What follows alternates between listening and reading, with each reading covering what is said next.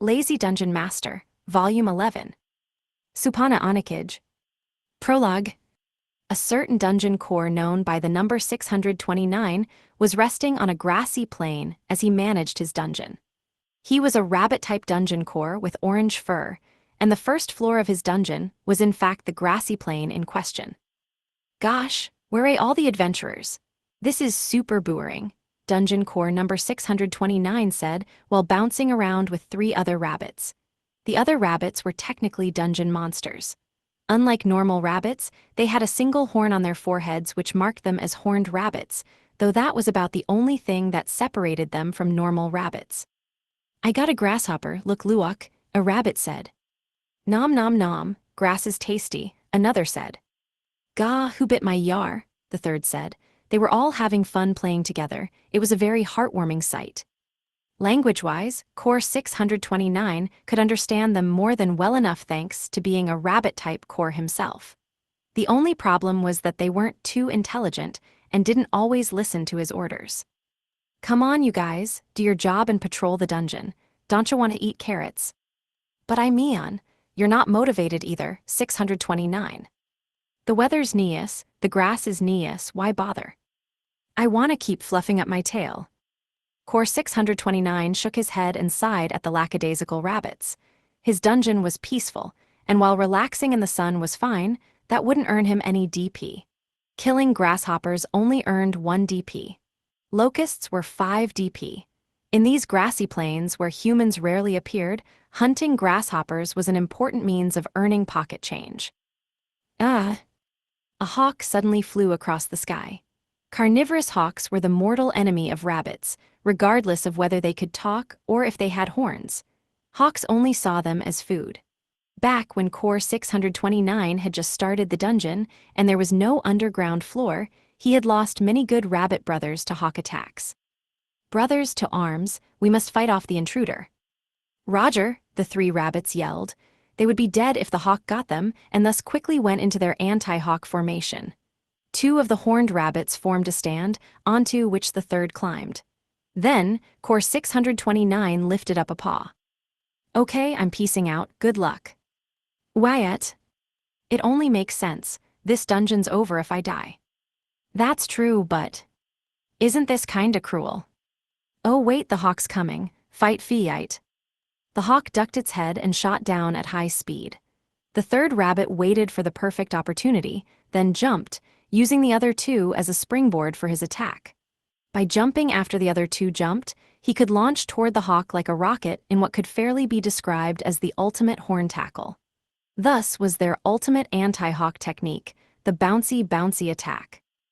Oh, he missed. Oof. Welp, he's dead.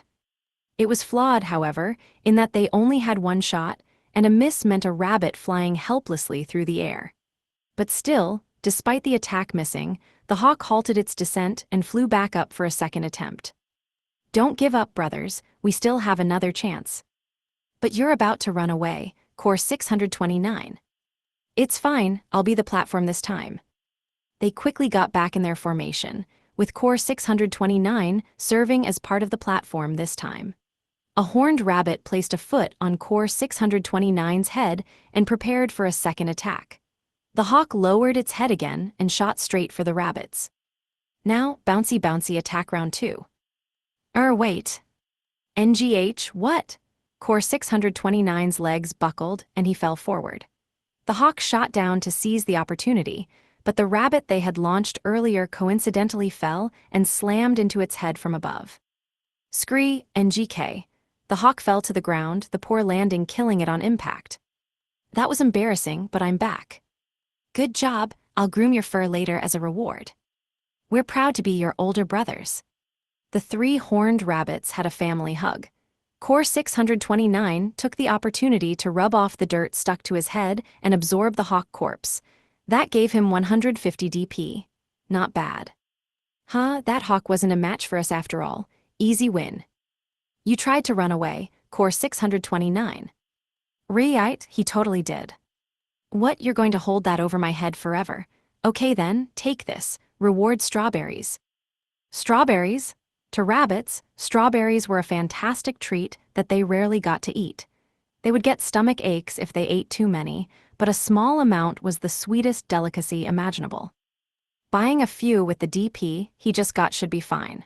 Core 629 looked at the 3-horned rabbits and shook his head. Usually he only lets us eat grass at the grass spawner, yeah. That grass tastes great, but strawberries are something else. Hey, strawberries, gimme strawberries. This is why I bother patrolling at all. Sheesh here, now get back to work. Unless you don't want strawberries, I mean. Strawberries. Incidentally, this dungeon, the Rabbit Paradise, had a pretty well-developed basement floor beneath the plains area.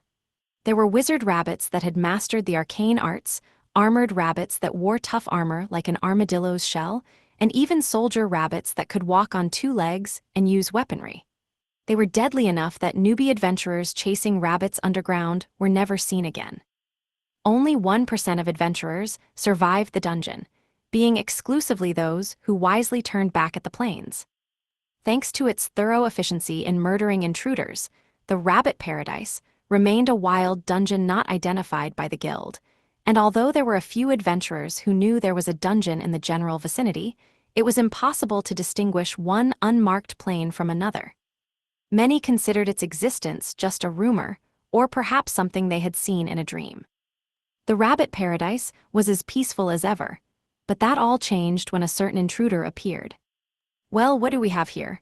Is this a dungeon I spy? The entrance to the dungeon was named the Rabbit Pitfall, and at the time everyone thought some more easy prey had fallen inside. They thought they could just surround the adventurer and beat him up as usual. However, W8, don't attack, Core 629 yelled, messaging everyone in the dungeon and halting their advance. What's this then? You beasts choose not to attack. Core 629 hopped out in front of the unfazed intruder, ignoring the several rabbits who told him it was dangerous.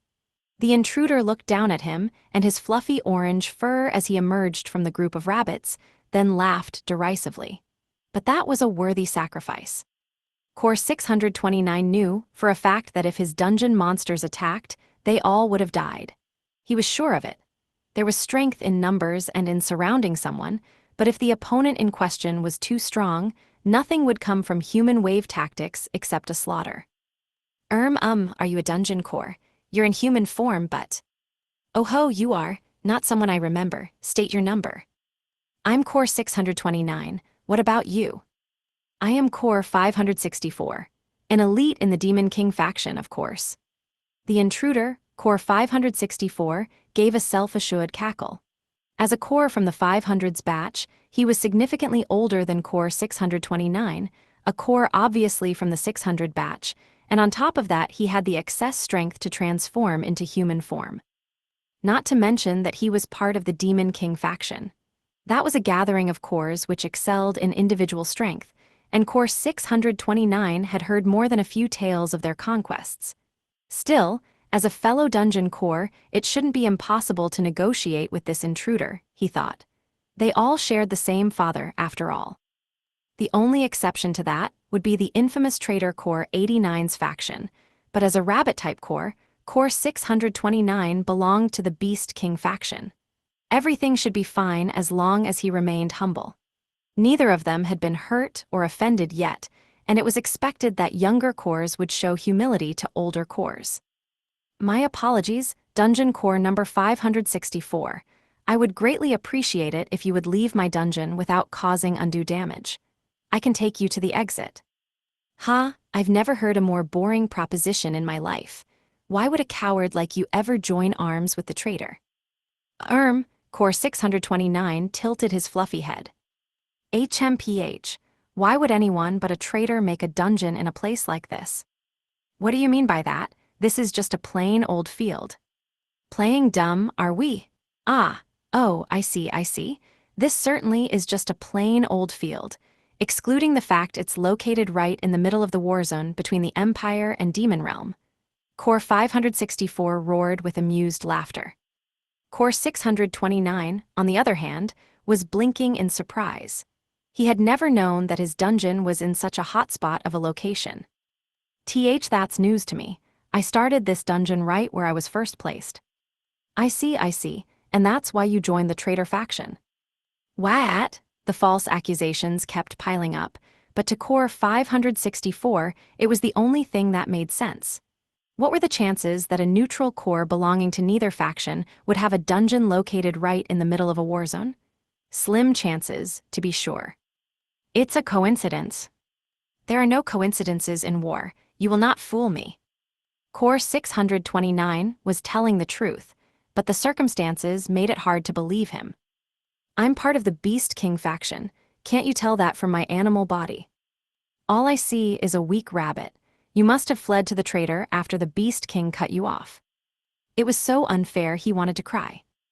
HMPH, you are the exact kind of trash I would expect to see with the traitor. Now, I challenge you to a dungeon battle. I am willing to believe your words if you can beat me. What? And no way could I beat you. Then you recognize that you are part of the traitor faction. NOOO. Then our duel is inevitable. The date shall be. The gathering is coming up soon, so it can happen after that. You will have half a month to prepare after the gathering. Get what help you can from your traitor brethren, ha? Core 564 cackled as demonic wings sprouted from his back and goat horns curled out of his head. The dungeon battle will begin when I return. Wait warmly for my arrival. Biwahaha. He flapped his wings and flew out the hole he had fallen through. For a minute, Core 629 stared in a daze at the hole Core 564 had just flown up through. Core 629, what do we do? NGH, I dunno. We need to ask the Beast King for help. But how? On second thought, he had no means of communicating with him. Before now, he hadn't even known the location of any other dungeons, which meant of course he didn't know where the rest of the Beast King faction was. Sending a letter through a rabbit wouldn't end well either way. Maybe I can make Core 564 understand at the meeting. That means we won't have to fight, right? The Demon King faction was filled with battle-crazed blood junkies. It was difficult to imagine any of them giving up on a fight they had already resolved to have. Oh, right, I can just go ask the Beast King for help during the battle. Will he make it in time? If Core 564 was to be believed, their dungeon was in an extremely inconvenient place. Any help he called would have to travel across either the Empire or the Demon Realm. That was over a month of travel, physically speaking. They would never make it in time. Gaia, he was stuck. So stuck he had to cradle his head in frustration. But that was when he suddenly had an idea, one that might just get him out of this situation. At this point, I'll just have to ask Core 89 for help. The idea sounded even better after he said it. Contacting her shouldn't be so hard if he just went over to the Empire. They were both dungeon cores, after all, should be easy. Yeah. If his dungeon was right between the Empire and the Demon Realm, her territory should be extremely close by. Core 629 briefly thought of Core 695, Rokyuko, who was undoubtedly part of the traitor faction. She, at least, was more agreeable than those bloodthirsty nuts in the Demon King faction. It was probably likely that she would help, if he offered up his allegiance to them in any case. And so, Dungeon Core 629 decided to ask the traitor faction for help. When danger was close, it was better to ask a nearby stranger for help than a distant relative, as the saying went. Who's gonna go? I don't want to go. Me neither. I know, I've got to be the one to go. She won't talk to anyone that isn't a Dungeon Core, I think.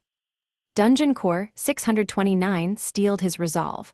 All that was left was taking action. Watch out, be safe. We'll pray for you. Our lives are in your hands. Core 629 left the plains as his rabbit friends casually saw him off. He opened his map and checked where to go. The sky was high and the wind felt great. His mood, however, was as glum as could be. I'm sure adventurers come here from the Imperial capital, so if I go in the direction they came from, all right, I'll protect everyone, no matter what. Core 629 said before hopping off in the direction of the Imperial capital. Chapter 1. The tea party with Haku ended with her having a request for me. Or really, that was largely why she had called me at all, probably. I knew it. I saw this coming a mile away. Rokyuko was sticking around to hear the request as well. Or to be specific, she had moved onto Haku's lap. It would be safe, very safe, To say that was why Haku had a huge smile on her face. I mean, Rokyuko hugging me in front of Haku definitely got her jealous, and Rokyuko sitting on her lap was definitely the best way to calm her down, but come on. Did you really have to hug me like that, Rokyuko? She may have given us permission to hug, but that's playing with fire. I want to believe you just didn't think about it. But anyway, Haku's got a request for us. I can already tell it's going to be a pain in the ass. So, sister, what's your request? Oh yes, it's quite simple really. I'd like you to participate in a dungeon battle. Yep, no surprises there. There's no pain in the ass bigger than a dungeon battle, so of course she tosses one onto me. Are you suggesting that we fight again, Haku? I asked. Wait, sister, you want a rematch? I'm game, or Keima is anyway. Ah, not quite. This isn't a fight between us. And really, there is no need for you to get involved at all this time, Rokyuko. Haku smiled brightly and stroked Rokyuko's head. What I want from Keima is his support. That is, I want his services as an advisor or perhaps a producer. A producer? That wasn't a word I heard much in this world. The first thing I thought of when I heard producer was idols. It was hard to imagine idols having anything to do with this job. At the very least, I doubt it would be as simple as rhythmically tapping a screen to music. I recently learned that there is a dungeon built beneath plains located directly between my empire and the demon realm. I thought there was nothing there at all, but in fact, a newborn core from the 600 batch dungeon had taken root there. Oh, the 600 batch, that's the same as my batch, remarked Rokyuko. Okay, so what about them? They came asking me for help. Someone from the demon realm will kill him if we don't get involved, he said. What? He came to you for help, Haku? I asked without thinking. It was just that surprising. Is there something wrong with that, I seem to recall the Flame Caverns, Dungeon Core calling you a traitor. Oh, that. It seems that a ruffian in the demon realm concluded wrongly that this innocent core is a part of my faction, and challenged him to a dungeon battle. They're already in the preparation phase. The demon realm, When it comes to demon realm cores, the first core I think of is Dungeon Core number 666, 80. She's apparently Rokyuko's archenemy / true friend / something something. That reminds me, 80 definitely was always talking about duel after duel, Rokyuko mused. I wonder if all demon realm cores are so eager to start fights. They certainly are. They're barbarians that greet each other with challenges to duel. In general, they don't go so far as murder, but the loser is forced to serve the winner with absolute obedience. They greet each other with challenges for duels, and whoever loses is turned into a slave on the spot. That's actually terrifying. So, does this core that's asking for help not belong to any faction of his own? He was a part of the Beast King faction since he's an animal-type core, but it seems he had no means of contacting them. And even if he did, they would be too far away to help in time.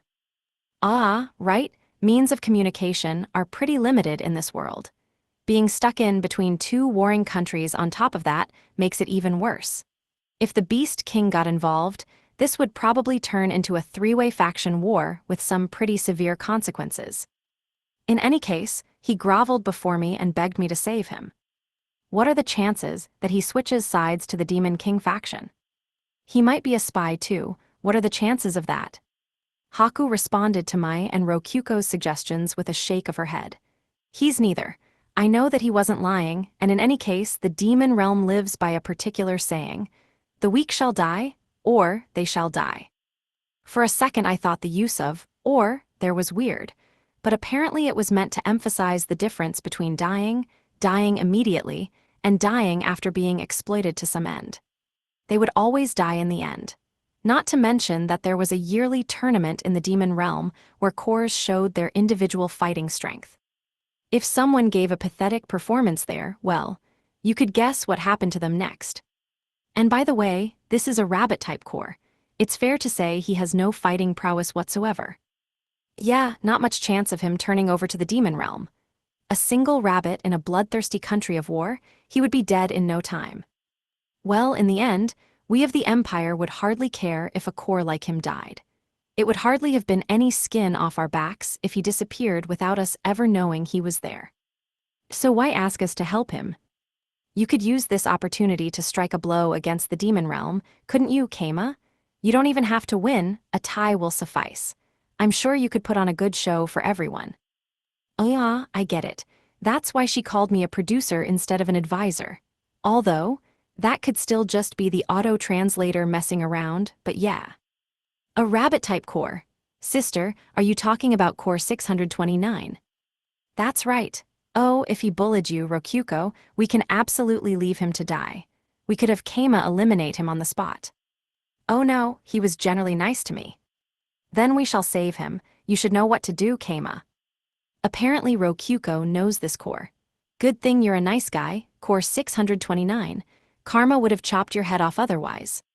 So, what about my payment? Did I not just give it to you? Your reward is being allowed to hug Rokyuko. Right. I'm taking it back if you lose. Good luck, Keima, I'm rooting for you. Haku gave a bright smile.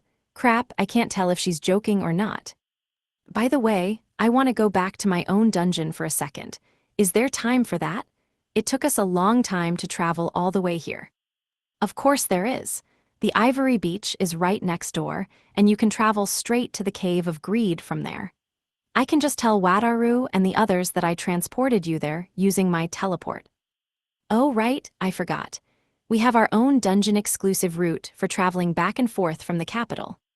Incidentally, teleport required more mana depending on the distance and number of people teleporting, so even Haku with her enormous stores of mana had to rest for a day or two while jumping from the capital to the Cave of Greed. Before we made the inn, she would spend the night in Sia. So yeah, going to the Cave of Greed through teleportation would be unreasonable due to all the mana, but the Ivory Beach had no such problems. We had traveled through it back in the previous dungeon battle with no issue at all. I think this is a good opportunity for you to learn teleport, Keima.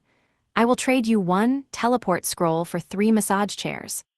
Oh man, that's a fantastic deal. I can make massage chairs basically for free, but teleport scrolls cost tens of millions of DP. Sounds like a deal to me. But wait, I know you use teleport on your own, but didn't you say something about how it's usually something done by groups of mages pooling their mana together? That won't be a problem for you. You have an absurd capacity for mana, just like most heroes. I can promise you that you'll easily be able to teleport from here to the Ivory Beach alongside someone else. Haku gave me her seal of approval.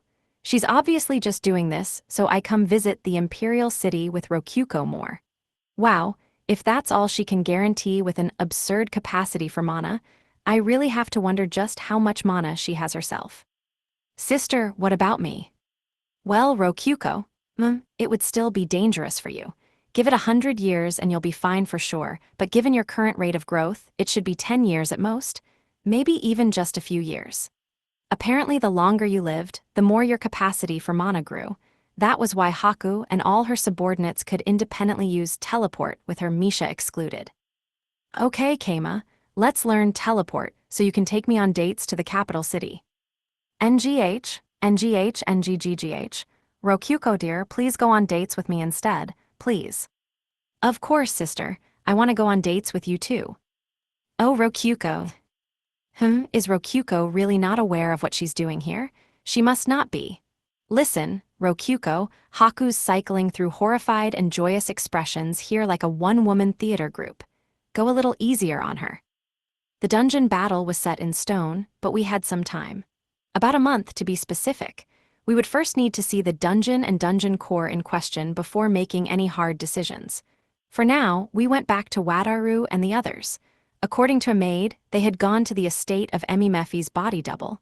That is, the Orklov estate. It was in the noble's quarter, which wasn't too far from the castle. So yeah, Rokyuko and I got in a wooden carriage heading for the Orklov estate. Haku prepared it for us since we couldn't exactly leave the castle on foot. The carriage didn't shake at all, probably due to some nice suspension, and while the paved roads helped, I was still impressed by the quality of carriages that the imperial family had. Upon arriving at the Orklov estate, we were taken to a garden. There, Rop, Niku, and Ikika were holding a mock battle while Wataru, Gazu, and a middle-aged elf with swept-back hair watched. Given his nice clothes, the elf was probably Count Dine Orklov. I wonder if his daughter's here. I kind of want to see what Mephi's actual body double looks like. Wataru, seeing us approach, raised a hand. Good to see you're still alive, Keima. How was the tea party with Haku? She had a little request for me, and she accepted my relationship with Rokyuko.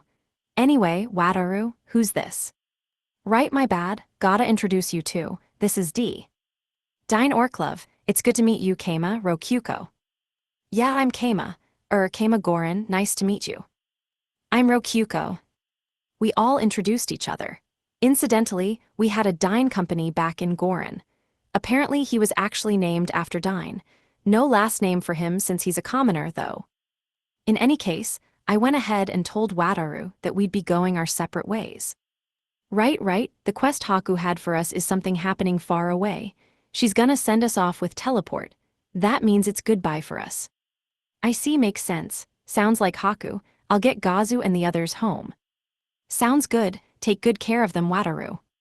Gazu gave Wataru a thumbs up.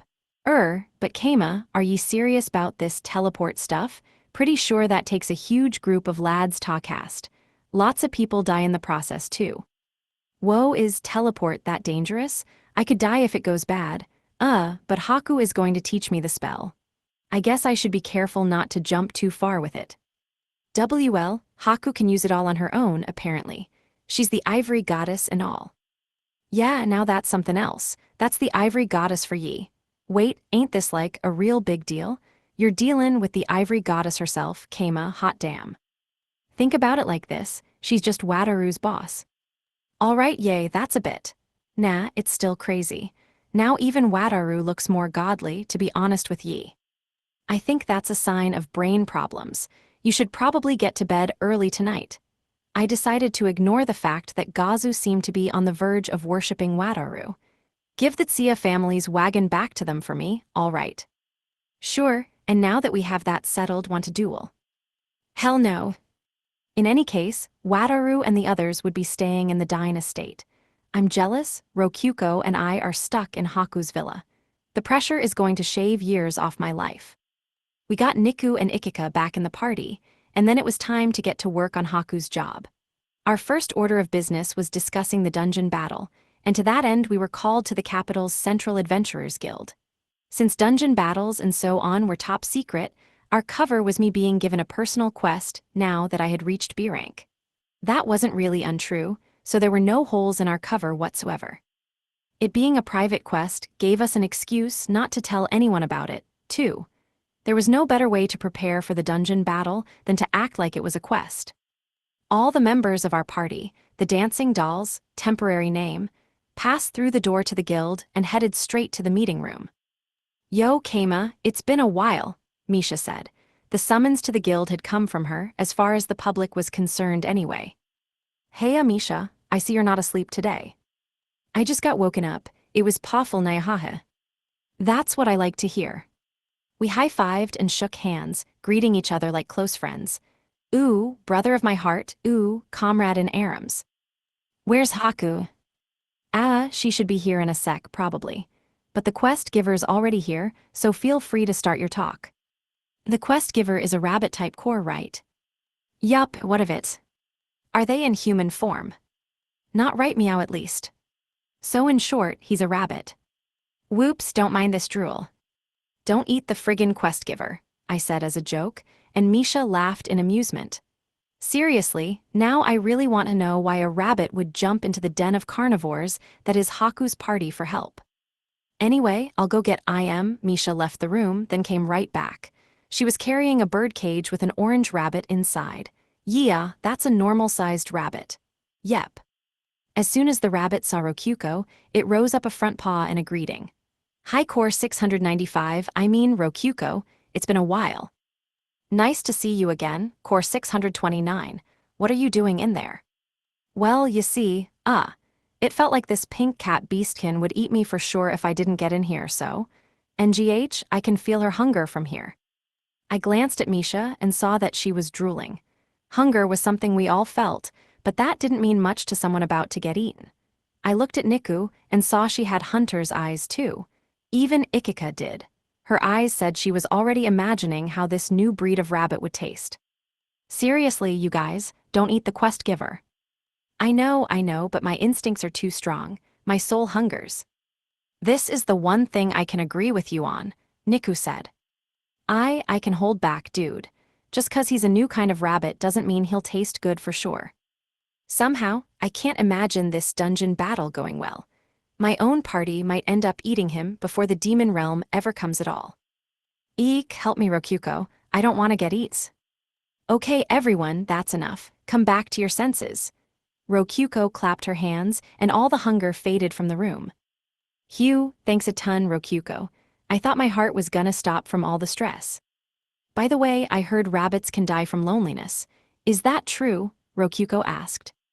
I've never died, so I dunno, but wait, is that your dungeon master over there? The fluffy rabbit turned my way. Core 629, right? I'm Keima. Nice to meet you. Ah, Haku. The mighty and gracious Haku told me you'd be coming for help. I'm counting on you, friend. It seemed like Core 629 wasn't yet used to referring to Haku respectfully. Makes sense. He joined her faction out of nowhere, and against his will at that. By the way, core numbers are a pain in the ass to say for me. Mind if I think up a nickname for you? Go ahead, friend. I would love a fantastic name. I glanced at Ikika. Ikika, any ideas for a name? You're gonna let me take care of this one, my man. Alrighty then, how about Mikin? Looks like Translator left the Japanese word for orange there. Maybe because it's a name? Either way, she must have thought of oranges thanks to his orange fur. I feel like it's kind of cruel to name a rabbit after food, but sure, should be fine. Well, you heard her. Sound good to you? Okay, feel free to call me Mikin. Is something on my face? Nope, nothing, don't mind me. Seems like that didn't turn Ikika into his dungeon master. That's probably for the best, to be honest. By the way, Mikin, do you have a dungeon master? Nopers. And yet she still didn't become his master. I'm glad I got the opportunity to experiment, but I still really don't know what the conditions for becoming a dungeon master are. Giving them a name isn't enough, apparently. Oh well, not like figuring it out would mean much. All right, let's talk business. Mikin, where's your dungeon? I asked. Oh right, it's part of a grassy plain. A grassy plain, What else is there? Not much, just us rabbits. So he was a rabbit-type dungeon core with a grassy plain dungeon that only had rabbits. Yeah, nah, I'm gonna need some more details than that. Where's your dungeon core? Hey, this is actually a secret, but it's in an underground cave. I had to dig a hole and hide it from hawks back in the day. Can you summon monsters other than rabbits? What about traps? Well, it's like this. We discussed the basics while waiting for Haku to arrive. So you really do only have rabbits, Yup, when someone falls inside, we surround him and beat the crap out of him. Each hit may be weak, but with enough of them they'll eventually die. That beats almost everyone. I get what you're saying, but that strategy won't be too useful in a dungeon battle. Yeah, I think I understand why Haku told me to strike a blow against the demon realm instead of beat them. After all, it was a simple dungeon with a grassy plain on top and a single basement floor beneath it. Mikin's rabbit paradise was so barebones it reminded me of Rokuko's old ordinary cave. So you can help me, right? I'm counting on you. Mikin flapped his orange-colored rabbit ears in the bird cage. God, they're so fluffy. It was then that Haku suddenly appeared in the room out of nowhere. She was like a ninja appearing from thin air, but she didn't teleport. That was just the dungeon menu's place function. The whole imperial capital is part of her dungeon territory, so yeah. Sorry for the wait, I see you've already begun your discussion.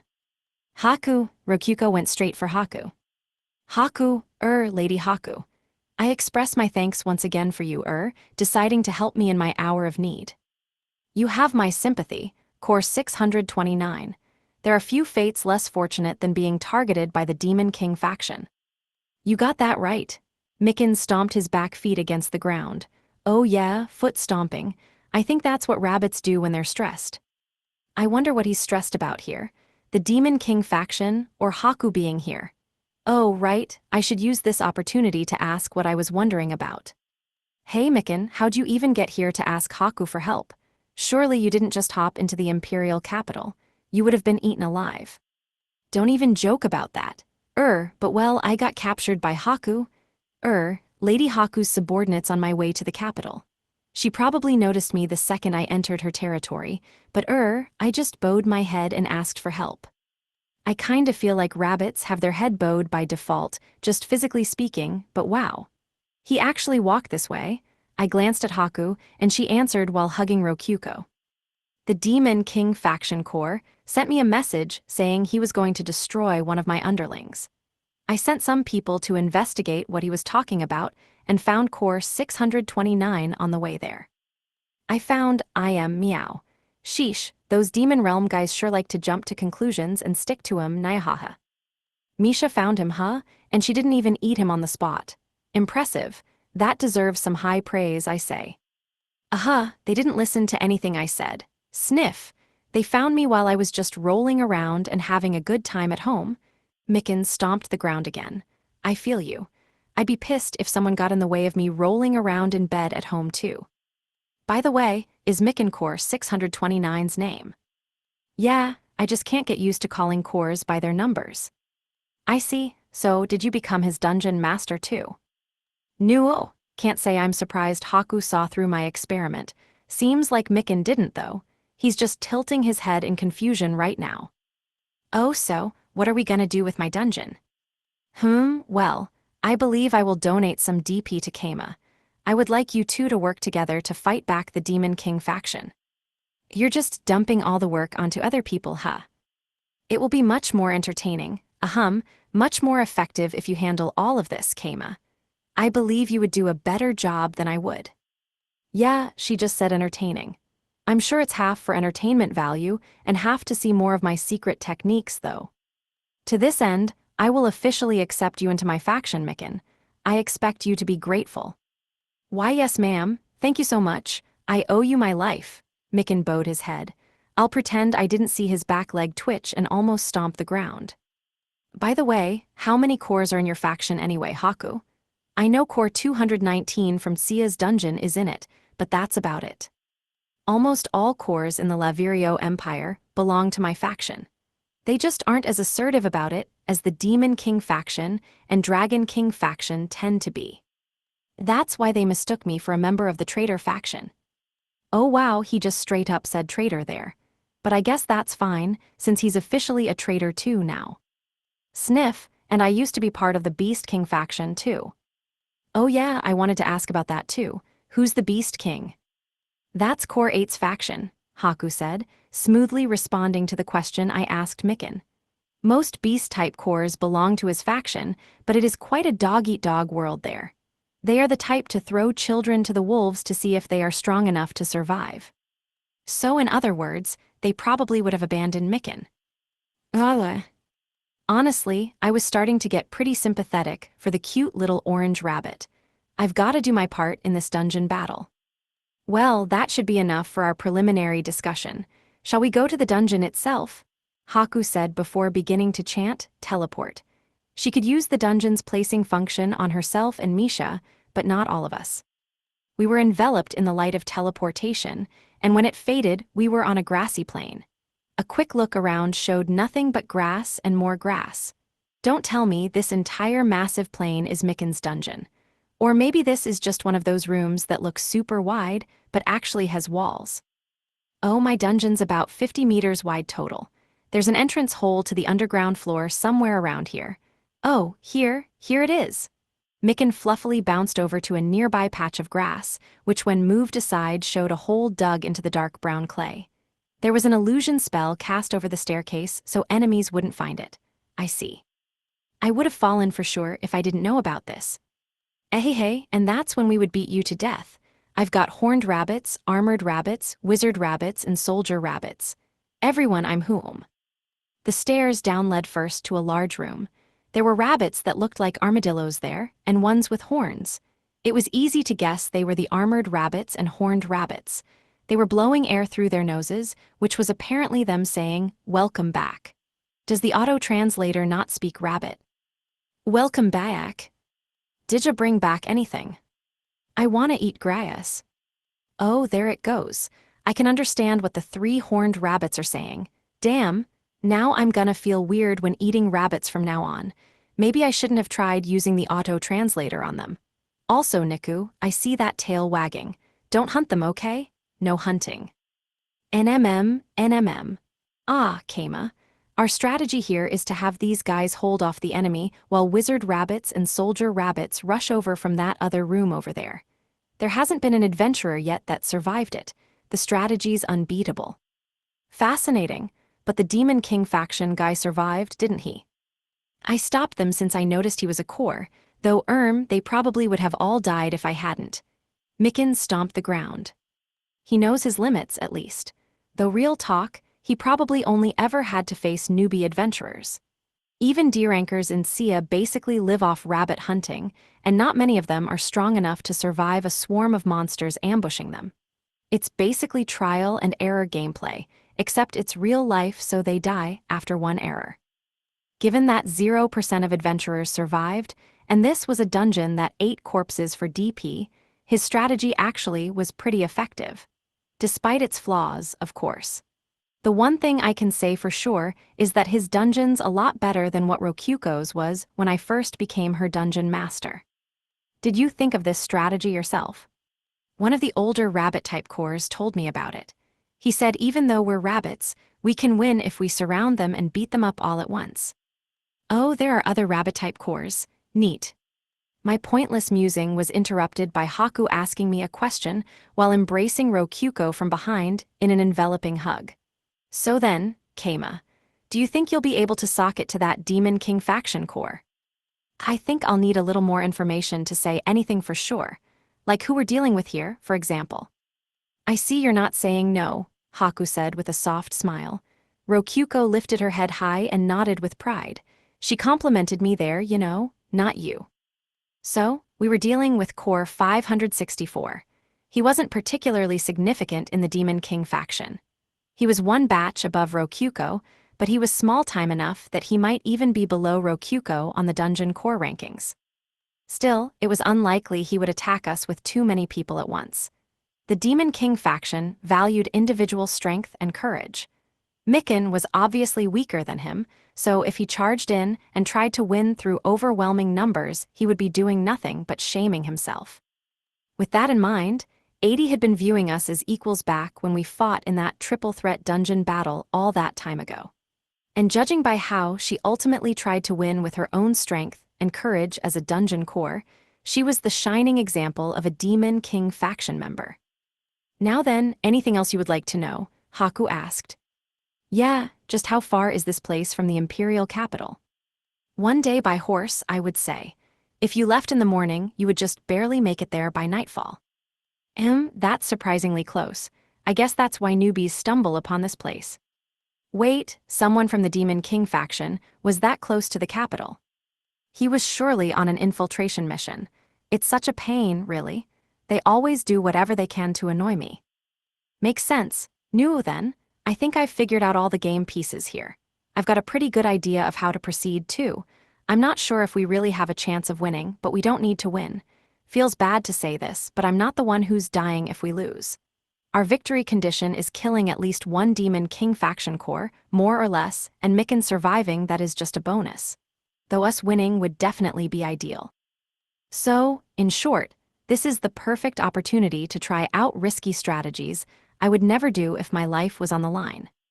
So our funds are the 100,000 DP I got from Haku, and the 350,000 DP that Mikan has saved up.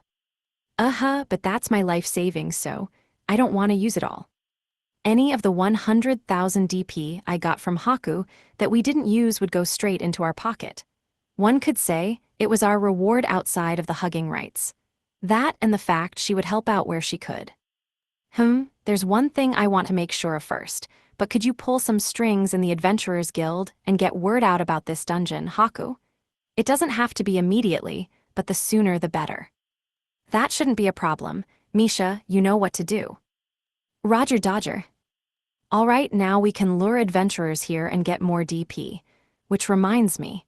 Rokyuko and I don't count, but Ikika and Niku should be sources of DP for him. If we add that into the budget then, perfect. Let's start with step 1. Mikan, how about we move locations? Wah, Mikin tilted his head in surprise. What do you mean move? Make a sub-dungeon and move your dungeon core there. Whoa, now there's an idea. By the way, that's the technique I used to beat Haku. Gah, really? Mikin looked at Haku, who was giving a bemused smile as she remembered our first dungeon battle.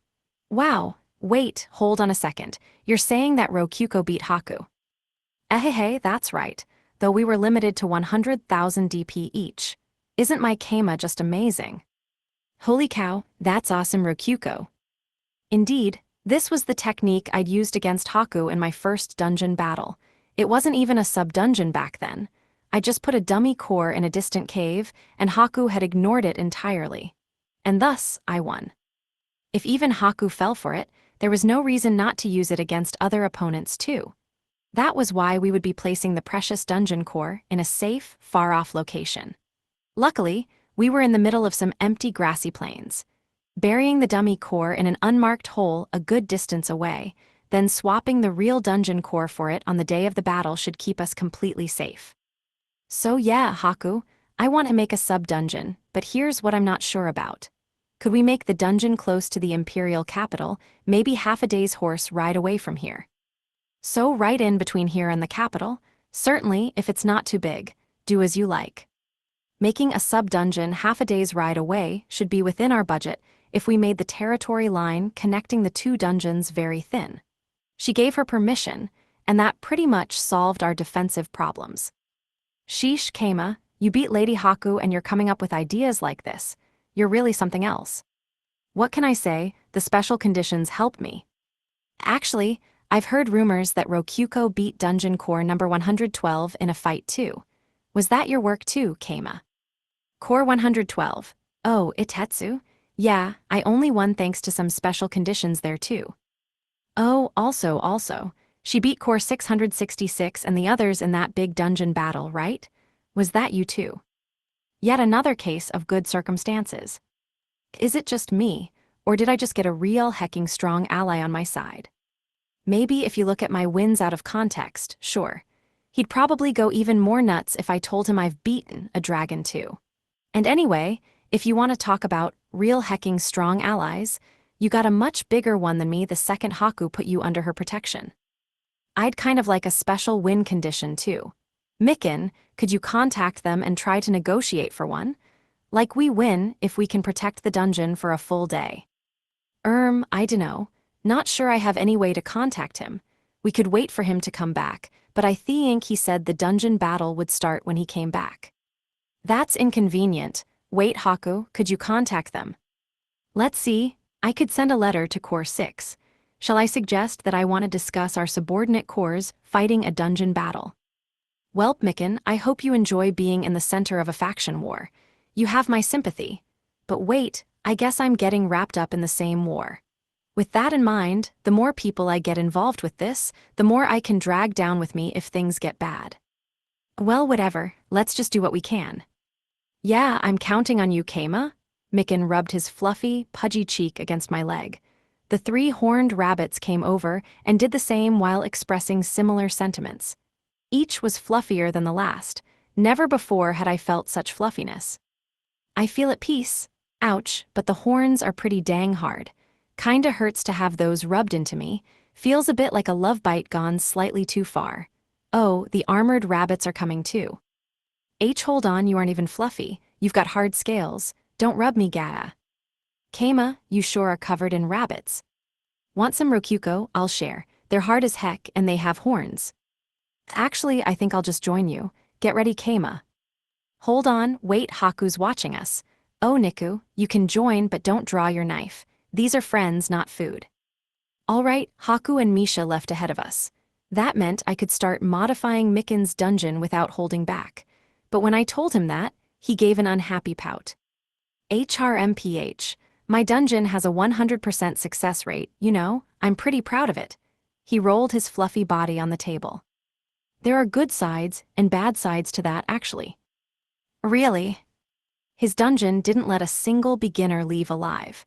There were positives to that, but significant negatives as well. No survivors meant that his dungeon never got a reputation. As the saying goes, the dead don't talk outside of the undead, and no reputation meant fewer invaders entering the dungeon. What's bad about that? You get less DP. Cool, I see, Mikin replied with a bounce of his tail. You could certainly survive for a long time if no invaders came to your dungeon. No invaders meant no death. But at the same time, no invaders meant no DP being earned and no growth for your dungeon. I shall name this phenomenon the dungeon dilemma. Not that I'll ever say it again, though. Probably. By the way, I told Haku we're going to make a dungeon to move the core to, but I'm actually gonna make more than 2 of them. Oh, okay. Do we have enough DP for that, though? Not right now, but hey, I'll get you earning some stable DP. Pal, you're gonna have a dungeon with a 100% rate of survival. That's why I secured some land closer to the capital. A half-day's walk from the capital meant the adventurers could get to the dungeon and get home in a single day if they put in the legwork. That would lead to more repeat visits. A survival rate of 100%. How's that gonna earn DP? We get some from the ground, but other than that you have to kill to get it. What? You don't know? You get DP as long as they're inside your dungeon, even if you don't kill them.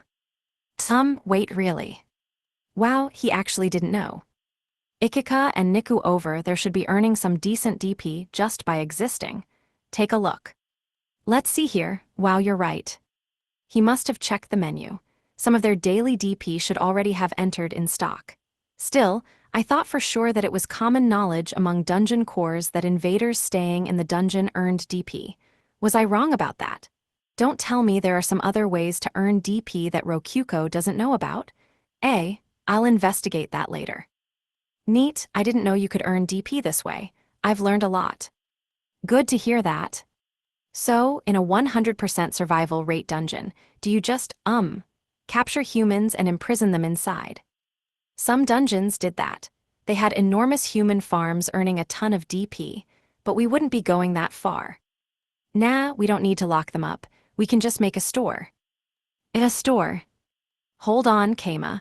Are you suggesting he sells things to humans like our dungeon? Can Core 629 even morph into human form? Rokyuko interjected, having previously been poking rabbits while listening. Her point was a fair one. I dunno about selling things. I can't morph into human form. I mean, I could if I tried hard, but it would cost 300,000 DP. Human form was a kind of status among dungeon cores. Reason being, their father looked like a human, and to pay their respects to him, the veteran cores all learned to morph into human form. Apparently that led to a lot of them feeling jealous toward human-type dungeon cores like Rokyuko and Haku that didn't need to bother with morphing at all. 300,000 DP, that would knock out most of Mikin's life savings in a second. Nah, I don't think you would stand much to gain from having a human form. I've never done it before either.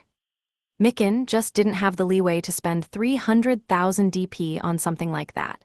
That was the long and short of it. Should be safe to just think of it as a tithe for paying respects to father. But a store that sells things to humans will definitely need employees that can pass off for humans. I recommend a Silky. Hold on a second. I dunno if I've seen any of those. Mikin's eyes began sliding across the empty air. He was probably using the menu to look at the catalog. Nope, no Silkies. How about soldier rabbits? They can stand, walk, and use weapons too. The only problem is they can't speak human language. Ikika, your thoughts? My man, if they can't talk, we won't even be able to pass them off as rabbit beastkin. That's gonna be a no from me. Yeah, they might be bipedal with spears and all, but they're still basically rabbits. That's pushing a bit too far. Could you make the catalog visible for me? I want to see what options we have. Okie dokie. Mikin waved his hands through the air, and the menu popped up out of nowhere. The catalog was open. All right, the UI looks like what I'm used to. Let's see here. Right, I see. The rabbits are the cheapest monsters, and pretty much all his choices are rabbits. For some reason the pitfall trap is extremely cheap. All his items are just basic materials. Well, that makes sense when you think about it. Rokyuko and Mikin are just fundamentally different cores. Of course they'll have different options. That said, worst case scenario, I can just buy monsters and items myself, then transfer them over to Mikin. This shouldn't be a big problem for us. Oh, I wonder if he'll get Silkies and other monsters if he unlocks human form. That would make sense. Oh, this war rabbit looks pretty good. Misha's a war cat, I think, so war rabbits should be able to morph into human form. 50,000 DP, that's kinda intimidating. On the other hand, my catalog didn't have war rabbits. It was hard to call 50,000 DP especially cheap, and from Micken's perspective, it was a full seventh of his life savings. A significant price to be sure, but a necessary one. Try buying one. I'll cover the costs if it ends up not working out. NGGGH, alright, I'll try it. Eek, this is so nerve-wracking. I've never bought anything over 10,000 DP before, much less 50,000 DP. At times like these, it's best to just work fast and get it over with. Come on, come on. NGGGH, I'm gonna make sure you pay for it if this doesn't work, okay? Micken complained before starting to summon the war rabbit. A magic circle with a diameter of about 1 meter swooshed out in front of us. Out popped a rabbit-eared girl with red fur. Micken had floppy ears that fell to the ground, but this girl had pointy ears that shot up like a bunny girl's. Also, she's mostly covered in fur, and even though she's not wearing anything, it looks like she's wearing a one-piece swimsuit. Her hands and feet have what looks like fur gloves and fur boots, starting at her elbows and knees. Ooh, she came out just like the other rabbits. It's a human-shaped rabbit. And nice to meet you. She talked, she talked in human language, whoa. Man, this takes me back. I reacted the same way when I summoned Ray and the others. And I'll just keep it to myself that a talking rabbit like Micken is a lot more impressive to me than a talking human rabbit. She's super cute, isn't she? Rokyuko said. I think she passes Keima. Yeah, honestly, I could use someone like her as a receptionist at our inn. She had a cute enough face that even if she couldn't transform into a human, we could probably trick people just by putting some clothes on her. Honestly, I could imagine there being some beastkin out there that looked more like rabbits than her. And I was staring at her while thinking, which made her blush and hide her face with embarrassment. Whoops, my bad. Micken, give her a name, something cute and girly, preferably. Wah, oh, you want to make her a named monster. Well, that makes sense for a 50,000 DP monster. NMMM, maybe Bloodpool. Nah, that's not cute enough. Holy shit, that's a scary name. What kind of naming sense does this rabbit have? Micken lifted his head and looked at Ikika. Hey, you there, human that named me. Could you think of a name for her too? I don't really know what kind of name human girls have, so yeah, all eyes on you. What are you for real? All right, how about Ikigo? She's red and stuff, so yeah. Sweet, Akae, your name is now Ikigo. Looking forward to working with you. Alright, thank you. What's with Ikika's naming sense? That one means strawberry. She sure loves to name people/rabbits after food. Not that I mind, since Ikigo is girly and cute. So, how far does your human morphing go? Ikigo, now's your time to shine. Show them your power. FYI. Ikigo stomped her foot with both hands forming fists to hide her mouth as part of her human transformation sequence. Her ears remained the same, but the fur on her extremities and body disappeared, resulting in a completely normal whoa, put on some clothes. Wait, you don't have any. I guess rabbits are just used to being naked.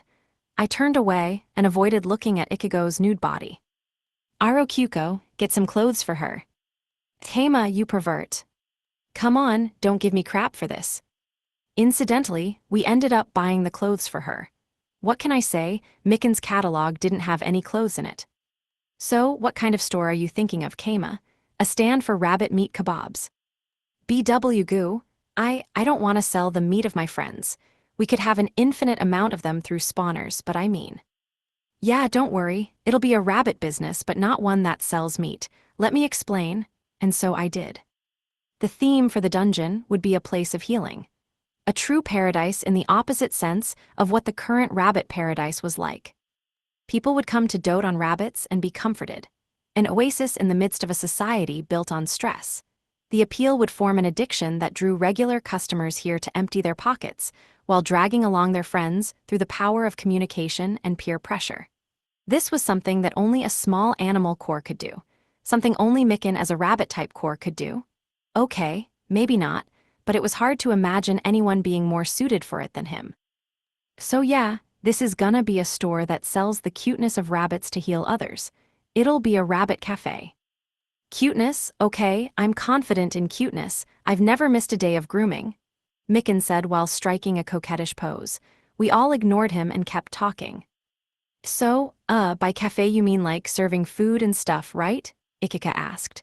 Her question was reasonable, and honestly, it wasn't even a bad idea, but well. I think that would be asking too much from these rabbits. Worst case scenario, we drop the cafe entirely. The important thing here is our customers' self-healing by spending time with cute rabbits. We'll earn DP the more time they spend cuddling. It's a win-win. Might even be simpler to just call this a comfy zoo or something. What do you think? I dunno, there aren't any rare animals here. Not much of a zoo. Should I buy some monsters too? Oh right, rabbits are pretty common in this world, unlike in Japan. They'd be like sparrows or ravens in Japan. Common wild animals that aren't worth paying to see. We might need to train them up like turning a stray cat into a professional cat cafe employee. I'm gonna be honest, bros. It might work for rich people who are used to having pets, but I dunno about adventurers. They just think of the rabbits as food, not gonna lie. Yeah, I had the same thought. Misha was a special case, but Niku and Ikika both drooled at the sight of Mickenback when we first met. But I think it'll be fine. Oh yeah, why's that? Take a look at that over there. I pointed, and there was Rokyuko and Niku playing with the horned rabbits. Cute lolies surrounded by fluffy rabbits. A combination of cute and cute that could not be beat. Niku had been thinking of rabbits as meat not an hour ago, and there she was, rolling around with them. Even Rokyuko with her filthy goblin fetish was having fun with them. Dude, now that I've seen Niku like this, I feel like there's no way this won't succeed. Yep, but the first step to success is getting people to look at rabbits not as meat, but as cute animals. And the impetus for that will be Ikigo. Eep, me. Ikigo the war rabbit twitched with fear when I shifted the context to her direction. Oh, so you want to have Ikigo be a store employee? That's basically what I mean. We could have her live here, but first things first, she'll want to register as an adventurer. Once that's done, she'll come here with teams of adventurers checking out our new rabbit dungeon and guide them into loving rabbits. All right, dude, I got it. In fighting terms, that's like baiting them into liking rabbits. In more modern terms, it's like a shill manipulating buyers. But I dunno if newbie adventurers are gonna be all about taking investigation quests for new dungeons. Oh, wait. We can totes just get Misha's help here. Yup, that's right. We'll get her a C rank in the Adventurers Guild or something. Misha already said she'd help and everything, so yeah. Sure is nice to have friends in powerful places at times like this. Authority makes everything go smoother. I wonder if I'm ready for such a big job, Ikigo stammered. I think I'll go with you. Or rather, it might actually be smart to have one or two outsiders tag along. We can train together, make an excuse to talk to people, and then lead into joining a party. I think I might be able to manage then, Ikigo said with a sigh of relief. All right, let's get you dressed in an adventurer outfit. Ikika, work with Rokyuko to get the clothes and equipment picked out. You got it, man. I'm gonna make her the cutest adventurer to ever live. Man, Ikika sure is a lifesaver. I feel like she's the most normal person in our entire dungeon. Rokyuko and I are out of the running for being normal. Niku had too fucked up a childhood to know what normal is, and the monster girls are too biased for the dungeon to think about things normally. I can always count on Ikika to be there when I need some normal folk advice. But what's it say about our dungeon if a slave that lost her freedom due to a gambling debt has the most common sense? Never mind. No point thinking about that too hard. Well, anyway, let's get to work on the dungeon, Mikan. Yeah, sounds good. Where do we start? Simple, follow me. And so, we got to work making a new dungeon. But really, we finished in no time since there wasn't actually that much stuff to make. We had Misha post a quest for exploring a dungeon. Exploration quest for a newfound dungeon, recruiting 2 party members, C rank or above, reward 50 coppers. Notes, will be accompanied by the one who found the dungeon. Ikigo the newbie adventurer war rabbit had found it, and since I was filling the space of one party member, it was in practice a quest for just one person. We settled on giving Ichigo a D rank. I figured that 50 coppers would be a bit cheap for a day's work, but according to Misha, it was the perfect price to attract some do-gooder nice guys. So, the guy who ended up coming to help was Tak, the B-rank adventurer of all people. Indeed, I had seen him before. We briefly crossed paths back when I last came to the imperial capital. If I remembered correctly, despite his scars and hard expression, he was a nice guy that liked to look after kids. He was helping with this dungeon investigation because, to quote, "Better a veteran like me checks the place before any newbies hurt themselves." A nice guy inside. "Hey, I'm Tak. Nice to meet you. I am Ichigo." "Hi, I'm Kegirl."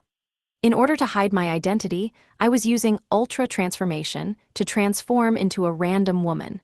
I couldn't transform into something that didn't exist, so I thought of someone I had seen back in Japan and tried transforming into them as an experiment. It was a success, obviously, and her hair was dyed brown. By the way, I transformed into a woman exclusively since it would be easier to back Ichigo up that way. I had no other motivations, especially since my wearable golem made most bodies equivalently strong. So yeah, this is a perfect disguise that literally nobody in the world will recognize. Nobody knows this person, and while I do feel awkward about borrowing her body without permission, I'm fully willing to accept the consequences if she comes to complain. By which I mean I'll transform into someone else if she does. Good talk. Incidentally, I had Misha give this identity a temporary C-rank pass.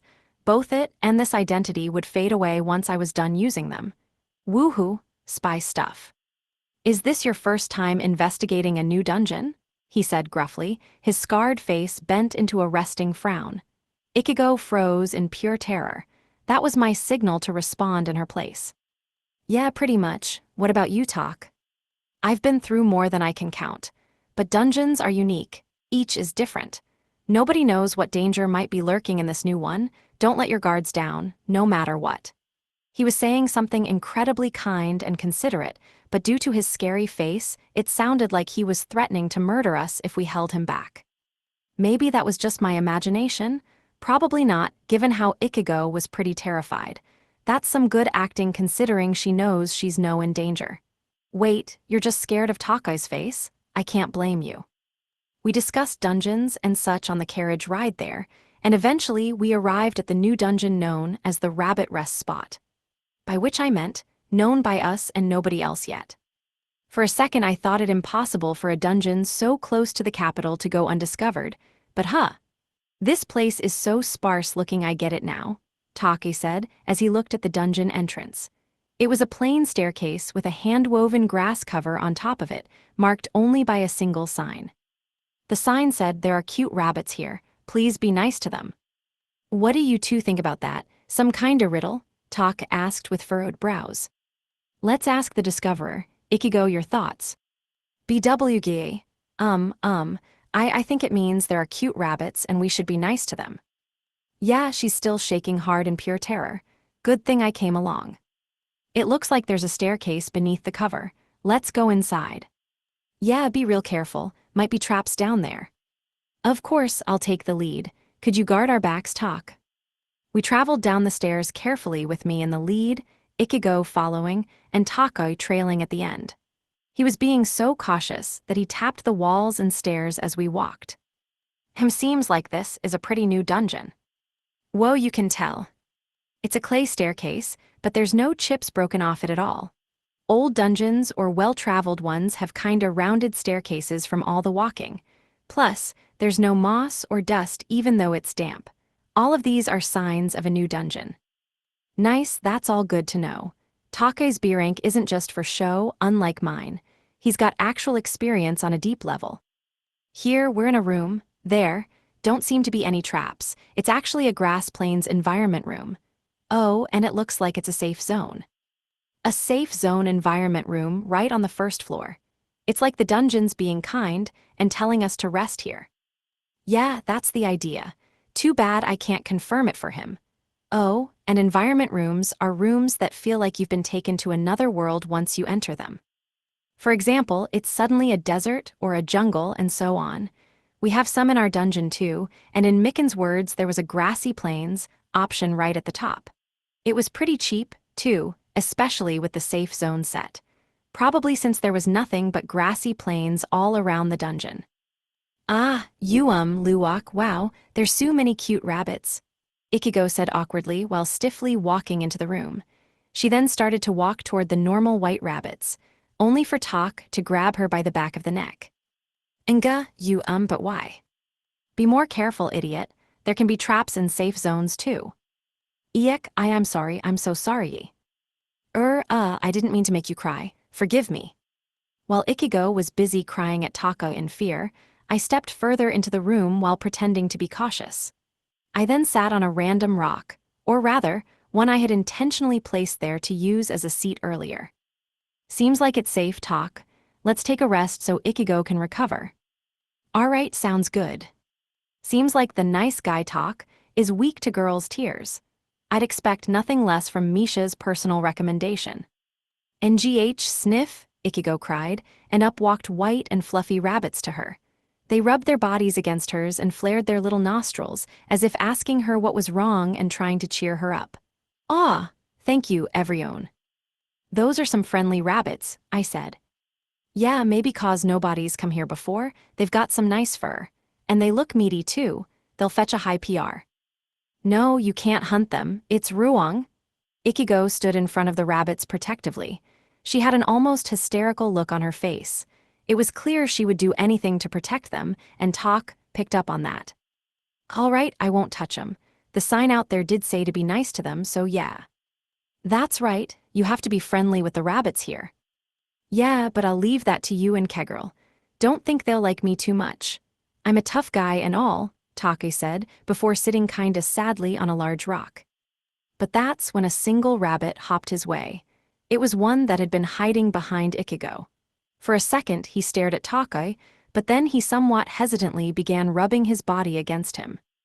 Wah, Tak faltered, but took care not to move at all so as to not startle the rabbit. Friendly rabbits, aren't they? I said. Why, yeah, they sure are, they sure are. From then on, Take said no more about fur and meat. He just reached out and gently stroked the rabbit's head. The rabbit shut its eyes and sniffed Take's hand happily.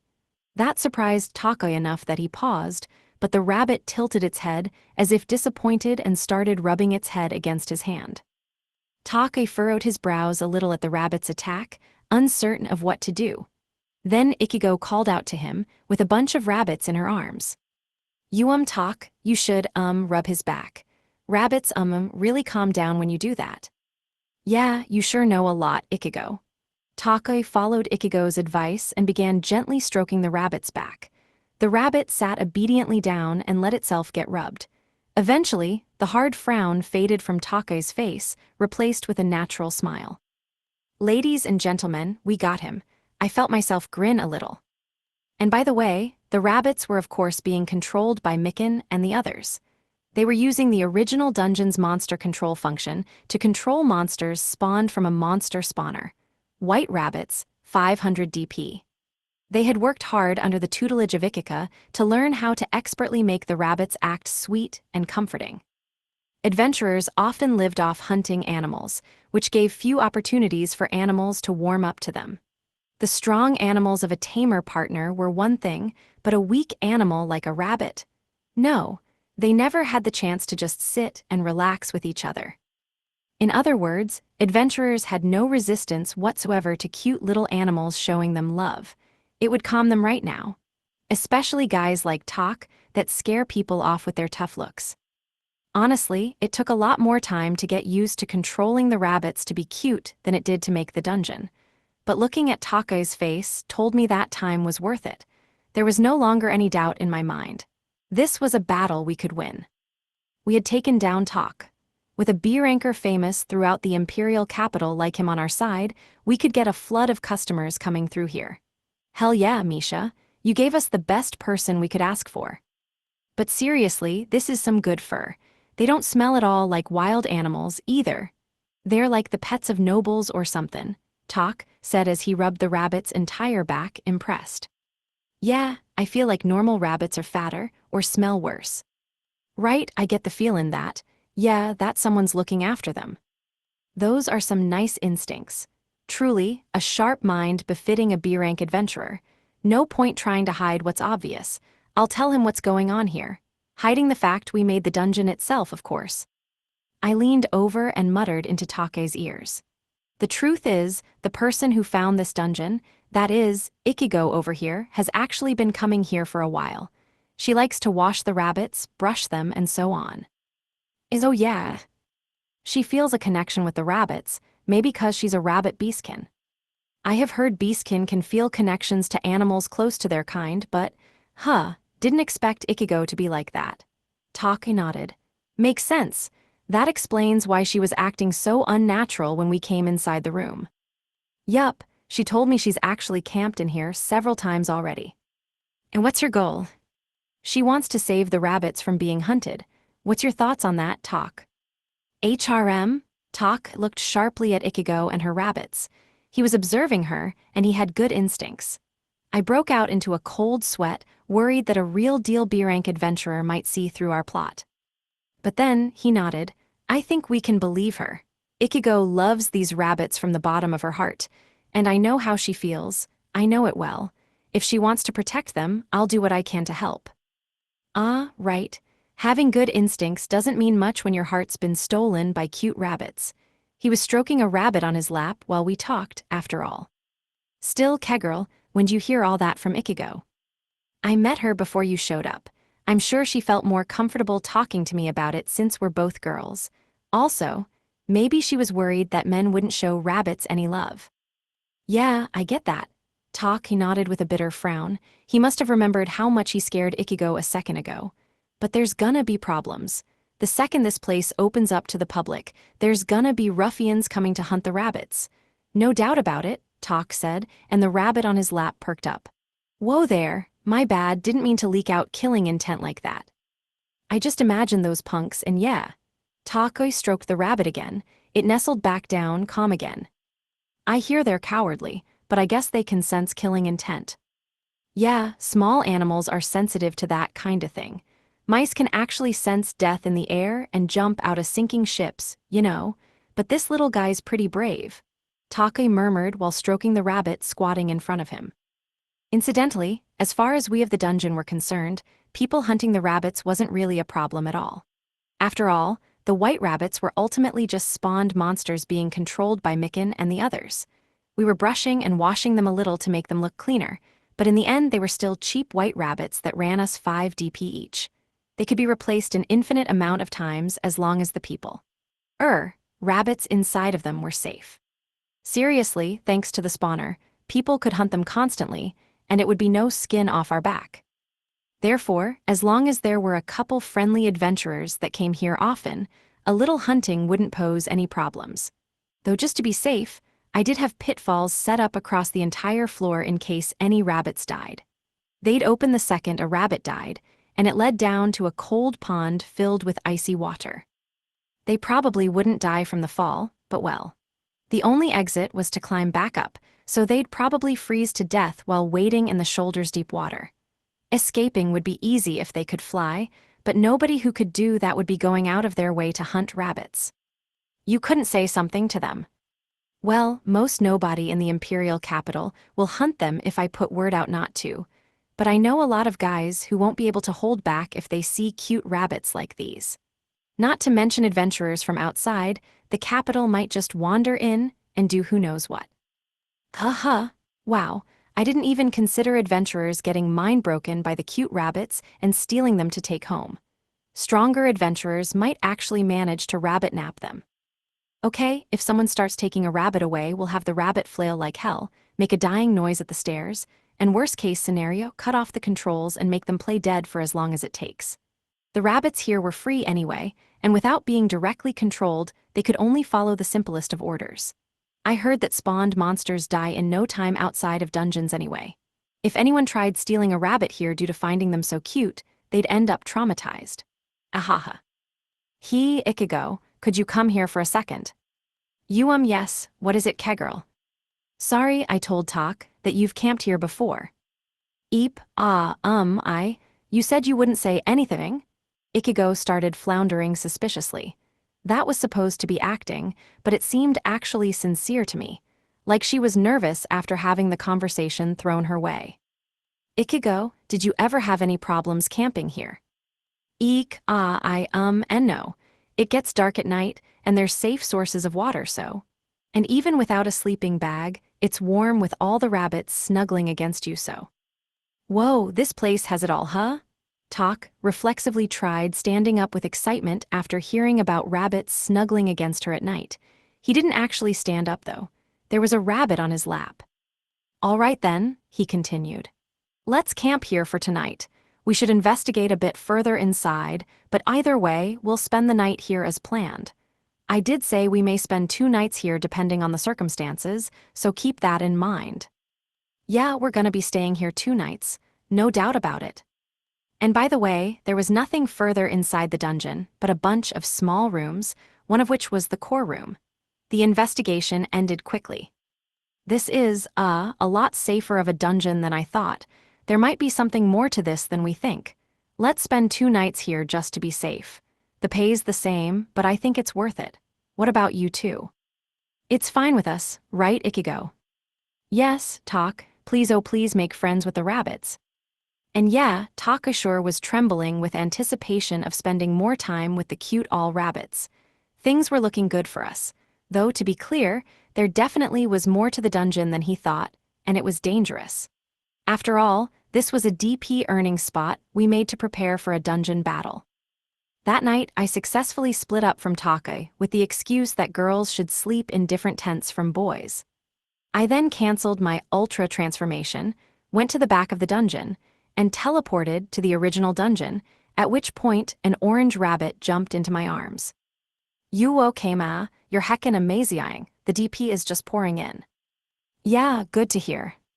Grasshoppers are a total waste of time. Basically all the DP we used to make the dungeon came from Mikan, but overall, it wasn't that much. Probably about 20,000 total if you included the 5,000 DP dummy core. Mikan couldn't see the exact DP per day invaders earned yet, but Taka was unmistakably a powerful warrior. He would no doubt be earning a lot of DP by staying here overnight, not to mention the bonus he was getting from Ikika and Niku. Hold it right there, core 629, came as my dungeon master, I get to hug him first. What's the big deal? You can just join in Rokuko. By the way, the big environment room with all the rabbits bouncing around was actually a massive jail room with exits and entrances. It was a safe zone and a jail. Since the exits shut during the night, all the adventurers inside earned 6 times as much DP as normal, 3 from being in a jail, and 2 from being shut inside. At the moment Take was the only person in the room, but considering Mikan had only ever hunted grasshoppers for DP before, it was quite a lot. Though he actually earned a lot more than we did from the earth. We got 10 DP a day back at the start, but he earned a lot more than that. And really, I'm surprised grasshoppers earn any DP at all. Maybe I should start breeding locusts, or maybe this is just another of Mikan's special traits, and I should be more careful. Better safe than sorry, I think. That guy's something else, a rabbit exclaimed. He's good at stroking us. You could learn from him, Keima. The 3 horned rabbit brothers were fluffily looking this way while controlling the white rabbits. They shut their eyes and went limp on the ground before I could reply, probably having returned to controlling the rabbits. They were manipulating the monsters with a kind of possession that left your actual body exposed. The possession let you move the monster's body like your own, but in exchange, you couldn't move your own body. You also had to have access to the menu to use it. In other words, Niku and Ikika couldn't do it since they weren't technically members of the dungeon. Okay, should we move on to the next step yet? Mikan asked while nibbling on his ear. The next step he was talking about was something we had prepared for the dungeon battle. Nah, no point until there's a few more customers. I think 2 or 3 at the very least. Okay, we won't use it this time. The soldier rabbits have to sit this one out. They're gonna be pretty busy when the time comes, though. The more training they get done now, the better. Yeah, it's kinda hard to get used to attacking your allies. Indeed, my plan for this dungeon battle was to have our customers defend us. I would be using the strategy I cooked up when fighting the triple threat dungeon battle with Haku, but ultimately shelved, using adventurers as a defense force. By a twist of fate, Taka was my most likely candidate then, and now he's leading the charge. I shelved the plan for a lot of reasons, but in the end our objective here was to land a blow against the Demon King faction, not necessarily win. I wasn't sure if this strategy would work, but now I had the perfect opportunity to test it out. The setup was simple. We would summon monsters to attack the rabbits, with a gimmick that the safe zone would shut down temporarily in the process. The adventurers inside would be trained to protect the rabbits whether they realized it or not. There was nothing odd about the rabbits being attacked. It happened all the time in this dungeon, and it followed that fighting to protect them was normal. That logic would still work even when the actual dungeon battle happened. They would fight off the invaders to protect the rabbits. It would be a bit much to expect them to keep fighting for no reward, so we would probably have the rabbits offer up a gift to the adventurers that fought the hardest. At the moment, all that would just be stirring up problems on purpose, but it would become the real deal on the day of the dungeon battle. I would want all the kindly adventurers hanging out in the dungeon on that day to fight on the defensive line for us. As for the offensive line, well, I would have to learn more about our opponent before I could say anything for sure about that. That reminds me, we still don't really know much about who we're dealing with here, do we? My sister hasn't said anything yet. Days had passed since we asked Haku to contact the demon realm, but we had heard nothing from her since. Maybe communication between the opposing factions was abnormally slow. No doubt, they performed an enormous number of tests on any letter before opening it, just in case it was trapped. Oh, I just remembered. He came to my dungeon in human form, but he was definitely a demon-type core. What you could tell? I think so. He was in human form, but he grew wings and goat horns. I think he was just hiding those. And an actual goat would be in the Beast King faction? Mikken put a proud hand on his chin and sniffed his nose confidently. He was pretty good at giving smug looks for a rabbit. But partial human transformation, if Mikken's right about this, he's probably a demon-type core. That sounds reasonable to me. Where else would a demon-type core be but in the Demon King faction? Couldn't you have said something about that earlier? The thought just hit me. I was so nervous in front of Haku it just didn't come to mind. But now, thanks to you, I'm all relaxed again. Good to hear. I wonder if holy water does a ton of damage to demon-type monsters and stuff. I get the feeling that Bedist holy water sure wouldn't. My thoughts were interrupted by Rokuko remembering something herself. Core 629, what about the gathering? I'm going to go, but what about you? Gathering? Hold on, Rokuko, what are you talking about? I asked before Mikken could reply. Oh, I didn't mention it to you, Keima. The yearly dungeon core gathering is coming up soon. Great, it is that time of year. And no, you didn't mention it to me. Didn't I, last year? Pretty sure that's long enough ago that it doesn't count. Then I just did mention it, all good. She did mention that there was a gathering of dungeon cores every year, and I remembered a lot about it since the last gathering ended up with that triple threat dungeon battle. So, what? A whole year's passed since then? Wow. Of course I'm gonna go too. I don't actually want to go, but he might reissue the challenge there, and who knows what he'll do if I don't go. Interesting, so when is the date exactly, Rokuko? Pretty soon, I think. No, I mean the date. Oh, it's today, Rokuko said right as her body began to shine. Mikken's was shining too. Are you kidding me? Did this seriously happen again? Don't try to cheat on me, Keima. I told Ikika to watch you for me, okay? Welp, Keima, I've gotta go. Look after Ikigo in the dungeon for me. Come on, tell me about this stuff ahead of time. I yelled as Rokuko and Mikken vanished in a flash of light before our eyes. Side chapter, meanwhile at the Cave of Greed. Rei was entrusted with the dungeon while Keima and the others were gone. But in reality, the only difference was that with a few people gone, they were just a bit busier than normal. You might wonder if Gazu not being around to keep the adventurers in order would cause problems, but Wazma the vice chief was taking care of that. Or really, the celebratory mood inspired by Gazu and Keima reaching B rank was still going strong, and nobody was enough of a jerk to go out of their way to cause problems. The continued fervor made Rei want to celebrate the widespread fame and popularity of her master. All the monster girls were used to the town being busy and celebratory, thanks to the lasting impact of the dragon incident. The fact that the Silkies could split infinite times to keep working was one big reason for the work staying manageable. Not to mention that a Lulu the ghost could keep the dungeon itself running 24/7 since she didn't need sleep. So yeah, they were busy, but the three core monster girls, Rei, Narine, and Kinu, had more than enough time to take plenty of breaks. Sigh, yet another day of no problems, even though Master, Rokuko, Niku, and Ikika are all gone. Isn't that a good thing? Within the employee break room, Rei had her feet shoved underneath the kotatsu with her squishy cheek pressed against the wooden top. Narine had been there since before her and was drinking some of Kinu's green tea while casually fiddling with multicolored balls. The kotatsu didn't have its heat on, but it was still comfy. A thin sheet was perfect for the weather they were in. Narine, what is that? It's a magic tool I bought from a part-timer in the bar. Her little sister is an alchemist or something like that. She rolled around the colorful balls that looked to be about 3 centimeters in diameter. Each one was apparently a different magic tool. This one shoots out fireballs, and this one makes drinking wattier.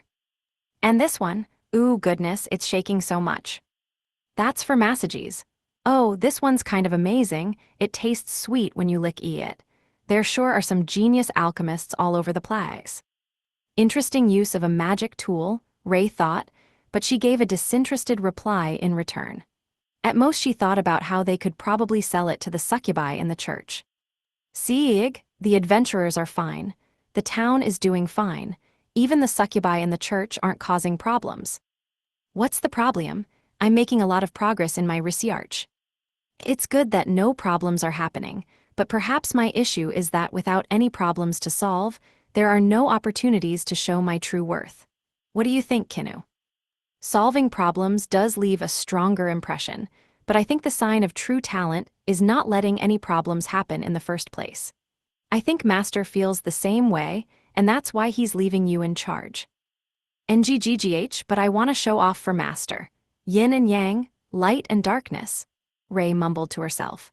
In reality, Keima did value Rei highly. His entrusting her with so much DP to strengthen the dungeon was proof of that. No issues happening at all was definitely preferable for him, though it was hard to deny that he wasn't appreciative of her for solving the problems he kept bringing up himself. Hey, I'm back for a second. What's going on? And there the man himself popped into the room. Keima gulped down the cup of tea Kinu casually offered him, giving back only the teacup. Master. Wait, why are you back so soon? It still should be a long time before it's time for you to come back. I'm just popping in for a second. I've got to get back to the imperial capital pretty soon. Oh, I see. You can come back from the capital fast using the Ivory Beach. Keima nodded. I just learned teleport too, so it should be easier for me to get back here than before, though I'll have to make some massage chairs to finish the trade with Haku. Which reminds me, Haku is forcing me to help with someone else's dungeon battle. Yug, it sucks. I don't want to work. It seemed that Keima was negotiating trades with Haku, an extremely high-level dungeon. Rei and Kinu felt a powerful sense of respect well up inside their chests. Meanwhile, Narine's eyes were gleaming at the word teleport. Master, is that teleport, is it? Yeah, it's the space-time spell. But I won't teach it to you. You'll drain yourself of mana for sure if you try casting it. I can feel my own mana stores get drained hard from it, so I'm pretty sure with your current amount of mana, you'd just die if you tried using it. NNGH? No way. Narine slumped over in despair. Keima gave her a sad nod, then turned back to Rei. So, any problems? No, not at all. Rei was actually whining about having nothing to do, and that she was hoping that some problems happen. Narine, why would you say that? Keima gave an amused smile at their exchange. That's so? Perfect. There's nothing better than having nothing to do. Keep up the good work, Rei. All right, absolutely. Rei got out from the kotatsu to stand up and give a salute. Kinu, keep on giving them the support they need. I'm sure the inn's busy, but I know you can do it. Yes, Master, as you wish. Kinu gave a maid's bow. Oh, Narine, here's an idea I had for a magic tool on the road. It might be pretty useful. Ooh, this will add a big load to my research schedule. It might take a long time to finish. Well, no rush, and feel free to say it's impossible if you can't do it. Narine seemed happy, having received the most wonderful present she could ask for. Wait, what are those balls? Keima asked after noticing the colorful balls on the kotatsu. Ooh, these are magic tools I bought for my own research. They were a good deal. I'll cover that if you're using them for research. Feel free to take some gold coins out of the safe, or actually, go ahead and take these 100 golds as a research grant. Keima took out a bag full of gold coins and handed it to Narine. He received 100 golds from Wataru every month, but they were still worth the equivalent of 100 million yen in Japanese money. Are you sure this will help so much? Just say something if you run out. All I ask is that you get some results to show for it. Okay, Narine gave an enthusiastic reply. All right, I'm gonna go check out the dungeon for a sec, then I'm gone. Sheesh, I wish I didn't have to work.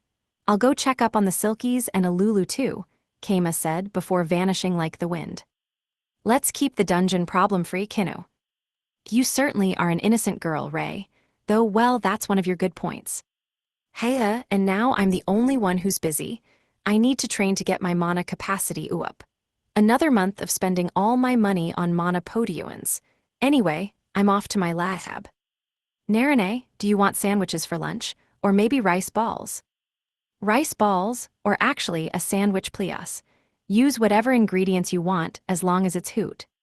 And so, the monster girls left at the dungeon all had boosted enthusiasm. But none of them except Narine had anything new to do, so their enthusiasm ended up fading pointlessly into the ether. Chapter 2, Rokyuko's Perspective. When the light faded, Mikan and Rokyuko were in a great stone hall.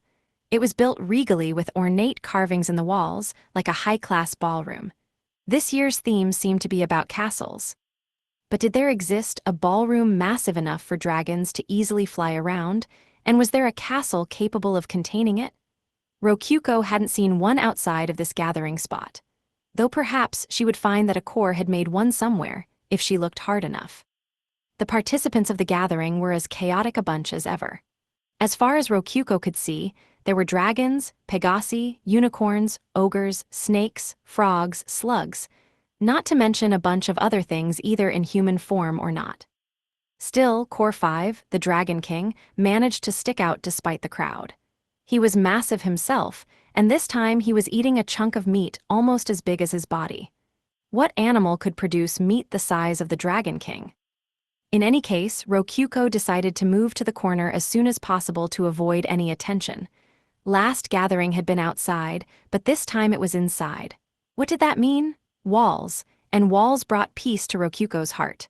Corners were divine. I'm gonna go to a corner, Core 629, Rokyuko said, heading to one.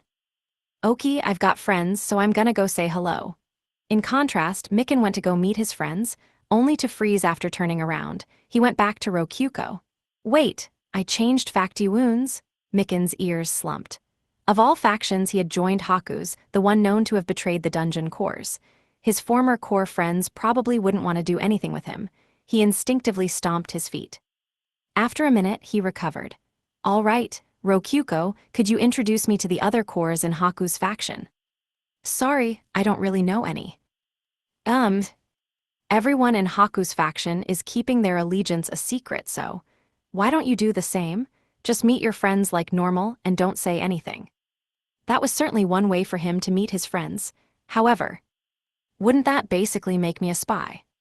It would basically make him a spy. Hiding one's true affiliations and infiltrating another faction was the definition of spying. Ah, so that's why Haku's called a traitor, Mikan thought to himself with a nod.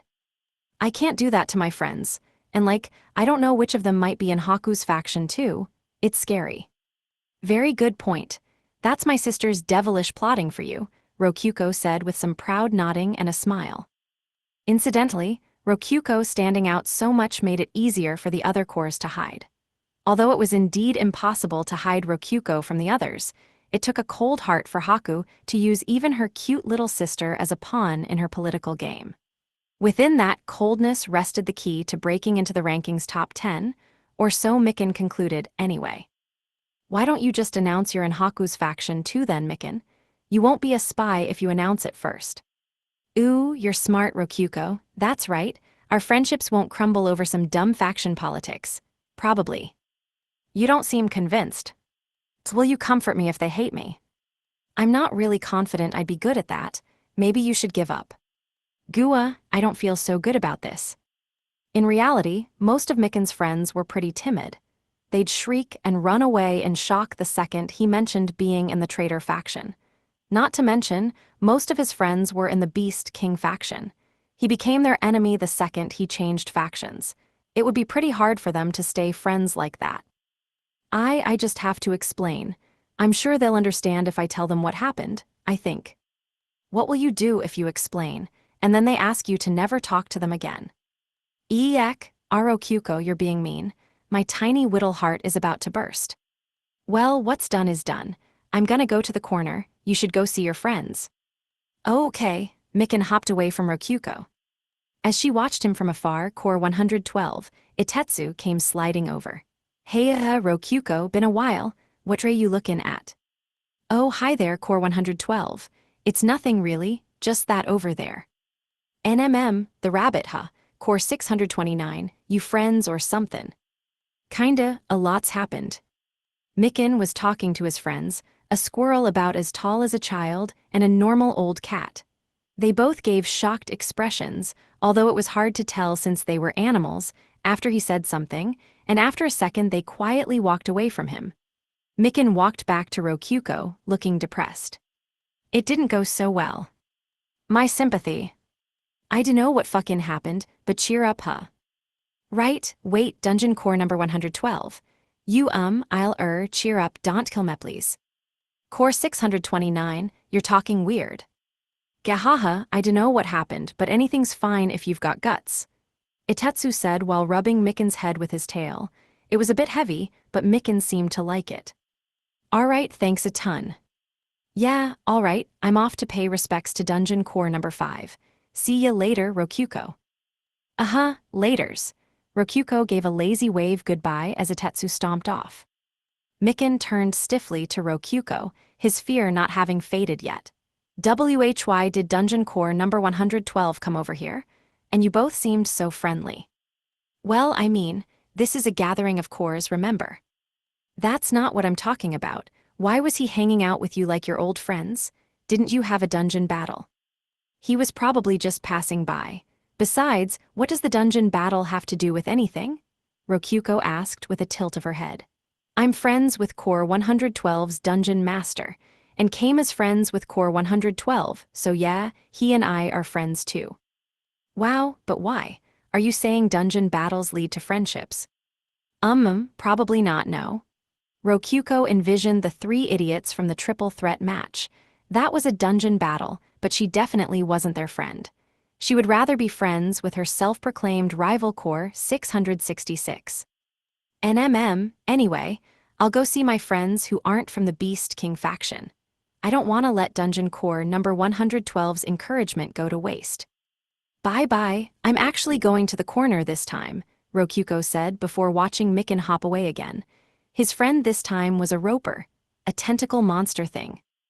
Wow, he sure has a lot of different friends, Rokyuko thought, impressed by Mikan's ability to make friends with all sorts of cores. And this time, although the roper looked taken aback at first, their friendship surpassed the blood of the Covenant. They were squishing and fluffing it up in a bro hug in no time. It may have looked like the roper was eating Mikan, but it was actually beautiful friendship. Yeah, that's what it was. Good for you, Core 629. Rokyuko decided that he would be fine on his own now, and this time for sure took a step toward her corner. But then she noticed a core gracefully walking toward her, high heels clipping the floor but her body remaining firmly upright. She was a standout core among the 600 batch, and had already unlocked human morphing. Her long crimson hair said all you needed to know about her personality. She wore an invincible smile, and carried herself in a dangerous way that told anyone nearby they could get cut down by her true magic blade self if they let their guard down. There you are, Rokyuko. It's been too long. How have you been? 80, I've been doing super good. How are you? Oh, quite good. Core 666. the star child of the Demon King faction. She called herself 80, and she was one of Rokyuko's few friends. The red Valkyrie battle dress she wore suited the castle setting of the gathering well. But despite the faction 80 was in being an opposing one to hers, which is to say, any other faction at all, Rokyuko greeted her with a smile. One that lacked the shadows and deceit that always lurked in Haku's when she smiled at Core 6. Did you just arrive, Rokyuko? Did you get here earlier, 80? I came with grandfather, so yes. Grandfather was Core 6, the top of the Demon King faction. Which meant cores were summoned in the order of their number. That was the first time Rokyuko had heard that. Which reminds me, we just got a letter from Haku. Are you involved in this, Rokyuko? NNM. Rokyuko briefly thought about whether she should answer 80. The letter she mentioned was most likely about the dungeon battle. Keima had asked for her to send it, which meant, depending on the circumstances, it might be better for Rokyuko to not mention her involvement. Things could get problematic if 80 challenged her to another duel or some such. They would likely never win if 80 joined the enemy to fight against them. Sorry, not ringing a bell. I see, shall we duel then? Rokyuko tilted her head in confusion. Had she misspoke somehow? Why would we duel? Now that is a silly question. What do friends do if not duel each other? Maybe in the Demon King faction. We don't do that here. Fascinating, let us duel then. I'm trying to say that where I'm from we don't duel our friends. So Rokyuko said, but she had spent so much of her life alone that if you asked her what friends did do together, she'd flounder and fail to think of even a single answer. I am friends with Redra and stuff now, she protested on the inside. But wait, now that I think about it, didn't I have a dungeon battle with Redra too? And she's always asking me for another fight, saying she'll win this time. Rokyuko kept these thoughts to herself. Where I am from, friends do duel each other. Our opinions are evenly split, which means differing culture is no valid excuse for refusing me. I mean, be a little considerate here, I'm a pacifist. That's true, shall we duel then? If you win, I shall adapt to your culture, and if I win, you shall adapt to mine. A simple solution if I have ever seen one. That's just ending with us dueling anyway, Rokyuko said with narrowed eyes and a frown. But 80 just widened her confident smile, as if she was speaking completely from the heart. I'll just warn you now, 80, this sword is decorative. Oh yes, I forgot about that. I can prepare a usable sword for you myself. I'm trying to say I don't know how to use swords. Truly, then we must duel even sooner. Only through real battle will you learn the ways of the blade. You're going to bring it back to duels no matter what I say, huh? Rokyuko said while scratching her head. That was when Mikin came back from deepening his bond with his tentacle fellow. And he really shouldn't have. Rokyuko's instincts screamed danger as he happily hopped his way to her. Rokyuko, I did it. I did have a true friend after all. Thanks for pushing me to try, Rokyuko. Mikin wagged his ears happily. Core 629, I am kind of in the middle of something. Rokyuko glanced at 80 then back to Mikin, sweating. 80 was in the Demon King faction, and Mikin was about to fight a dungeon battle with the Demon King faction. Nothing good could happen from those two meeting. My, Core 629. You certainly seem to be on good terms with my Rokyuko. Jiga, Core 666. I just noticed you. What are you spying on your enemy? Mikin jerked in fear, then hid behind Rokyuko's back and popped out his head to gnash his teeth at her. Spying on my enemy, I suppose I could. After all, Core 629, I hear that you've joined Haku's faction. How do you know that? I also read the letter delivered to grandfather. Very bold of you to challenge a Demon King faction core to a duel, and Core 564 at that. To be honest, I don't believe you have a chance of winning whatsoever. I've got strong helpers on my side. I'm not gonna go down without a fight. In fact, he's the one that's gonna go down. Mikin airboxed behind Rokyuko. Oh, strong helpers, you say? Within Haku's faction? 80 asked with a glance at Rokyuko, making her smile twitch. I have nothing to do with this, so. What? Don't say that, please. Aren't we friends by now, Rokyuko? Rokyuko was weak to comments like that. After all, Rokyuko had been all alone until Keima came along. And Mikan had been fairly nice to her even back then, too. She couldn't tell him they weren't friends. All right, Core 629 and I are friends. We're in the same faction, so. Factions don't have anything to do with it. Even if something happens to me and I end up changing faction again, we'll always be friends, Rokyuko. Fascinating. It's like witnessing a worm thinking a bird is its friend. Rokyuko is my arch-enemy, I will have you know. What right do you have to befriend her? Sieg, listen closely, Core 666. You've got the wrong idea. There aren't any rules stopping people from being friends. Anyone can be friends, Mikan declared from behind Rokyuko. Stop it, Core 629. This is surely just a cultural misunderstanding. No doubt you have to earn the right to be someone's friend in the Demon King faction, Rokyuko thought while feeling sharp pain in her stomach.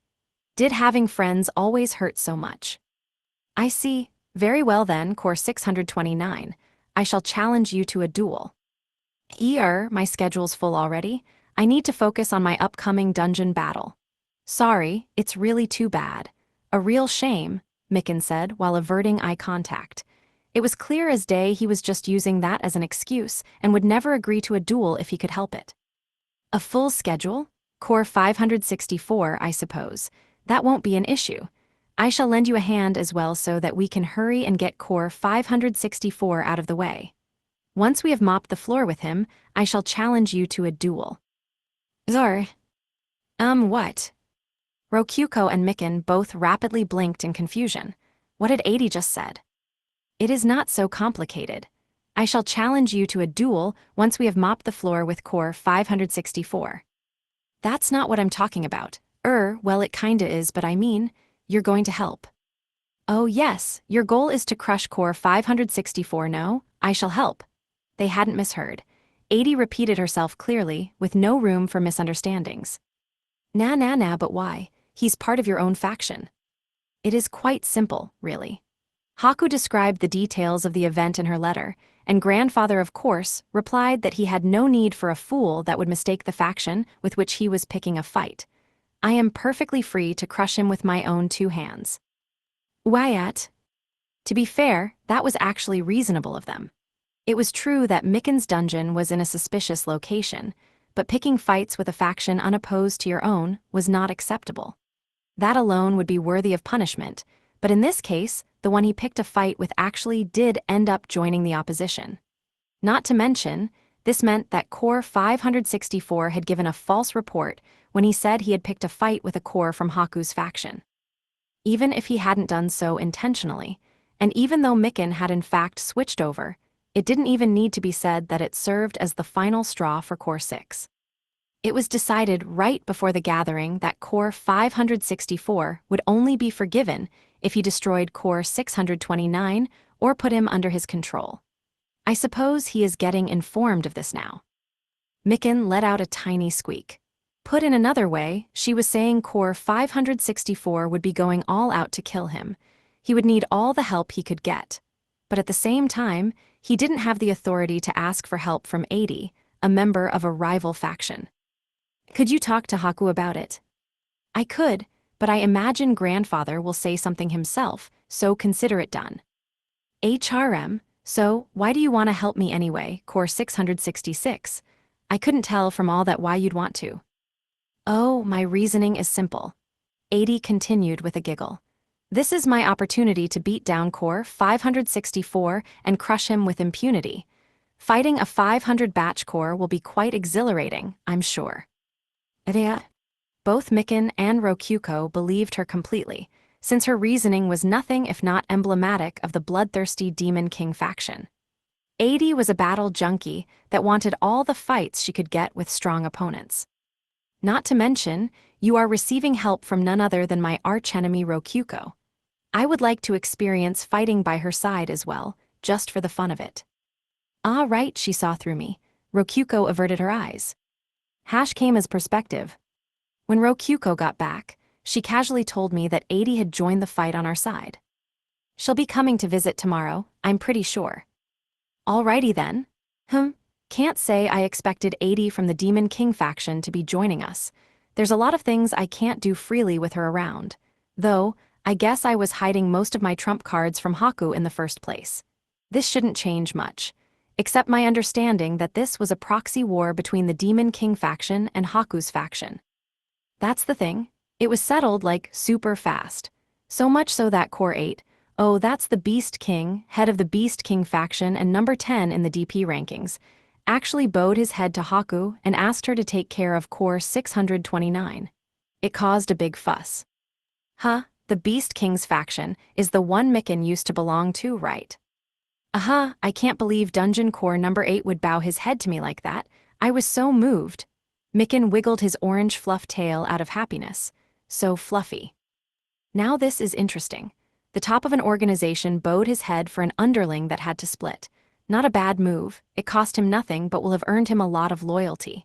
As far as I can tell, he wasn't being sniveling about it. He was just showing that he cared about his faction members. Not to mention, he set the stage for Mikan coming back to his faction once all this was done. Mikan would basically be a spy in that case, coming back with info on Haku. I don't know if he planned all this out or just did it with his animal instincts as Beast King, but he's not someone I can let my guard down around. I should avoid ever making an enemy of him. Though I doubt anyone would want to make enemies with someone strong enough to get in the top 10 of the DP rankings. So, I think 80 joining us as an ally is kinda complicating things, Keima. What do you think? Will it mess up your plans? Oh nah, I didn't expect this, but it won't cause any problems on my end. Really, it solved the problem of how we should approach our offensive strategy. Wait, really? I had been putting off thinking about our offensive strategy since we didn't know enough about Core 564 to make any solid plans, but that would be solved entirely by leaving it to 80. A reserved backup plan for use in the event of her failure should suffice. Yep, it'll be totally fine as long as 80 doesn't betray us and attack Core 629. Okay then, that means we should have 80 go fully on the offensive without letting her participate in the defensive. I don't think she'll betray us after announcing her intentions to Father, but it's possible she switches straight into attack mode after the battle is over. That leaves us with no choice but to send her out on the attack, Rokuko said, casually outlining the plans I had for 80 before I could say them. Man, Rokuko sure has gotten smarter, huh? Very nice. Before this, my plan was to maneuver Wataru into attacking them, but I imagine there'd be no way to do that without spilling some dungeon secrets, like how the dungeon battles work or something. 80 joining us is actually kind of a big boon. Yeah, we've only got Niku and Ikika as fighters on our side. Maybe we should just leave literally all of it to 80. Not to mention, though I did ask Haku to lend us Wataru on the day of the dungeon battle, her response was kinda non-committal. I needed to make plans in case she couldn't lend him to us. It was then that Mikan, formerly ignored, jumped into the conversation. Keima, what should I be doing? Your job is to keep on being sweet to the adventurers that come to the dungeon. Without much else for him to do, I asked Mikan to deal with customers in the rabbit dungeon. Regarding that dungeon, by the way, I had gone back with the party while Rokuko was at the gathering and spread news that it was a dungeon where you could love rabbits. Our report could be summarized as, the dungeon had some mysteries, but it didn't seem dangerous. At the moment, Ikigo and the rabbits alongside Niku and Ikika were controlling the white rabbits to show the second exploration party a cute and fluffy good time. Misha had handpicked them, so things were progressing smoothly. Okie dokie, I'll charm them like a succubus. And this time we're gonna do it, the ambush training. Alright, I should have mentioned the gathering sooner. I thought for sure Rokuko had already said something. Yeah, that's the kind of thing a dungeon master and core should stay on top of themselves. I can't blame Mikan for thinking I knew. Give me at least a week of notice, next year, alright. Oh right, sure, I will if I don't forget by then. Welp, guess I'll have to figure it out myself next year. I let out a sigh. So, did anything else happen at the gathering? Oh right, you remember the dungeon eaters that showed up in our dungeon before, right? Father gave everyone a warning about them. Apparently they've taken down some cores. Whoa, those dungeon eaters are showing up in other dungeons too, huh? Also, I got a lot of attention this year thanks to the dungeon battle I did with Haku last year. Oh, and our ranking went up. We're at 180 now. 80's 173, so we should pass her by next year. Or rather, we definitely will. We're a great team, aren't we? Rokyuko puffed out her chest with pride. I wasn't entirely sure just how worthy of celebration moving up the ranks was, but I could imagine it was more exciting than I thought it was. Nice, that's good news. Where was Mikan? I was in 290th place. That's 10 whole spots up from last year. I guess that means Rokyuko, and I passed him in just a year. Guess I can't brag too much. We've earned a ton of DP through Itetsu and Haku.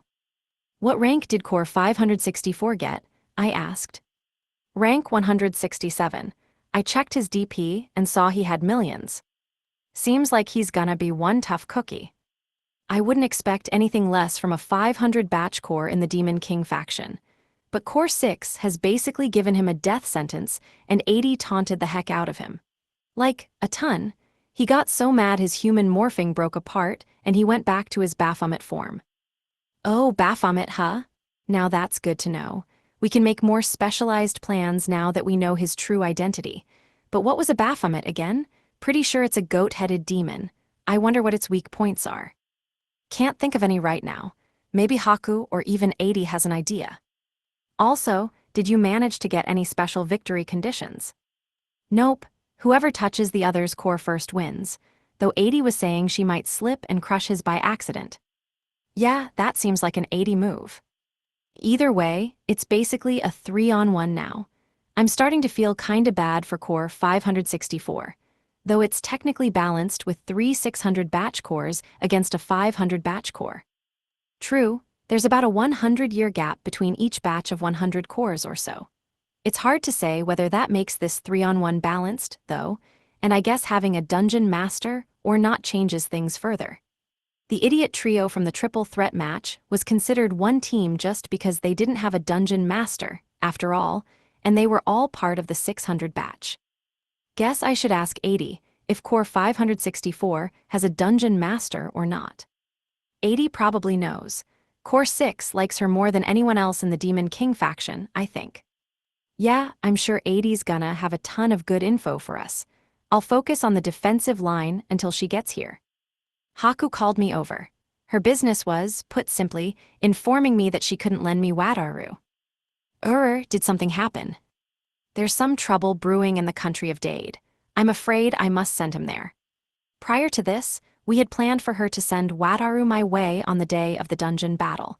We would never lose with a hero like him defending our dungeon, but it seemed things wouldn't be going so easily for me.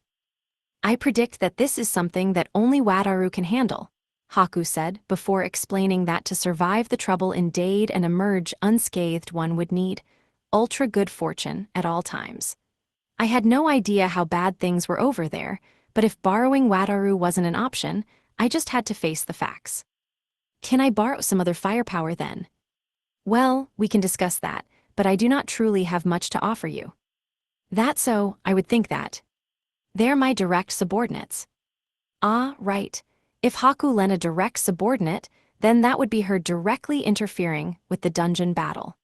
I could imagine that there would be more than a few problems with that, though I feel like it should be kind of a non-issue now that an actual member of the Demon King's faction is helping us. Maybe it doesn't matter since 80 is friends with Rokyuko. Is Wataru not a direct subordinate?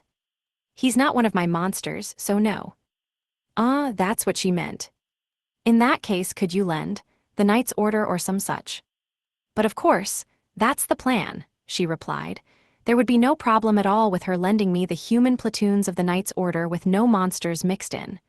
The strongest force I can lend you this time is, let's see, the Emperor's own Imperial Guards. Whoa, now they seem like they'll be strong.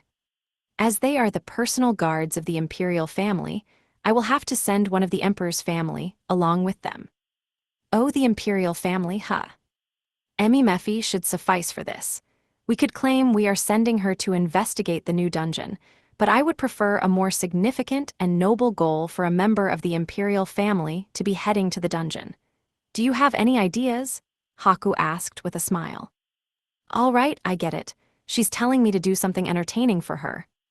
All right, well, guess I don't have much of a choice. I'll go forward with the project I set up in case we couldn't borrow Wataru.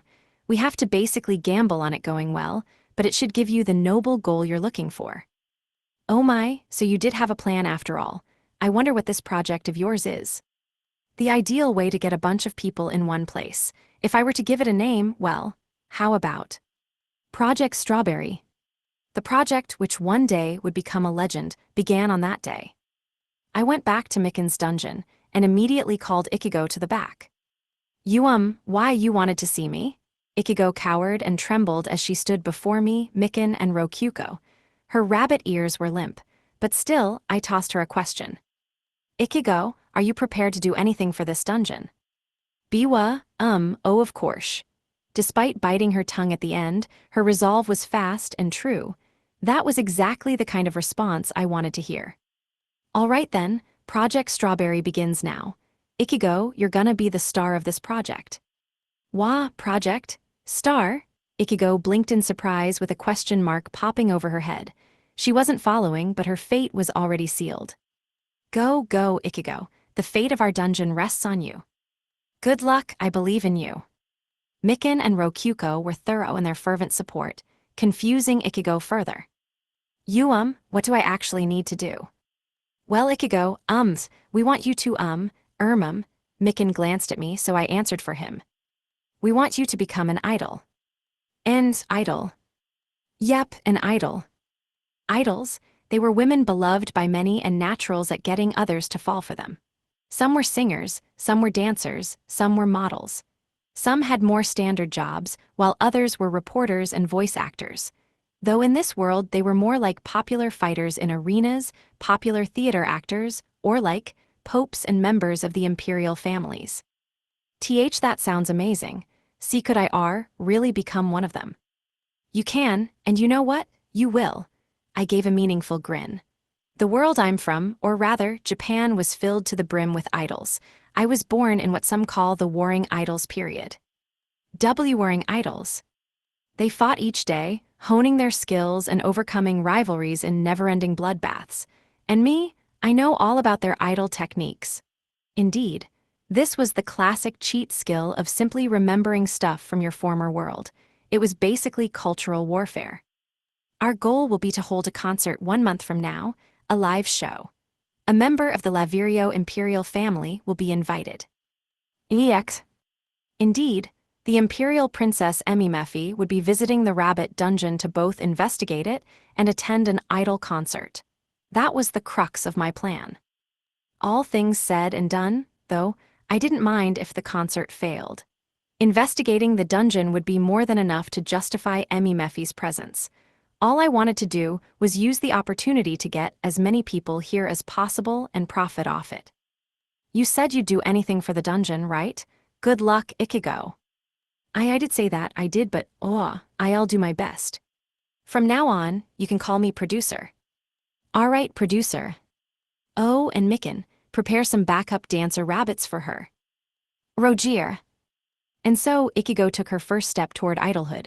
Now, time for lessons. All that said, Ichigo's idol debut was still a long way off. For now, she would be working as an adventurer, selling vegetable snacks for the rabbits at the rabbit rest spot. The second exploration party had finished its investigation, leading to the rabbit rest spot being safely opened as a semi-restricted dungeon. There were a decent number of adventurers checking it out now. Veggie does anyone want veggie?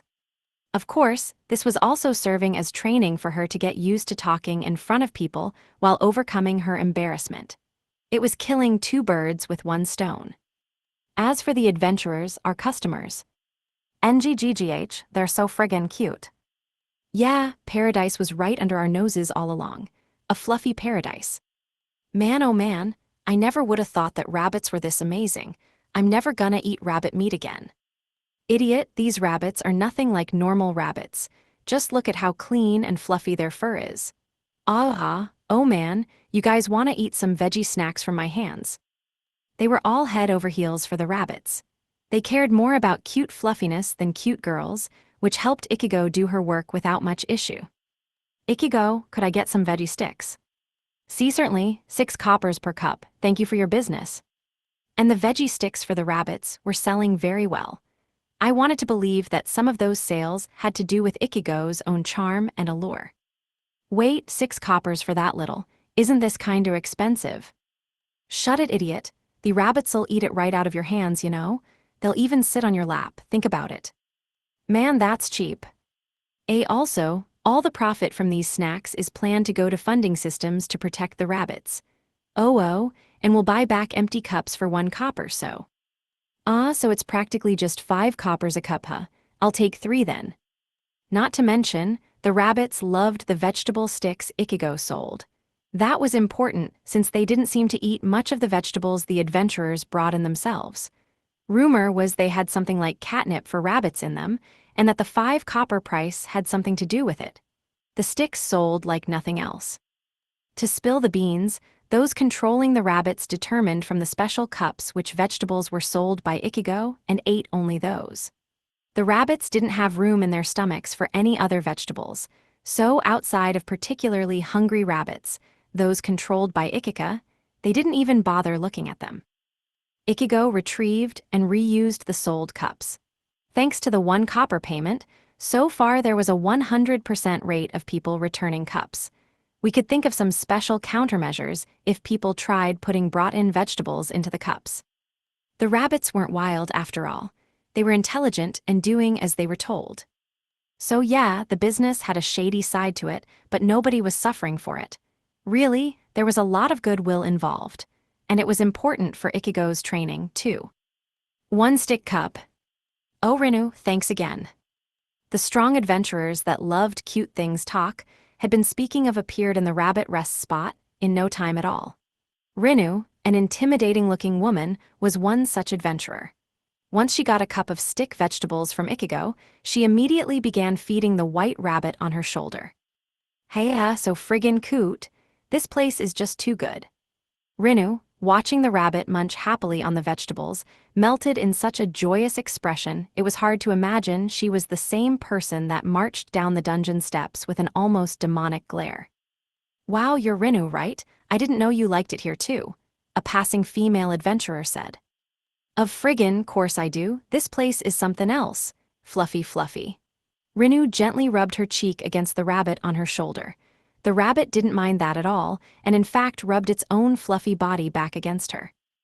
Ahea, I thought for sure Talk had lost his damn mind when he started talking about a rabbit fund, but right now I'd easily dump 5 golds into it. So you really like them then? Course I do, aha, too cute. I want to take this little guy home with me. Excuse me, no taking the rabbits out of the dungeon. They live here, and they want to stay. Ichigo warned, having heard Rinu's murmur. Right. I wouldn't want to rip him away from his friends and stuff. The rabbit hopped off Rinu's shoulder onto a nearby shrub. Close by was another rabbit, 2 flawless white fluff balls. It was heaven on the eyes. Hey you, your name's Ichigo, right? That's right, I'm Ichigo. Ichigo bobbed her head in a bow. Rinu whispered into her rabbit ears. So, is it true that Rabbit Beastkin can talk to rabbits? Well, I can with the rabbits here. Ooh, hey, can you tell me what that one's saying? Rinu asked with beaming eyes, leaning closer. Okay, got it. He says you're nice and he loves you.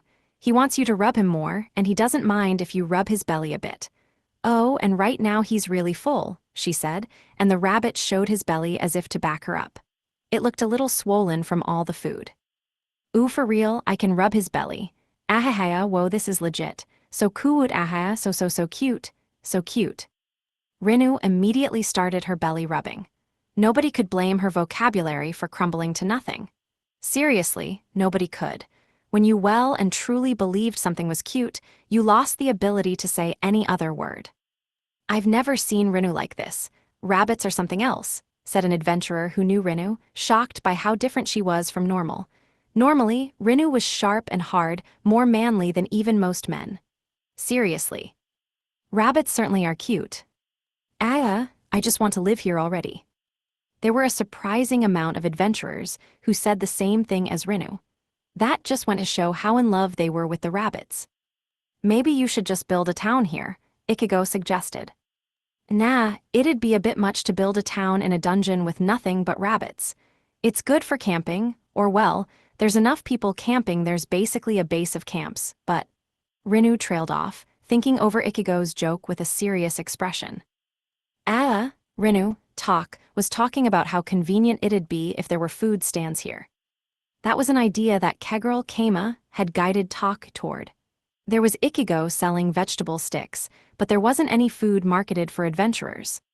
Sounds good to me. What do you think, rabbits? Wait, I can't understand them. Ichigo, could you explain so the rabbits understand? Oh, certainly. Okay, they're fine with it. But since this is a dungeon, an employee will need to be with it at all times so it doesn't get swallowed up. No problem. We can have the food storage buildings and everything outside the dungeon, with some stands closer by, with a bunch of girls carrying boxes walking around like arena snack sellers. Ooh, another great idea, Rinu, the adventurer explained. You could tell how serious and skilled she was by how she immediately thought of practical solutions to problems. And that was when their lovely conversation was interrupted by shrill warning bells. The sounds echoed, and then the faint green light that covered the room and marked it as a safe zone disappeared. What's this noise? Hey, the safe zone effect is gone. A stir broke out among the adventurers. That was to be expected. The safe zone had disappeared. Rinu switched modes in her head and was launching orders in no time. Everyone get your weapons, stand on guard. Rinu, the rabbits are frightened, keep your voice down. Rinu glanced down and saw the rabbits quaking with their hands over their heads. Forgive me. They're not scared of you, it's not your shouting. It's the monster's about to come for them. Ichigo translated the rabbits' words, and the adventurers got even more on guard. A few seconds later, moving statues, gargoyles, started marching into the room from a hallway leading deeper into the dungeon. There were 3 of them. If they were normal gargoyles, any of the adventurers there could handle all of them easily. Ichigo, are those the enemies? Why yes, those are the enemies, please defeat them. All right then, let's go lads, protect the rabbits. Hear, hear, the adventurers were bloodthirsty and ready to kill. It was hard to imagine they had just been doting on the rabbits. Though then again, it was precisely because they were doting on the rabbits that they would show no mercy to the enemy gargoyles. To summarize the results, they handled it without issue. They blocked the magic attacks aimed at the rabbits with their shields, blocked the axe swings with swings of their own, and defeated them with their sword skills. It was a bit of a letdown after how much they had pumped themselves up, but once the gargoyles were gone, the safe zone effect returned. What was that all about? Whoa, what's with you guys? The previously cowering rabbits were now rubbing their bodies against Rinu as hard as they could. They're so friggin' fluffy. Rinu, you're smiling so hard. Don't look, don't you guys want to touch the rabbits? You so cute. The rabbits, probably due to the enemies being destroyed, were overjoyed, and there came 3 new rabbits working together to carry over a box. Inside were 3 potions. Ichigo took the box from the rabbits and nodded while talking to them. It sounds like this is their way of saying thanks. Haha, isn't that nice of them? Alrighty, I finally get what kind of dungeon this is. What kind of dungeon this is? What do you mean, Rinu? The sign in front of the dungeon's entrance. The rabbits, the enemies, the reward potions. It wasn't too hard to connect the dots and see the rules of the dungeon. I'm pretty sure this is a dungeon where you get rewarded with items for protecting the rabbits. There might be some other rule we don't know about that explains why there weren't any attacks before this. Maybe they only happen once every so many days, maybe there needs to be enough people inside. Neat, that sounds good. Nothing better than fighting to protect cute rabbits and getting rewarded for it. Alright, this sure is a good dungeon, yes. Yeah, I'll have to investigate a bit more, but I'm pretty sure that's how this dungeon works.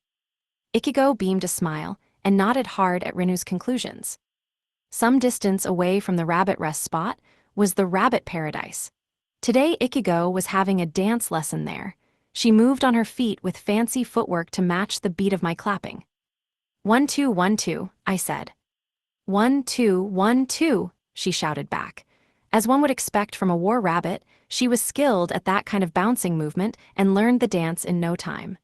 Her training was going well, thanks in part to some secret techniques I was using to help. All right, good work. Let's have a 5-minute break. Thank you, producer. Ichigo slumped to the ground where she stood. I went ahead and gave her a towel and a sports drink. She wiped away her sweat while chugging the drink down. FYI, so good. At this rate, it's looking like you'll be able to sing and dance about 3 different songs when the time comes. 3 songs, I'll do my best. By the way, I was getting Kasaki the succubus ring to help me write the songs, lyrics and all. She could read my heart while possessing me and determine the true appeal of idol songs from Japan, which was a major boon. Not to mention that she could make full use of her succubus talents on top of that to absolutely load the songs with charm. Considering succubi were all about charming people, in a certain sense making music was second nature to them. Kasaki was a strong ally to have here. Producer, can you demonstrate the song to me again? I fell silent at Ichigo's request. Producer. Alright, yeah, sure. When it came to the music itself, golems could play the instruments as much as she needed, but I had to sing the songs. Same for the dancing, since clay golems were too large to be of any use. Though I could make an idol golem if I busted out the full extent of my create golem skills and fused a recorder golem with a mannequin golem, thereby creating a golem that could both sing and dance, though I had no confidence in the face. Not really a huge fan of doing this, though. Please, producer, I want to get this as right as possible.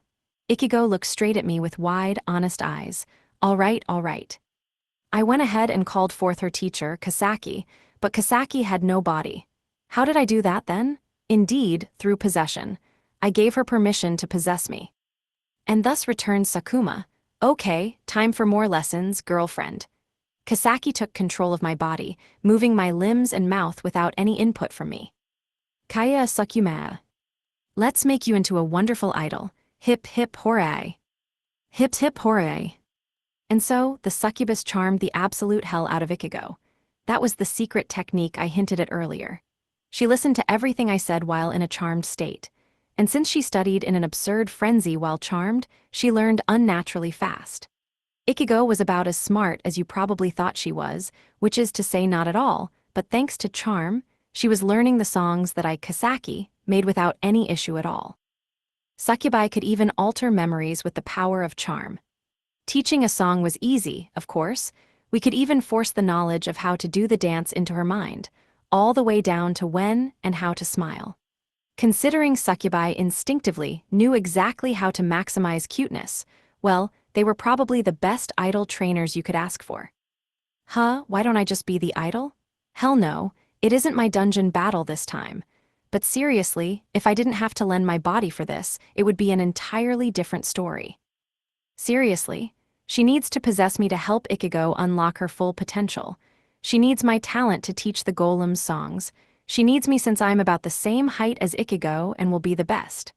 If not for all that, I'd leave this to Niku, but alas.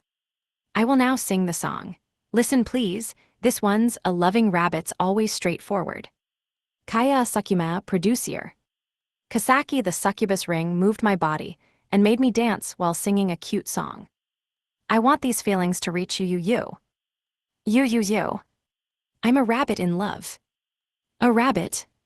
Ichigo was having the time of her life while interjecting lines. Don't tell me she just wanted to see Sakuma. Actually, that's fine. Becoming obsessed with an idol is the fastest way to learn to appreciate them.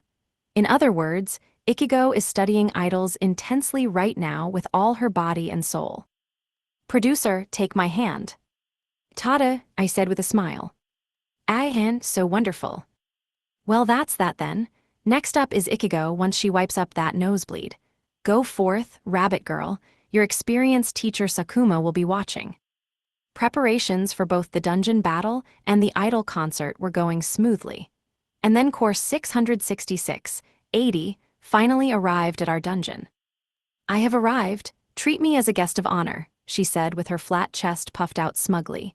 Who died and made her a rich girl? Oh, right, she is basically a rich girl in the Demon King faction. Right. Anyway, I don't see her master anywhere. I guess he's holding down the home fort for her. Thanks for coming, 80. Ahaha, but of course.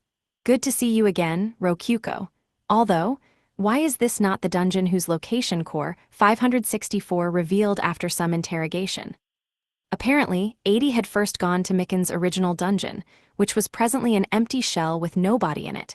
Yeah, we've moved pretty much everyone over to the rabbit rest spot. Oh, and while we're on the subject, I've heard that the guild has registered this dungeon as the White Rabbit Garden. There's your useless fact of the day. What do you expect prey to do when a carnivore finds their nest? Do you think they sit around and wait to be eaten? Nah, they run away. A logical answer. I would expect nothing less from Rokuko's master, 80 said, nodding in understanding. Though, well, the real reason is everyone just finds it a lot more fun to be here instead, Rokuko noted. Aha, that's quite like you, Rokuko. 80 gave a cackle that very much made her sound like a core from the Demon King faction. The cackle was kind of weird, honestly.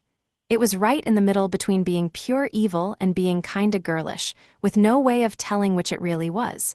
I probably shouldn't read too deep into it. So what do you need me to do? She asked.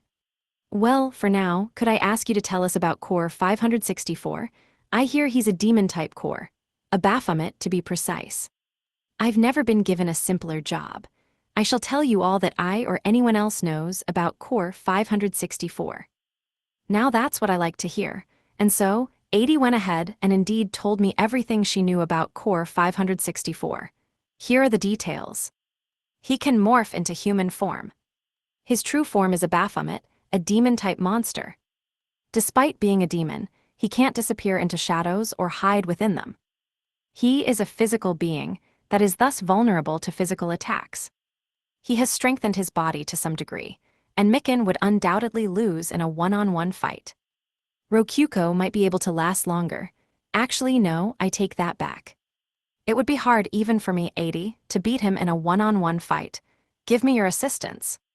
His dungeon is demon-themed. To my knowledge, he has no master. To my understanding, he uses gargoyles, as well as lesser demons and succubi. His dungeon administrators include at least one greater demon, if I remember correctly. His armies during the dungeon battle will likely consist of skeletons and gargoyles. Huh, that's a neat coincidence. Our armies will probably consist of my gargoyles and your skeletons, 80. One can summon as many monsters as they like if they have easy access to mana. Truly, there is nothing better for forming armies. Agreed. The best part is how you can summon an army without spending any DP at all. Pretty much every core in the Demon King faction knew the summon skeleton skill as a matter of course. Core 6 enjoyed warfare strategies built around leading legions of demons, which tended to involve massive floods of skeletons. He apparently used a summoning skill one step above Summon Skeleton for his own purposes, and thanks to that, Summon Skeleton was a popular basic skill for those in the demon faction to learn. Should you really be talking about the great Demon King battle strategies like this? Just how many years do you think Grandfather and Haku have been at war? Both she and everyone else have known of Grandfather's proclivities for centuries by now. Yeah, that makes sense. This is all basic stuff, anyway. The only way to beat strength by numbers is with numbers of your own, or by having strong enough soldiers to overcome the number gap. Treating that like top-secret military strategies would just get you laughed at. Just wondering, are you also playing around by wearing a toy crown? This is a princess tiara given to me by Grandfather himself. Do not treat it like one of those fakes. Ah, right. Either way, 80 seemed pretty well informed about all this. She really was Granddaddy's little girl. So I ask again, what do I need to do? For now, I decided it was best to have 80 summoned skeletons for the adventurers to beat. They seemed pretty well suited for the role. It's all to help us win the dungeon battle, 80. We could really use your help here, Rokuko said. Huh, so you want me to put on a show for wild humans then? You think of the most interesting things. Very well then. I shall deign to help, 80 said, assenting casually, no doubt thanks to Rokuko's additional prompting. And so, with that done, skeletons were thrown into the mix of monsters attacking the rabbits as we prepared for the dungeon battle. Oh, and while you're here, could I ask you to buy a summon skeleton scroll for me? I'm sure you can buy it a lot cheaper than I could. In return, I'll buy a create golem scroll for you. I suppose I don't mind. Consider the deal made. Perfect. This is basically the definition of a fair deal. Truly, deals are fruitful and wonderful things. I do not particularly specialize in magic, you know. I believe the deal is not particularly fair with that in mind, no. While we were at it, we also got scrolls for Mikan, so he could prepare monsters even if 80 and I were both away somewhere. Though, by scrolls I mean exclusively a skeleton scroll. And let me say that it was pretty cute to see 80 ruffling Mikan's orange rabbit fur to get his DP. You are quite skilled with the blade, dog. Thank you very much, Haya. The air was filled with the smacking sound of hardwood hitting hardwood, just as it had been ever since 80 and Niku started their training duel. Camping out in the back end of a dark cave just dulled the body. Thus, they were dueling in the wide grassy plains near the dungeon instead, while Rokyuko, Ikika, Mikan, and I watched from a short distance away.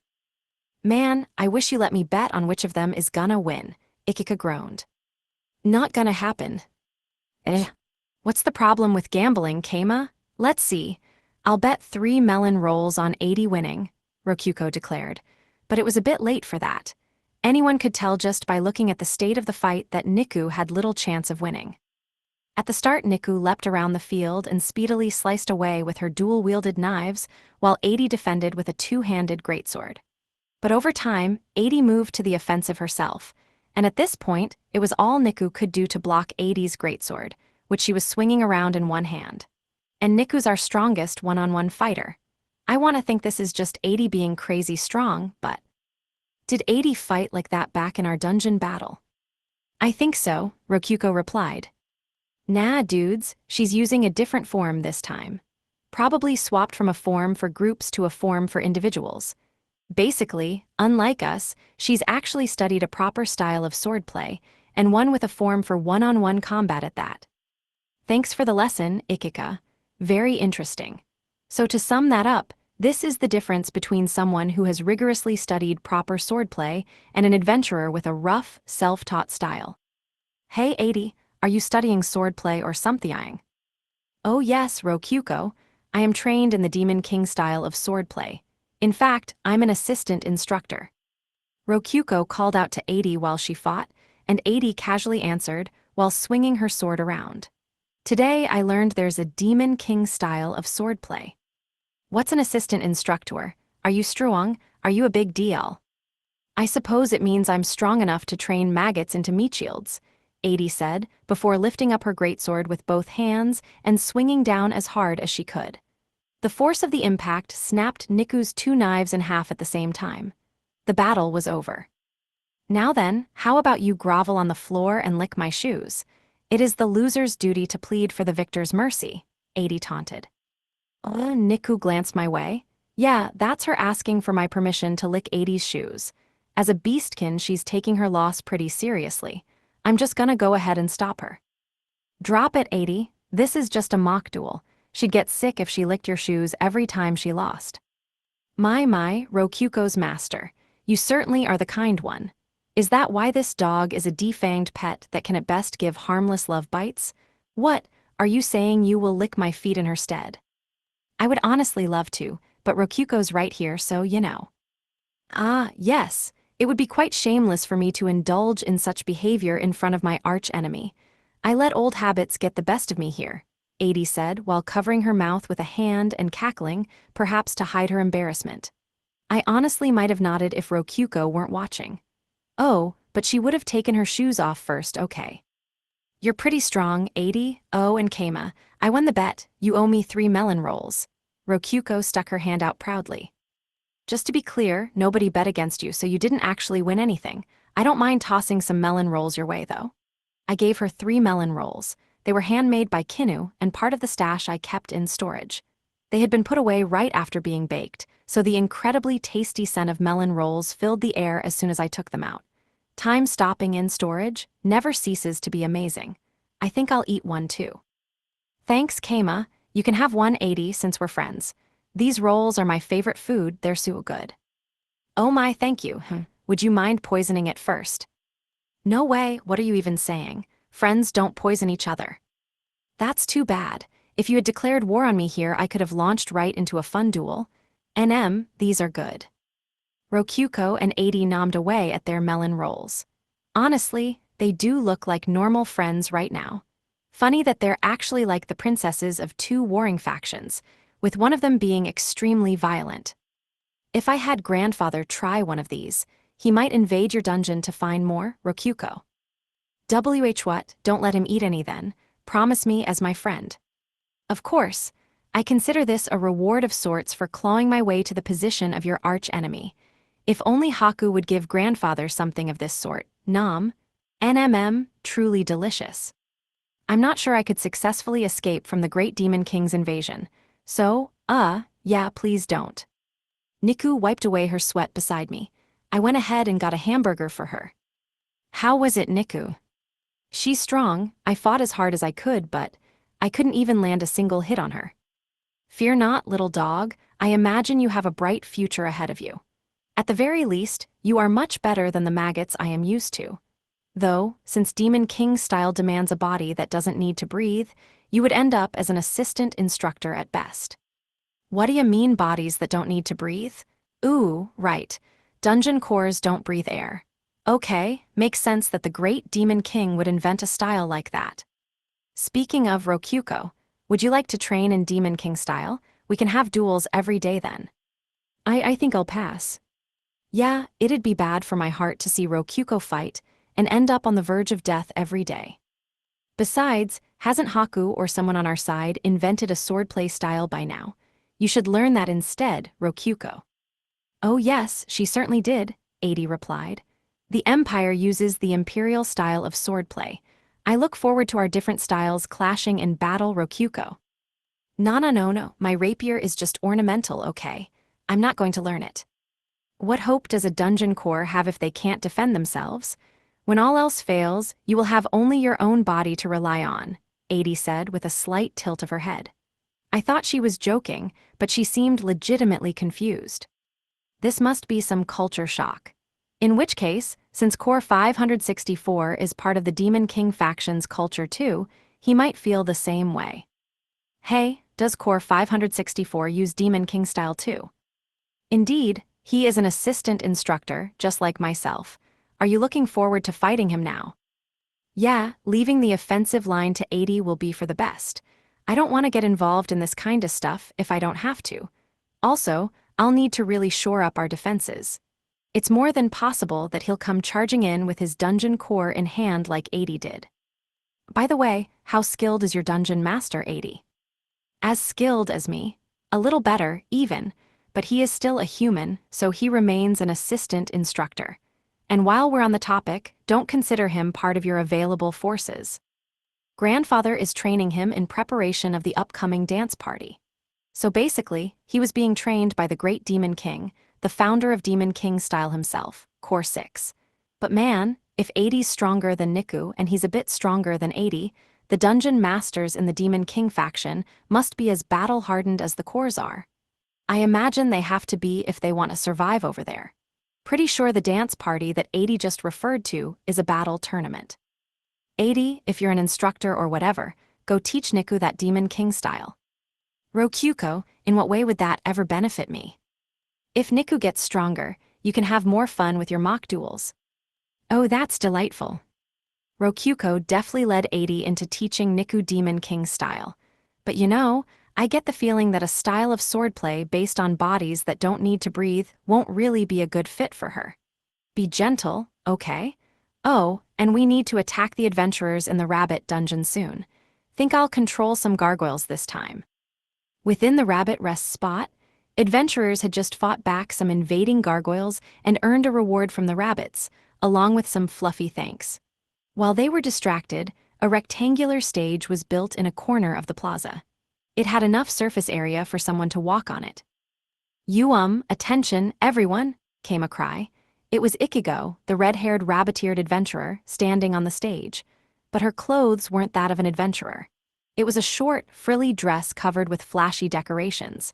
She was dressed entirely like a dancer or songstress in the lead role of a theater play, which made sense, considering the stage she was standing on. The adventurers all looked at Ichigo, wondering what the heck was going on. The rabbits wanted to thank UF for always looking after them. Today we had an idea. A closer look, revealed that some rabbits with their ears perked up were also on the stage. I dunno, it's more like the rabbits are always looking after us, you know. Even so, they want to thank you. So, I'm going to sing on this stage. Ichigo said into a voice-amplifying magic tool, her legs quaking with utter terror. The rabbits rubbed their bodies against her legs to ask if she was okay, and she nodded in reply. Wait, you're going to sing, Ichigo? Yes, I practiced with all the rabbits, right, everyone? The rabbits nodded eagerly, somehow understanding her. None of the adventurers found that weird, though, since Ichigo had always been talking with the rabbits. Huh, so you and the rabbits are gonna put on a show for us? Oh, Rinu, that's right. The rabbits are going to dance too. Rinu, one of the experienced adventurers that was a regular at the rabbit rest spot, walked over with a dark grin, though she was trying to give a bright smile. All right, I'm gonna watch right here. I'm in the front row. Everyone else get behind me, she said, standing at the front and center of the stage. Aw man, we want to watch up close too, Rinu. Then stand beside me, just don't get in my way, got it? That settled that. The adventurers interested in the show gathered by the stage, which eventually ended up being pretty much all of them. Okay then, I will now sing. A loving rabbit's always straightforward. From that moment on, the stage was like something out of a dream. I want these feelings to reach you. I'm a rabbit in love. Music echoed off the stage from nowhere. Ichigo nimbly danced across the stage while the rabbits jumped and ran to the beat. Why are our ears so big? To hear everything you say, even our big jumps are all to get to you faster, our whole bodies. My whole body is all to make this love come true. Ichigo and the rabbits danced with their ears perking up and flopping in perfect unison. Every step and bounce was made in perfect coordination. Moonlit nights aren't a nuo. I'm heading right forward no matter where you go. I won't hold back. Ichigo thrust out a hand, and a rabbit bounced onto it before running up her arm and hopping onto her head.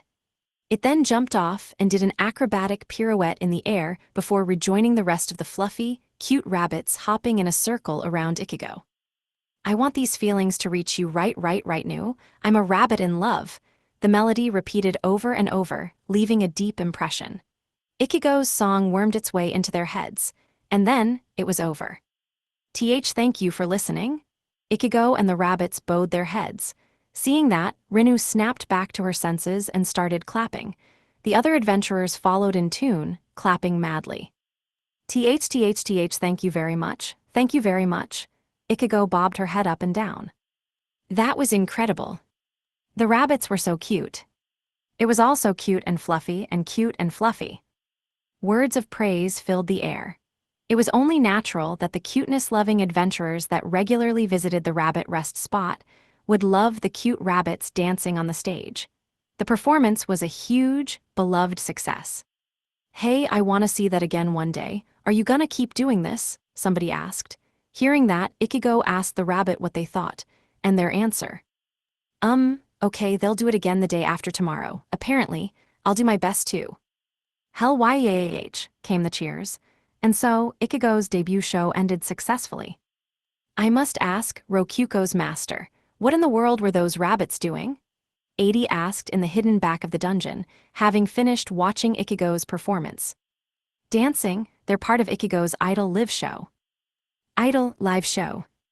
I gave a simple explanation of both terms, saying that idols were basically dancers while live shows were their performances.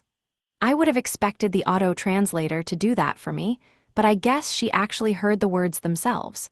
It never ceases to confuse me. So they're like an acrobatics exhibit in a circus. Yeah, more or less. Right, a circus. That makes Ichigo look kind of like a rabbit whisperer then, or, I guess in this world she would just be called a tamer. 80, do you want to give it a try too? Rokuko asked. Well, I cannot deny being somewhat interested. 80 shut her eyes and gave a nod.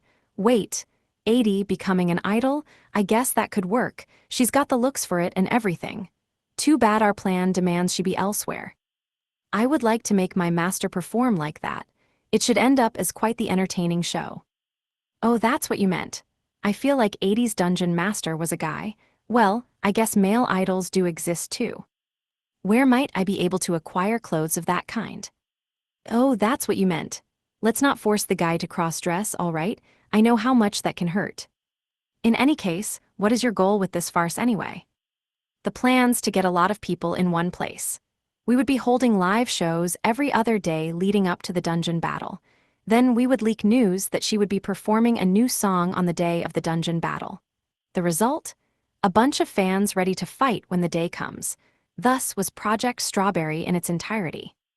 So you will use these people, or pawns, I should say, as defenders. Will they be capable enough? Hey, there's strength in numbers, and even the DP we get from them staying here is pretty nice, not to mention the money.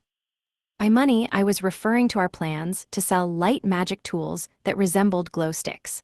I had already asked Narine to mass-produce them. She had simplified the design of the magic circle, and golems would make the tools themselves, while all Narine had to do was activate them with magic. The resulting magic tool would shine for 3 to 4 hours with just a single trash goblin tier magic crystal. There's no way to reuse them. Yeah, that way they have to buy more. We recover the used magic tools and recycle them on our own, with it being up to the customers whether to carry the glow sticks home as a souvenir or toss them into a marked trash can. Maybe we can sell photos too? Nah, I'm not even sure if photography exists in this world. I asked Core 219 about this, but there are apparently, woodcut block portraits for people, Rokuko said. Core 219 was the dungeon core of Tsia's dungeon, and something of a drama queen. Though in reality, she was an expert theatergoer that actually wrote professional screenplays. Her opinion was worth considering. Guess I'll try making some of those then. And so, we hashed out more plans to make money from idols. Maybe I'll give out a free handshake ticket to anyone who buys a glow stick. As an aside, I tried making some woodcut art, but I was so lacking in artistic talent that the whole idea was scrapped. Too bad. One thing led to another, and it was finally the day before the dungeon battle. In retrospect, we really had been given an enormous amount of time to prepare, and the results were far better than I'd expected, mainly with respect to Ichigo's idol activities. I'm not sure about the details, but Ichigo was apparently growing in fame throughout the imperial capital as a new, exceptionally talented songstress. I visited the place recently and was pretty shocked when I heard some minstrels singing one of Ichigo's songs, and by some, I mean quite a lot of them. Haku was definitely getting involved here somehow. Not that I minded, really. The plan was getting so huge that our front company for DP laundering turned into a real-deal talent business. But Haku had given her permission for it. Honestly, I appreciated that I could use teleport now, but I was so busy that at times I almost wish I didn't have it, so being unable to use it didn't hurt so much. Anyway, we were all taking part in a pre-dungeon battle motivational party hosted by Haku, which seemed to be a tradition at this point. Since Mikan and his squad were the main players this time, she was catering his rabbit paradise instead of throwing it at her villa. For that reason, 80 and naturally, Mikan's squad were here too. Incidentally, since Haku was basically our sponsor, she was treating this like the eve of a festival. She was chugging sparkling wine, provided by me, and looking exceptionally pleased. To reiterate, I really don't care whether you win or lose, she said. She really had done more than enough to help her subordinate Mikan out.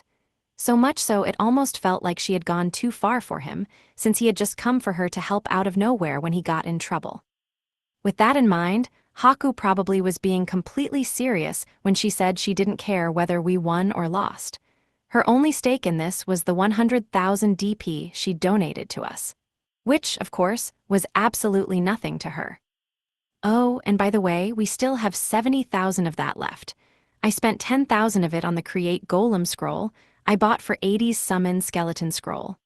At this rate, all the rest is going straight into our pocket as a reward, whether we win or lose, that is. And by the way, all the DP spent on Ichigo's idle activities came from Mikan's pocket, but since she was earning him back far more than he invested, he didn't mind that at all. Tell me, Rokuko, 80 began, are you truly not fighting in this dungeon battle? If you abstain, I will get to keep the enemy all to myself. I'm not, and also, it's going to be really hard to keep them all to yourself. It's a dungeon battle, so. Very true, You may clean up all the scraps that I miss. We can say that whoever kills more will be the victor. You really love competition, don't you? Well, sorry, but I'm not playing.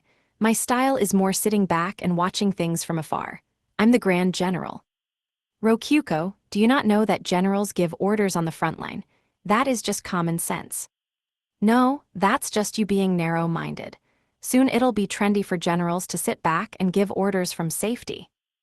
You sometimes use words I do not understand very well, Rokyuko. Are they from another world? Yup. I was used to Adi and Rokyuko's weird conversations by now. Really, I had spent so much time with Adi while preparing for the dungeon battle that I had a pretty solid grasp on her character. To sum her up in a single word, she was a musclehead, but she wasn't a bad person. Really, she wasn't a bad person at all. She was just addicted to fighting and dueling. Kama, you eating this stuff too? Micken the orange rabbit hopped over to me. Oh hey Micken, yeah I'm eating, what about you? Course I am. Tomorrow's finally the dungeon battle. I'm gonna eat a ton and fight hard. Here, have some salad. Micken used his hind feet to dexterously pick up tongs and put salad on my plate. It was carrot-dense salad. No onions, since rabbits were eating it too. There's some meat over there if you want. This salad is mainly for us rabbits. Yeah, Haku deftly accommodating, everyone doesn't even surprise me. Micken yelled. That soup, watch out, don't play inside it. What? It's not a yellow pool. I was just about to fish out the stuff inside. I'm glad that Micken's rabbits are joining in on the fun, but playing with the food is kinda gross. Maybe they're kinda lacking in intelligence. Whatever. Elsewhere in the party was Niku nomming on food, and Ikika tearing through the whole feast like a whirlwind. Unlike last time, she had the powerful weapon known as storage with her, and could bring home more than enough food for later. By the way, where's Ikigo? She's resting to prepare for tomorrow's live show. I'm gonna bring her some food later, Micken said while using storage himself to secure food for Ikigo. Master core this too. And eyes. These are super tasty. Quit it, you three, don't just toss food inside. I mean, not that it matters. Storage had about as much space as a closet inside it, so Micken could put more food into it than he could eat himself. There would be more than enough room for both him and Ikigo to eat later. Hello there, Kama. Oh crap, it's Haku. Her smile is as terrifying as ever. Quiver, quiver. I'm no bad dungeon master, I Wames. What brings you my way, Haku? Ahaha, there's no need for you to be so on guard, is there? I would just like to know what you think your chances of victory are tomorrow. I dunno. I'd say about 50% since I haven't met our opponent personally. Oh my, I thought for sure you would be more bold and say you have a 90% chance of victory. Hahaha, you overestimate me. Maybe things would be different if I could borrow Wataru for this, though I'd still probably give a reserved 70%. But in return, I was getting the Imperial Guards that would be sent to protect Emimefi. They weren't Haku's direct subordinates, but they were elite soldiers trained thoroughly by Sally. I couldn't ask for much more than them. Indeed, the live show for a new song we were holding during tomorrow's dungeon battle would be the first concert that a member of the Imperial family would be attending. At that point, it wouldn't be an exaggeration to say that Ikigo was the top idol in the entire empire. Though it was less impressive when you considered it was all a sham. We asked Haku to send Emimefi our way, after all. That said, I've seen one of the tough-faced members of the Imperial Guard is actually a regular at the rabbit rest spot. And on top of that, they're a big fan of Ikigo. They mumbled something about an urge to protect welling inside of them when some rabbits rubbed their bodies against them, so I was sure I could count on them to fight hard to protect the dungeon tomorrow. Well, ideally I could just throw Wataru at him, but either way I should be able to accomplish our original goal of landing a blow on them. Don't worry. Ahaha, even so I believe in you succeeding, Kama. Go ahead and win if you can, especially since Core 666 came all this way to help. I'm sure you've thought of all sorts of gimmicks to surprise me, no? I'm looking forward to, and have been looking forward to, seeing what ideas you cook up here. Hey, don't expect too much. I didn't really think of any super special gimmicks this time, so yeah. Well, I won't lose on purpose. though I am trying out some risky strategies here while I have the chance. Ahahaha, I would expect nothing less from you, Keima. Let's see. If you win, I will give you a special reward. How does information about the divine betting sound? Of course, I will prepare information you don't already know. Thanks, but I don't plan on losing either way. Now that's a little motivating. Let's take this a little more seriously. Not that I'm going to do literally anything differently. Haku, I want a reward too if Keima wins. Oh my, in that case I might demand something as well. Rokyuko and Adi butted in after hearing something about a reward. Now that's what I call greedy. Well, I suppose I can find something for you too. If you win, that is. Yay, let's win, Keima. Ahaha, in what world would you lose with me by your side? Any loss would be due to poor instructions. Use me well, Rokyuko's master. Good grief, I guess I should just appreciate that they're enthusiastic. But wait. Somehow, I've got a bad feeling about Haku's reward. Hopefully, I'm just imagining things. Core 564's perspective. Things sure turned into a real mess. Why do I have to gamble my future on a mere dungeon battle? All I did was enter the fringe of Empire territory as a member of the Demon King faction. I was on my way to the Imperial capital, the massive human farm owned by the traitor given the name Haku by father, when I fell into a pitfall. Indeed, a pitfall in the middle of a grassy plain. There I found core 629, a rabbit-type dungeon core. Think about it, a complete weakling making a pitfall in territory so close to the demon realm. He had to be a member of the traitor faction. They had attacked me first by planting the pitfall along my path. It was a declaration of war. Naturally, I could tell just by looking at core 629 that he was an irrelevant bottom feeder, but if he was a member of the traitor faction, he needed to be taken care of. It probably wouldn't be fun for me to just crush a bug like him, but either way I decided to destroy his whole dungeon. That said, I would need to say something to the traitor at some point. Perhaps if I said so soon, she would be able to train the dungeon into something more worth my time. Which reminded me that the core gathering was coming up soon. I'll let him have one final supper. I can finish him off after that. Enjoy suffering, trash. Thinking that way had apparently been a mistake. Core 6 called me over at the gathering. It seemed that the core wasn't a member of the traitor faction after all. But since he ended up joining them, what difference did it make? I didn't get it. All we had to do was crush him. And when I said that, Core 6 let out a sigh that sounded a bit tired. If he was tired, I would hope that he recovered his strength at the gathering. Or so I thought, before Core 6 suddenly dropped the hammer on me. He said I had no future if I didn't win this dungeon battle. It was shocking to hear Core 6 say that directly, but on second thought, I was dealing not only with a weak rabbit-type core, but one from the 600 batch. There was a world of difference between him and a 500 batch Baphomet type such as myself. I would never lose. Truly, someone pathetic enough to lose to a weakling like that had no future in the dog-eat-dog world of the Demon King faction. All Core 6 had done was tell me the truth. But there, the princess, as Core 666 was known, since she was so doted upon by Core 6, got involved. The princess proposed to Core 6 that she help the weakling, and Core 6 gave her permission to do so. Don't tell me you expect to lose to her, Core 6 said, and I could do nothing but shake my head. Anything else would be admitting my defeat. Perhaps this was an excuse to have us of the Demon King faction fight each other and grow stronger. By staking my future on the battle, he forced me to put my all into this, and thereby would give the princess an opportunity to fight me at my best. I could see Core 6's hand guiding things in the favor of his granddaughter's future.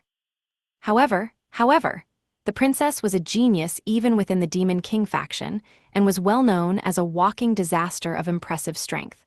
I was a century her senior, and already she was an assistant instructor in swordplay, just as I was. My chances of victory would go from 100% to 70% with her involvement. I could no longer afford to let my guard down.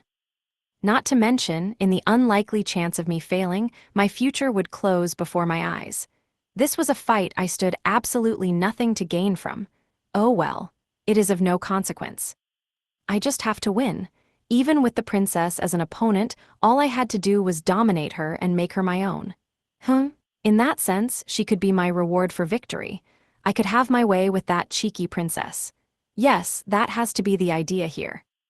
After all, I'm a skilled demon-type core. I would have to think that Core 6 would stop me after having a night's fun, but regardless. Ahaha, I could do as I wish with the princess. Not bad. I've grown tired of sleeping with the succubi under my command. With that in mind, I could work up motivation even for this tedious, good-for-nothing dungeon battle. Motivation for what came after, anyway. Master 564, how do you feel about the dungeon battle? Asked my subordinate in bed, a succubus. She was my right-hand woman, one I especially liked and had poured a decent amount of DP into strengthening. Though, lately she had been getting enough incurable wounds that I was just about done with her. Is Core 666 not our only opponent? Heh, well, we can't let our guard down, but our other opponent is some stupid animal. All I have to do is smash my summon skeleton against Core 666's. You know, won't it be easy to make the animal betray her if you charm him? Ahaha, that sounds entertaining. Charm works well on animals since they're so unintelligent. Indeed, charm didn't work well on spawned monsters since they were weak-minded, but most monsters were very weak to it. They were unintelligent and lived based on instinct. I am a Baphomet, a demon that ruled over charm, so a mere animal would pose no threat to me. I didn't even need to consider the rabbit-type core or any of its monsters to be a threat. Do you think Core 89's reinforcements will be defeated by charm, as well? Ah, good on you for remembering that. I had almost forgotten. Apparently, she will be sending the infamous Forever Bottom Ranker Core 695 to help.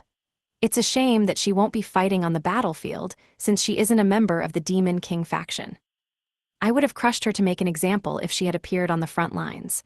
Since she is a human-type core that doesn't need to morph, I could violate her in human form for as long as I wished without worrying about it falling apart. I just felt a chill. That's no good.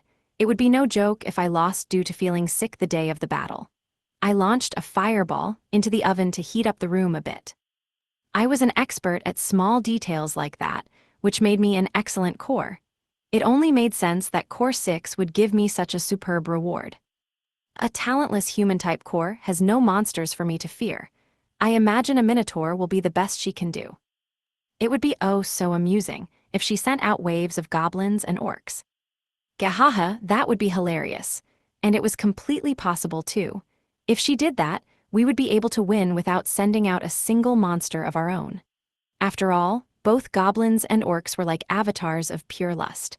They would never be able to resist charm. We would even be able to count them as allies from the start. Though I should say, with Core 89 involved, she might send adventurers to help as well. Interesting, but even they. Yes, even they are bait for charms. They weren't as degenerate as goblins, but humans were still animals dominated by lust.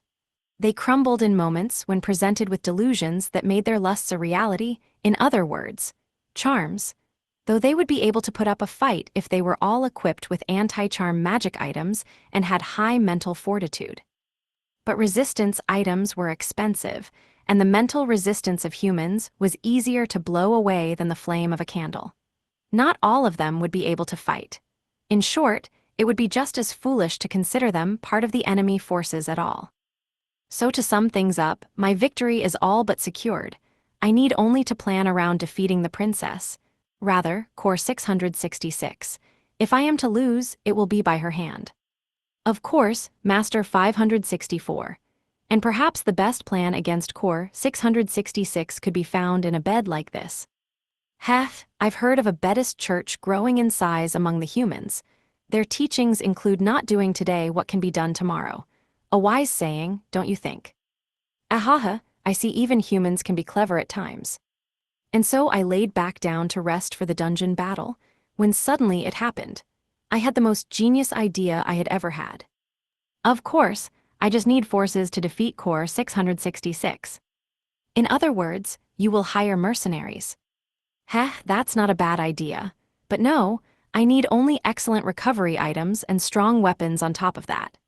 Indeed, if my and Core 666's forces are equally powerful, then my victory will be secured if I just make my forces even stronger. Perfect. I am a genius. In that case, I believe I know the perfect person. What? It was strange for a succubus born from my dungeon to know someone I didn't. Still, strange things can happen. Are they strong? Do they have excellent potions or otherwise strong weapons? They have knowledge of very strong, very splendid medicine, and they own incredibly strong weaponry. Fantastic! That is the most convenient news I've ever heard. It's as if fate had guided them to me so that I might make the princess mine. Furthermore, this person has a weakness for events that seem entertaining. I imagine that they will help for free if I use my charm a little. And they will help for free. That is the kind of attitude I like to see. Very well, I will use them in battle. Call them over. Make sure they arrive before the dungeon battle. As you wish, Master 564. Still, it was best to plan on them not making it in time. Ah, I will strengthen my retained greater demons to use in battle. Yes, what a perfect idea. I am incredible. I have all but won the dungeon battle already. Now I need only think of how I shall punish Core 666 afterwards. Gahaha, biwahaha, bwhhhha.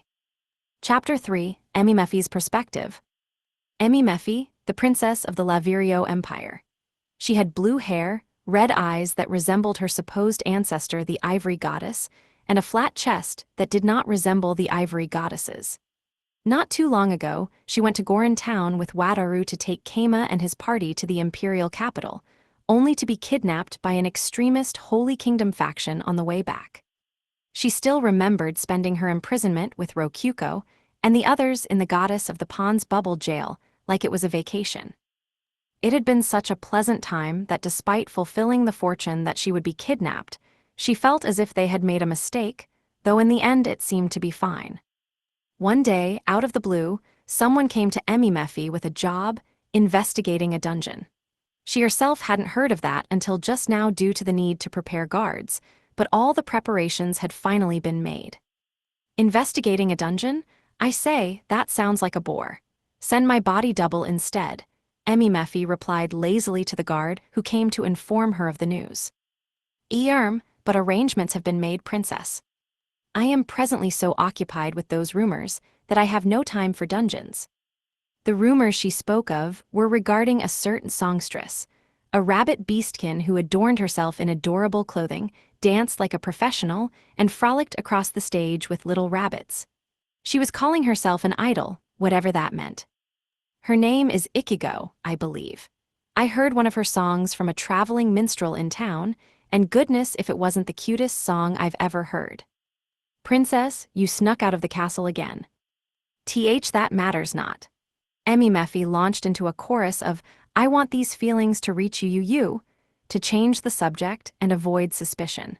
But not only did that fail to change the subject at all, it also proved that she had visited the lower city enough to learn the song.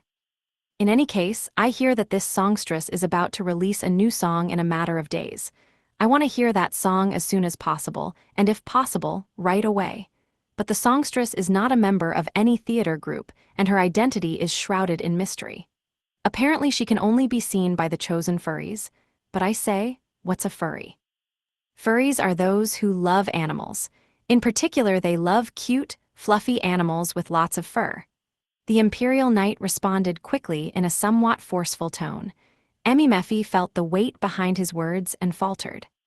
Well, in any case, I cannot allow myself to miss any details. I must know the moment news arrives in the capital.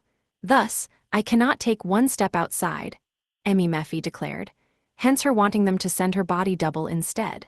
Let's pretend that wasn't more or less her announcing that she planned to sneak out of the castle again to stay up to date on everything. And that was when the Imperial Knight grinned. In that case, I believe you will want to go on the mission all the more. After all, it is in this dungeon that the idol will be performing her new song. Say that sooner, nothing shall stop me from going, Emimephi declared, quite enthusiastically agreeing to investigate the dungeon.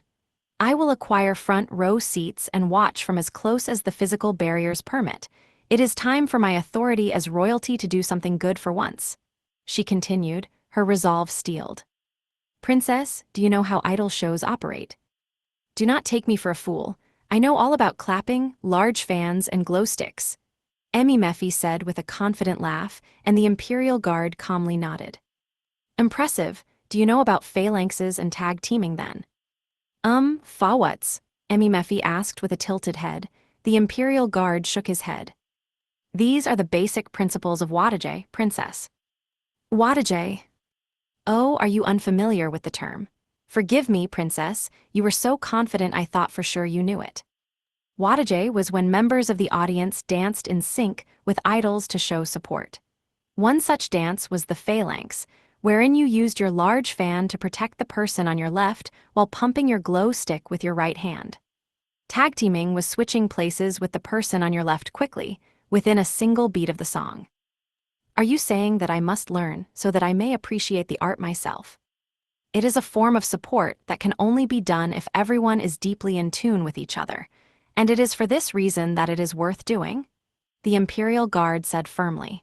He was so serious that Mephi ended up agreeing with his point. But does everyone truly know this? All true fans of Ikigo must do it. If you dislike it, you may watch at the back row. You will still be able to see her cuteness thanks to the stands rising in height like a theater. The road of being a fan is harsh, but should there not be a special seat for me, since I am royalty? No, it is not actually a theater, and you are going to investigate the dungeon. At most you will be allowed to skip a line or two, and incidentally, one must perform Wataje to watch from the front row. Mephi desperately tried to avoid it, but was cut down hard. She wouldn't be able to watch from the front row if she didn't learn the phalanx and tag teaming. I say, how horrible. I must learn this Wataje at once. Very well then, I can teach you, the Imperial Guard said, which finally made Mephi realize something. Pray tell, why do you know so much about this? All true fans of Ikigo know this much. Oh, and do you have an Ikigo-themed happy coat? You can buy one on site, but you must wear one the day of. What in the... I've never seen you smile this hard. Mephi wasn't the only one eager to go on the dungeon investigation. The members of her Imperial Guard were as well. And so they all went to the rabbit rest spot. On the way, Mephi was taught within her carriage the ways of the phalanx and tag teaming by her Imperial Guards. In a shocking twist, almost all members of the Imperial Guard knew Wataje, and they were quite fervent practitioners of it. They resembled a dancing group themselves, even. And here is where the live show is held. You're not even pretending anymore, are you? Mephi asked. Her guards were no longer pretending to hide their excitement, but since Mephi was also pumped up, she just brushed it off with a smile. In any case, they did need to give the dungeon a cursory investigation at the very least. Mephi headed to the entrance of the dungeon, where there were stands and a bunch of people lined up. I say, what is sold here? Ah yeah, they sell the big fans, happy coats and glow sticks here. I shall buy them all. Understood, sir. I'm Emperor-approved Ikigo fan club who reserved an item set. Here's my ticket. The guard handed over a ticket and was given a box with the 3 items inside. For a second, it seemed like they were cutting in line, but those who reserved items through the fan club could skip lines since all they had to do was give a ticket and get the items. He had apparently ordered under a fake name to keep this imperial visit a secret, but... Couldn't you have thought up a more, proper name? Princess, are you telling me you don't want to be part of Ikigo's fan club? I didn't say anything close to that. On second thought, Mephi was a fan and didn't really mind that at all. She took her set of items from the box and saw that it was filled with plenty more. Wait, what? I thought you already owned all of these items. What are you talking about?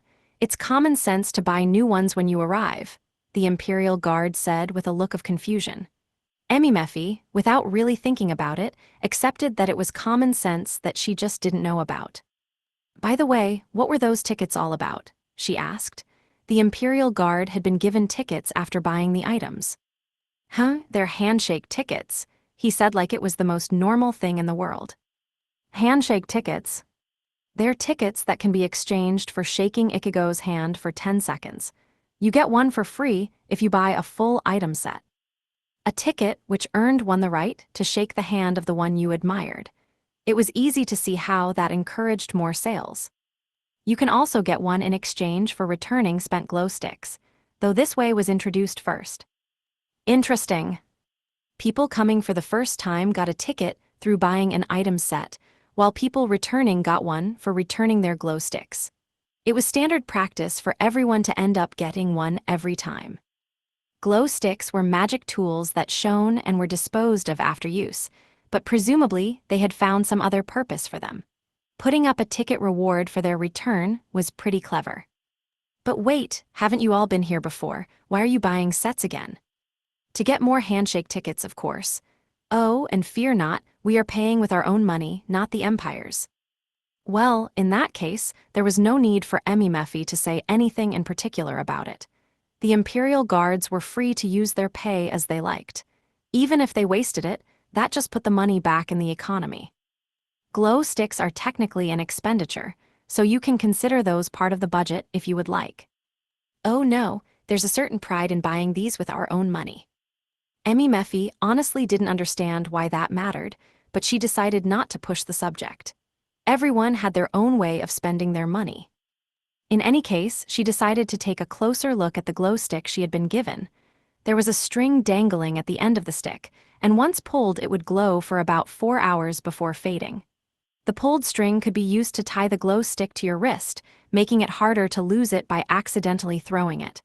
Again, pretty clever. It was well made. Don't pull the string yet. I know that. What I don't know is where these were made. They don't seem to be from the Hero Workshop. I've heard they're supplied by the Narakin Company. The fans and happy coats are from there too. That wasn't a name she was familiar with. Are they a proper organization? Absolutely. They've been given official royal permission to operate. Emi determined that they weren't a problem, since their goods were high quality and they had a permit.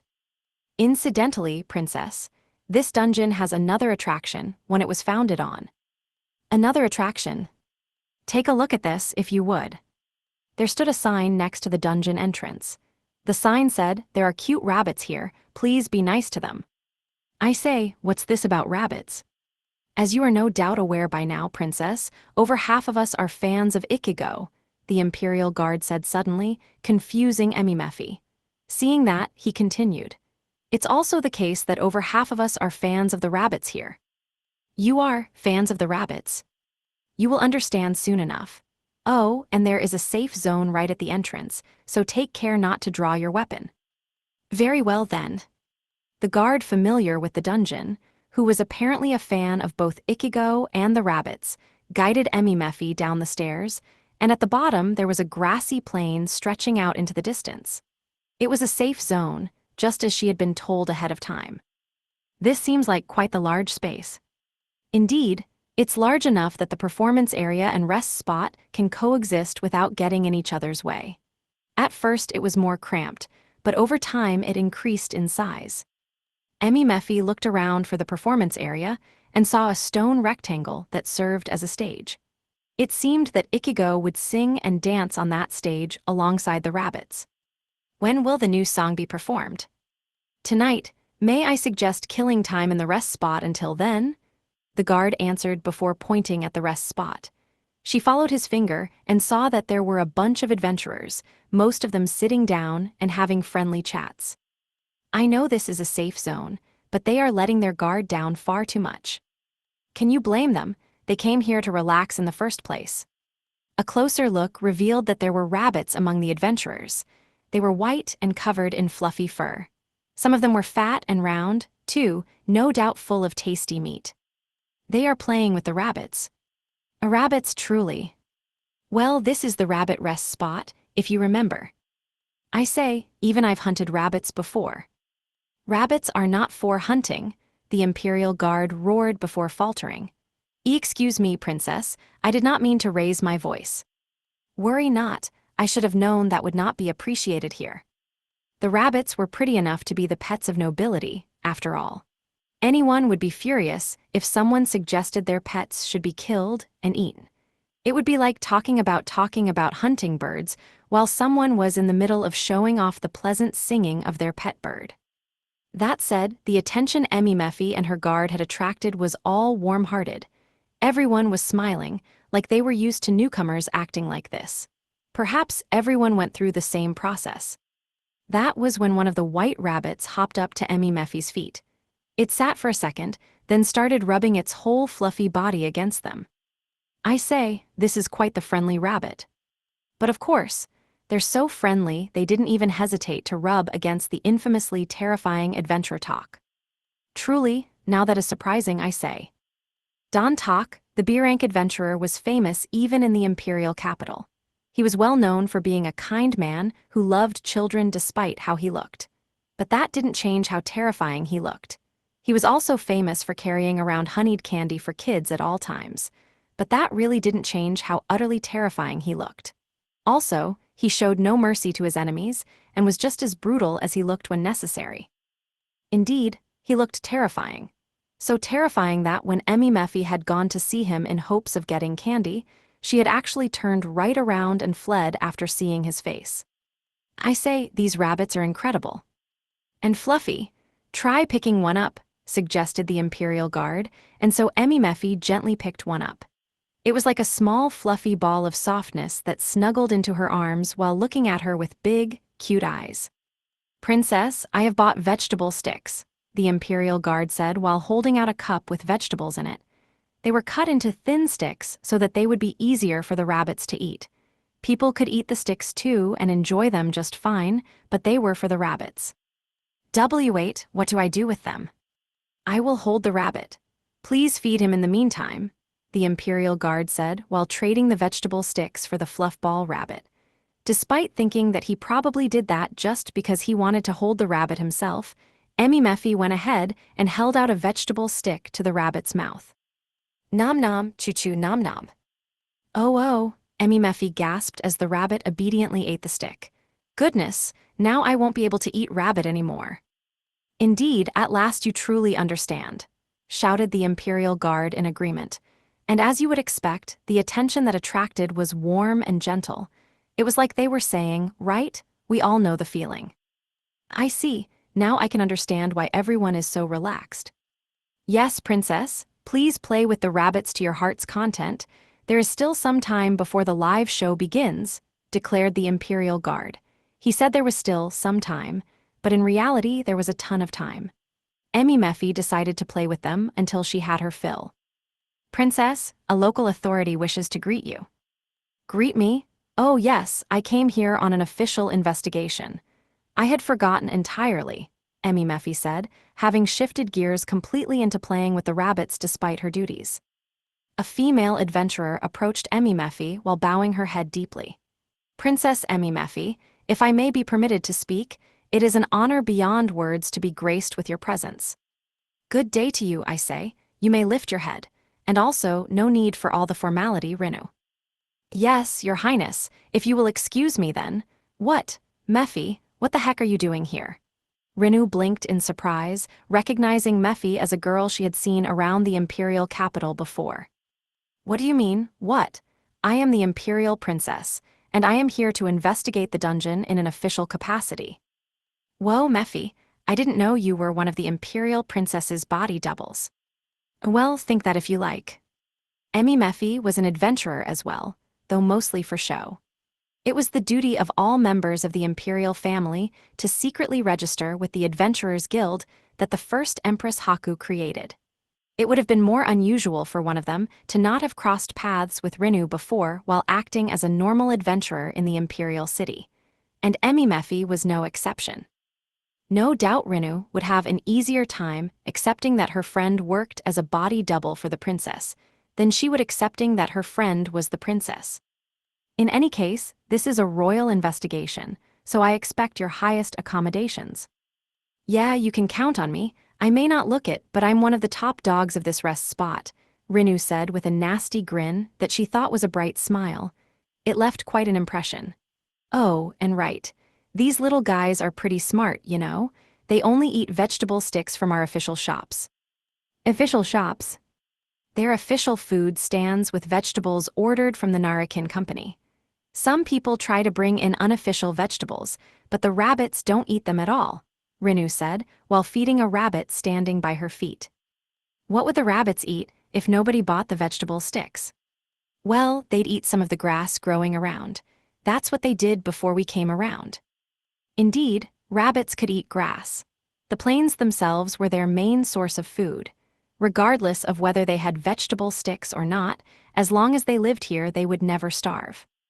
I say that makes sense. By the way, the bathroom's over there. If a rabbit starts hopping that way, don't stop him. Roger. They even had a section for using the bathroom laid out. If you kept a pet, you'd have problems dealing with their waste, but here the rabbits were trained to not just let it go wherever they stood. Is that why they look so clean? Yeah, that's part of it, but they bathe a lot in the pond over there too. They don't smell nasty at all, am I right? Bury your head in one of them, Rinu said, and Mephi complied. I say you're right, they don't smell like wild rabbits in the least. In fact, they smelled kind of sweet, like flowers. Just how perfect were the rabbits? You couldn't get much better than having a fluffy fur coat and smelling nice. But the extent of their perfection was actually, in a way, worrying. Won't there be thieves trying to steal them? Yeah, that is worrying. But apparently, the rabbits here can only survive inside the dungeon. A rabbit beastkin had translated a warning from the rabbits. They would struggle hard if someone tried to take them outside, and if that someone took them outside anyway, they would die. So yeah, we're managing things kinda strictly here. Most of the funds earned from the veggie sticks goes to our defense fund. Oh, interesting. The Narakin company was apparently selling the veggie sticks at a very reasonable price, prioritizing getting the product to customers over profits. By the way, there's a rabbit beastkin that can speak with rabbits here. What, you don't know her? I thought Ichigo was pretty famous by now. Ichigo? That was the name of the idol that Mephi was here for. That's her. I came here to see Ichigo reveal her new song and perform it live. Yeah, I kinda figured. I learned to phalanx and tag team on the way here, Mephi said, while puffing out her non-existent chest with pride. Oh yeah, does that mean you can handle raid events too? Raid events? I say, what are those? Yet more idle terminology, it seemed. Mephi innocently asked Rinu for details, and that was when it happened. The dungeon was filled with the shrill sound of warning bells. Royal audience room's perspective. There was a pure white room. Inside, 2 regal sofas could be found, fit for nobility. One was white and one was black. They did not face each other. They were lined up next to each other, facing the same direction, as if they were the seats to a theater play. 2 magic circles appeared at the same time, and from each stepped a person. One was a beautiful woman known as the Ivory Goddess. The other was a mature man known as the Great Demon King. Haku Levirio and Dungeon Core Number 6. The 2 of them were known for their vicious dog and fox rivalry. What would happen now that they were alone in the same room? I would say it's been a while, but I suppose we just met at the gathering. Indeed, always a pleasure, Core 6. And the answer proved to be a surprisingly peaceful conversation. The room had been prepared specially for the 2 dungeon cores in question, so that they could observe the ensuing dungeon battle. It was a magical space cut off from the rest of the world, so high-level cores such as Haku and Core 6 could observe peacefully without helping either team. Core 6 saw the sofas and sat on the black one without a moment of hesitation. Haku did the same with the white sofa. Today will be a fun day, don't you think, Core 6? Ah, yes, I have been looking forward to this. It's time to see how your secret weapon uses my Core 666. Secret weapon? I don't believe I've been hiding Rokuko particularly much. Heh, I am referring to the girl's dungeon master. You say you aren't hiding him, but there you go using your cute little sister to cover his existence up, you old fox. My, I think I shall say the same to you. I wanted to see Core 666's master, but you aren't even letting him participate. You'll have to forgive me for that. He's being trained for the dance party that's held once every 4 years. The timing here was bad. Oh yes, that tournament of yours. Understandable then. The 2 of them continued their friendly conversation. Anyone who knew them would likely be listening with dropped jaws and a hefty dose of disbelief. Usually they spoke in public with frigid hostility, but now there was not even a trace of that. How are things looking on your end? Core 564 is a buffoon, but he is reasonably strong nonetheless. I couldn't tell you, I haven't involved myself that closely with this battle, though he did say he had a 50% chance of winning. By he, you mean her master? Indeed, Keima. What do you think his actual chances are then? I would say 50%. I believe him when he says it. Interesting, I see that you trust him greatly, Core 6 said, and Haku let out a refined giggle. Hearing that, Core 6 wrinkled his eyes in a smile. And that was when another magic circle appeared. It was different from the ones that had summoned the two cores. It was more detailed and complex, made of several layers of interlocking parts, and it was for summoning extra-dimensional beings. Through it appeared Father. He had dark skin, black hair, and golden eyes. He was wrapped in dark blue robes, and the top half of his face was hidden by a mask. His mouth, which was unhidden, wore his usual faint smile. Father, both Haku and Core 6 said at the same time. Heya, you too. Oh, no need to stand. We're family, aren't we? No need for being all stiff and formal. Under normal circumstances, Cores only got to see Father once a year, and that was through a monitor. Meeting him in person, though not necessarily his true form, was like meeting a god, and his aura was overwhelming. Even Haku and Core 6, natural-born leaders who had spent most of their lives standing on top of other people, felt the instinctive urge to kneel before him. I usually only see my kids through the monitor so I don't scare them, but I think you two will be fine with this, right? Absolutely, Father. This is entirely fine, Haku said. Hey, of course we are, Core 6 said. Father snapped a finger, and a sofa born from the night sky appeared, facing the white and black sofa. Within its black texture were twinkly white stars, and looking at it made one feel as if they were getting sucked inside. If he said he had made it by ripping out the fabric of the cosmos, anyone would believe him. Father sat down on the starry sky. That is a splendid chair. You think so, Core 6? Thanks. I can give it to you after this is over if you want. Do you want one too, Haku? Oh my, you wouldn't mind. No need to be reserved. It's the least I can do, considering you offered up that full-featured massage chair Keima made. I am glad to hear you liked it. In that case, I think I would like one. The three of them smiled at each other. There really was a sense of closeness there, just like a normal family would have. But Father, are you sure you're fine with making a room like this for us? Core 6 asked. It's fine, it's fine. Dungeon battles are one of my few joys in life. Not to mention, I think it'd be fun for you two to analyze the battle and explain it to me as it happens. Goodness, Father, there is nothing we could teach you. Haku hurriedly replied, but Father held up a hand to interrupt.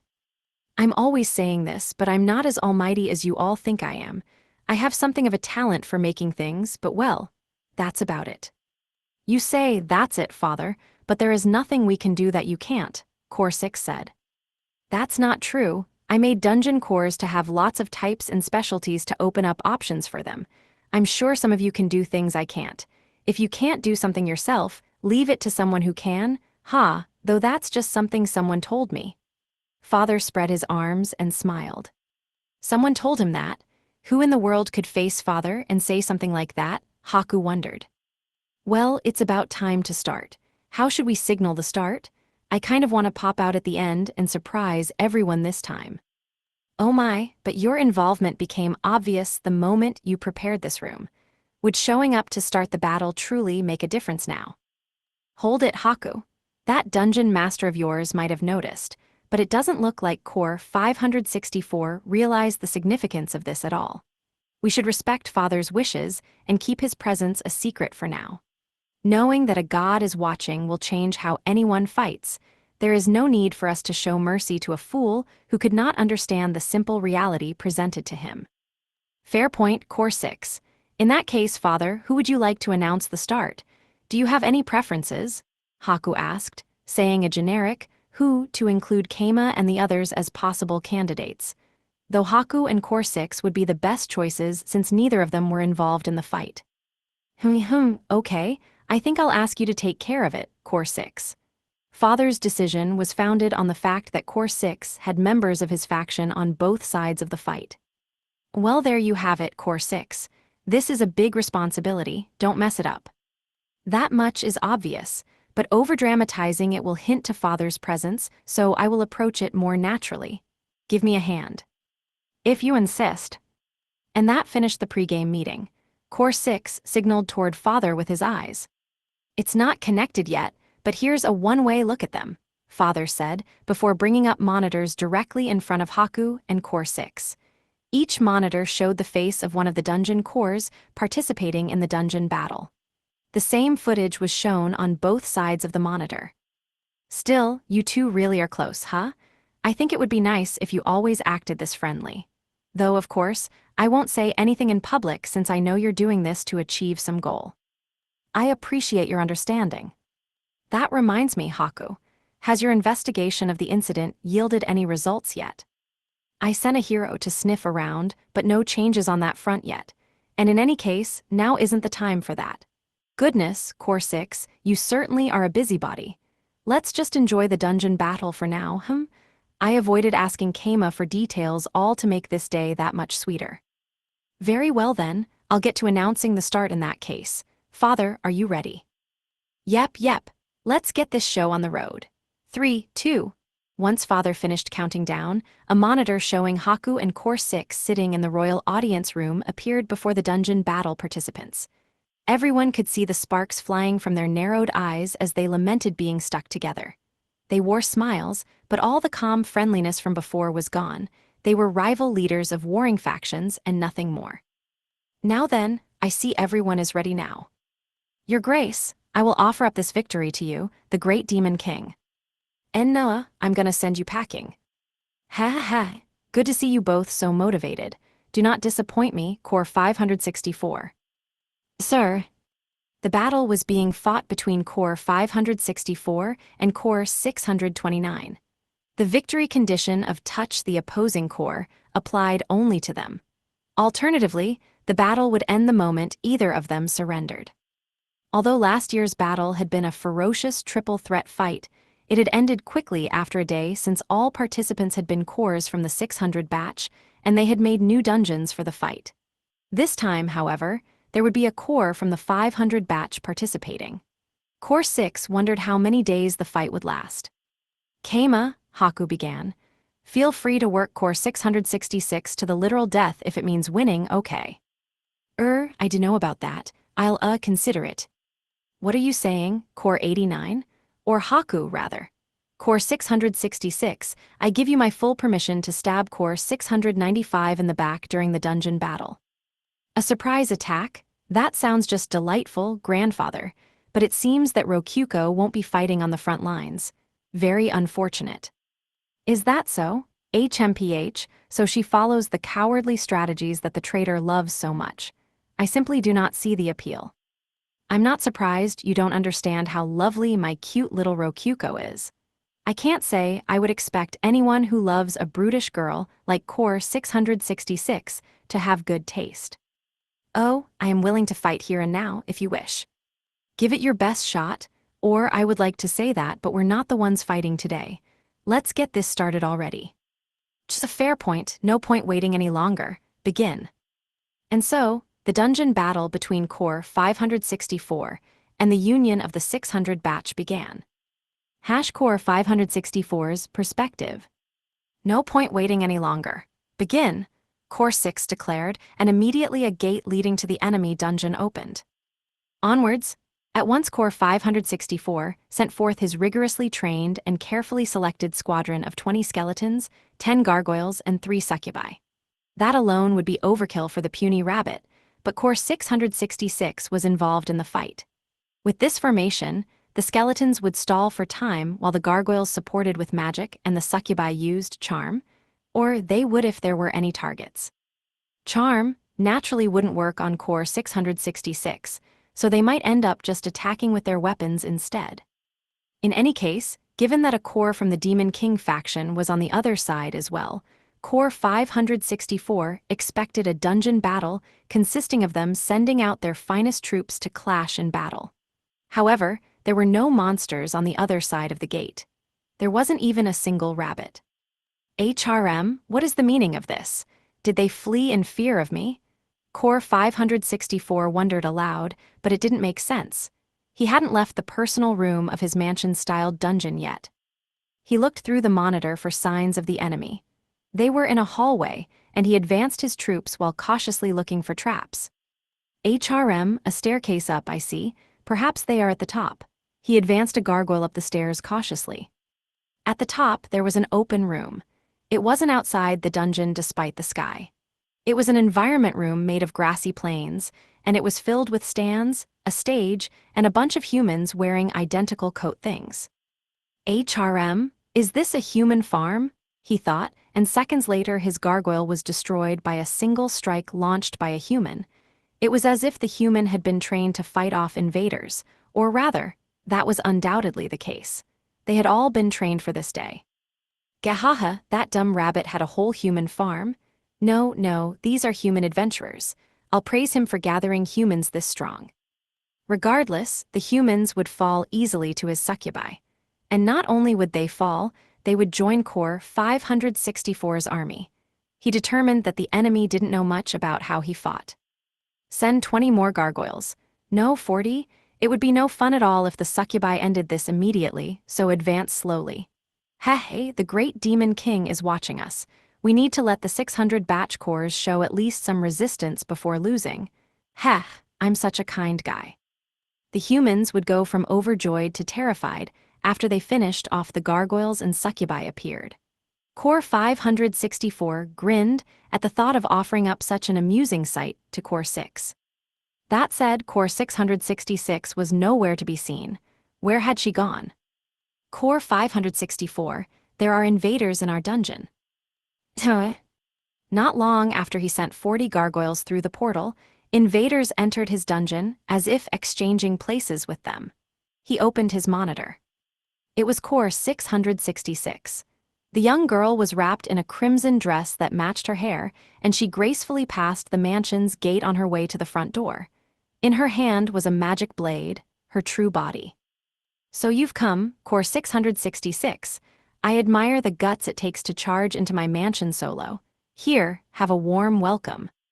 Core 564's monsters, all things like skeletons and ghosts similar to demons, surrounded Core 666, but she utterly destroyed them. All 80 had to do was swing her blade casually while walking, mowing them down like she was shaving ice on water. It wasn't even on the level of proper swordplay, she was just mopping up trash in her way. And in reality, that was the case. Hey, so small fries won't be enough, huh? Summoner Succubus Squad, send forth gargoyles. For maximum security, the Summoner Succubus Squadron cast used Summon Gargoyle from within Core 564's dungeon and ordered the monsters to battle. And by the way, it was more DP efficient to buy mana potions than it was to summon gargoyles directly from the catalog. In the long term, it was more efficient to teach succubi the Summon Gargoyle spell and have them use it. It would take many years for them to pay for the cost of the scroll, but Core 564 had realized the cost efficiency thanks to more than a century of experience. It was top-secret information to him. Anyone could figure it out if they ran some simple calculations, and the Summoner Succubus Squadron was the result. Naturally, even gargoyles would barely serve to slow Core 666 down. Any assistant instructor in Demon King style would be at least that strong. However, to advance past the level of assistant instructor, one had to develop a body that didn't tire on top of not needing food or air. It followed, then, that as Core 666 was still an assistant instructor, she would get tired. That was a weak point. She could cut down hordes of skeletons at once, but she had to face each gargoyle individually, and that would build up exhaustion. I will face you once you've had your fill of my warmest welcome and become exhausted. Do not call this cowardice. Waiting at the end of a dungeon for a challenge is the Demon King faction's way. This is strength. As an aside, the true strongest members of the Demon King faction would at times heal their enemy before the fight, but Core 564 didn't have the leeway for that. He was dealing with Core 666, a swordswoman of equal rank as him. Any small change could make the difference between victory and defeat. A hero from another world might observe this and say, "What, no heal point, this must just be a mid-boss," but no matter. Core 564, the succubi are about to reach the humans. Oh perfect, time to enjoy the show. No doubt, the foolish humans were rejoicing over having defeated the gargoyles. Core 564 changed screens on his monitor to see the succubi knock them down into the pit of despair. Emimefi's perspective. I say, so that was a raid event. Emimefi asked Rinu while looking at the skeleton and gargoyle rubble in front of her. Yup, we didn't even have to use Wataje this time though. I figure there's probably gonna be another wave coming soon. You wanna join in this time? As I am a princess, I shall leave the fighting to my imperial guards. Interesting that she would mention using Wataje for fighting. I wonder what that means. Emimefi thought while stroking the trembling rabbit in her arms, and indeed more enemies appeared. Rinu, 40 gargoyles coming up. Roger that, take a look, Mefi. This is the true form of Wataje. Come on, lads, phalanx. Roger, roared the adventurers wearing happy coats while stomping forward to the front lines and standing next to each other. Then, they readied their shields and spears. Their formation was perfect. For some reason, there were several members of the Imperial Guard mixed in. I want these feelings to reach you, Yoyoyu. You. Those in the phalanx stabbed their spears to the rhythm of a loving rabbit's always straightforward. They were stabbing crazy fast, but not a single one of them hit any of their allies. Meanwhile, they blocked the attacks of the enemies with their shields and rhythmically crushed all 40 gargoyles. All in all, they were the very image of a well-trained ace fighter squadron. So this is Wataje's true form. It's so cool. And I say, they're encouraged enough that they could join the Imperial Army without any further training. I know, right? I forget who first brought it up, but this phalanx formation is pretty convenient. You just have to swap out the fans for shields and the glow sticks for spears to make it work in fighting a war. Those things all had pretty different weights, but Rinu was adamant that they could compensate for that with the power of the chosen furries. Yes, that makes perfect sense. Emimefi agreed without thinking about it for a second. But still, that was a pretty big wave this time. First skeletons and gargoyles, then 40 whole gargoyles. I don't think there's ever been a raid that big.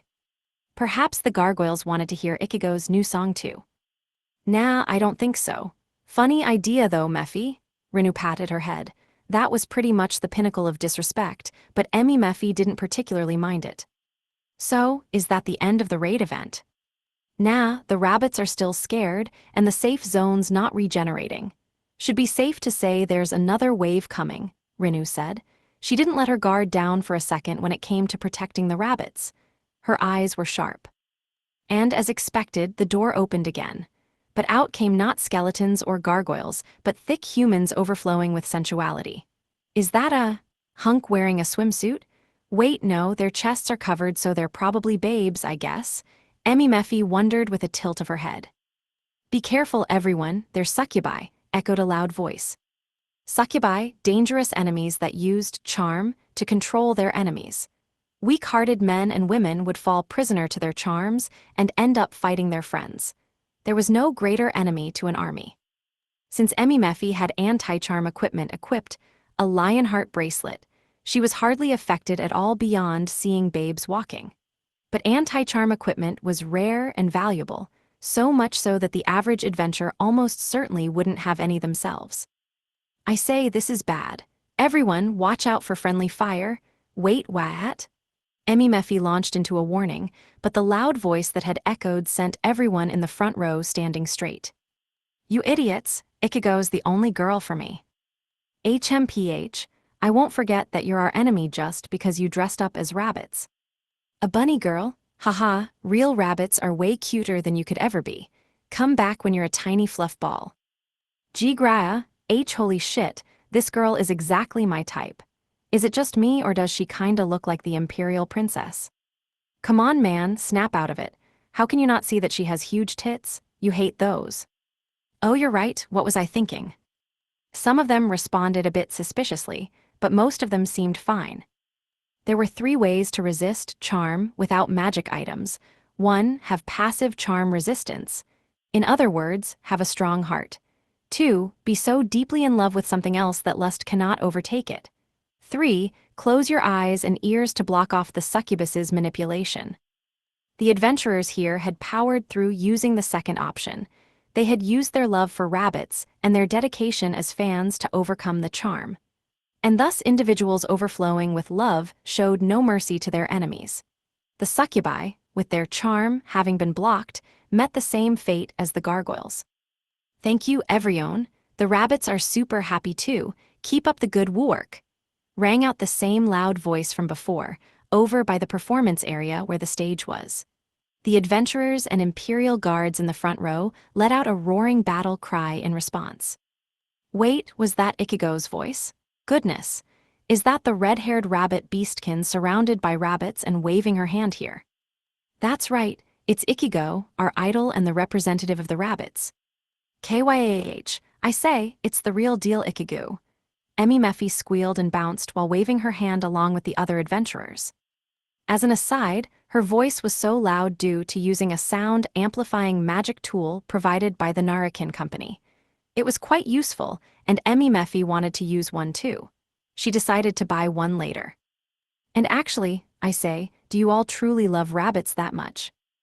Of course. Heck, I'm going broke with debt to keep coming here. Nothing can defeat fluffiness. The furries all gave thumbs up.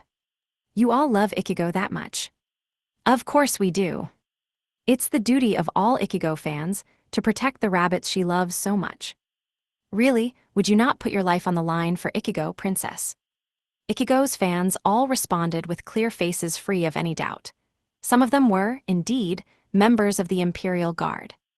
Emmy Mephi accepted their observations as facts without thinking too hard about it, and thus, she learned the true power of the frontline fighters. Royal audience room's perspective. The tense atmosphere in the room had dissolved as soon as contact with both sides of the dungeon battle was severed. Did you send those adventurers, Haku? They seemed quite well organized. That has more to do with Keima than me. He was somehow summoning them into the dungeon he made and training them over time. I have to say, I didn't expect them to end up this skilled either. They certainly are something else, and on top of that, they even conquered succubi. The adventurers had demolished the waves of skeletons and gargoyles.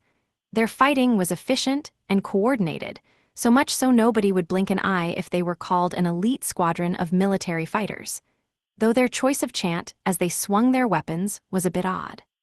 Even better, they had easily resisted the seduction of succubi. Normal adventurers would have been controlled by the succubi into attacking each other. Are they equipped with charm equipment, like those coats they're all wearing perhaps? No, those are just something called happy coats.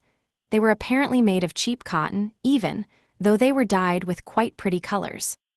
Perhaps they are all valiant warriors with storied histories of battle. Succubi charms have less of an effect on the old and withered, Core 6 suggested. No, most of them are actually quite young, I believe. There were some veterans mixed in, but they probably weren't even 10% of the total. All blind and deaf? Nope, they were standard adventurers with full command of their eyes and ears. Then perhaps the girl who brought them back to their senses in a few words is a higher-level succubus. I've received reports that she is undoubtedly a war rabbit. You could exploit a loophole to defeat succubi by letting yourself be controlled by a higher-level succubus, but they hadn't done that here.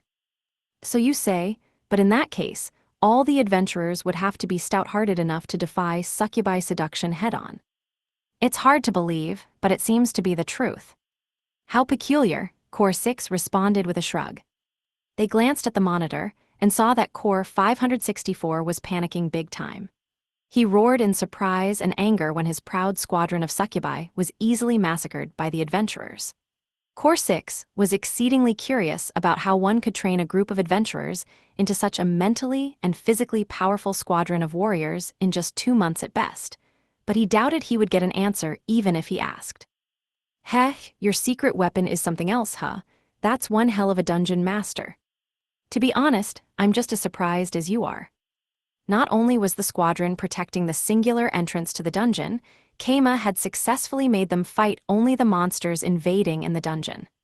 Haku hadn't ordered them to do that, and nobody had revealed the truth about dungeons to them. They were protecting the dungeon out of their own volition. That, too, was Keima's accomplishment.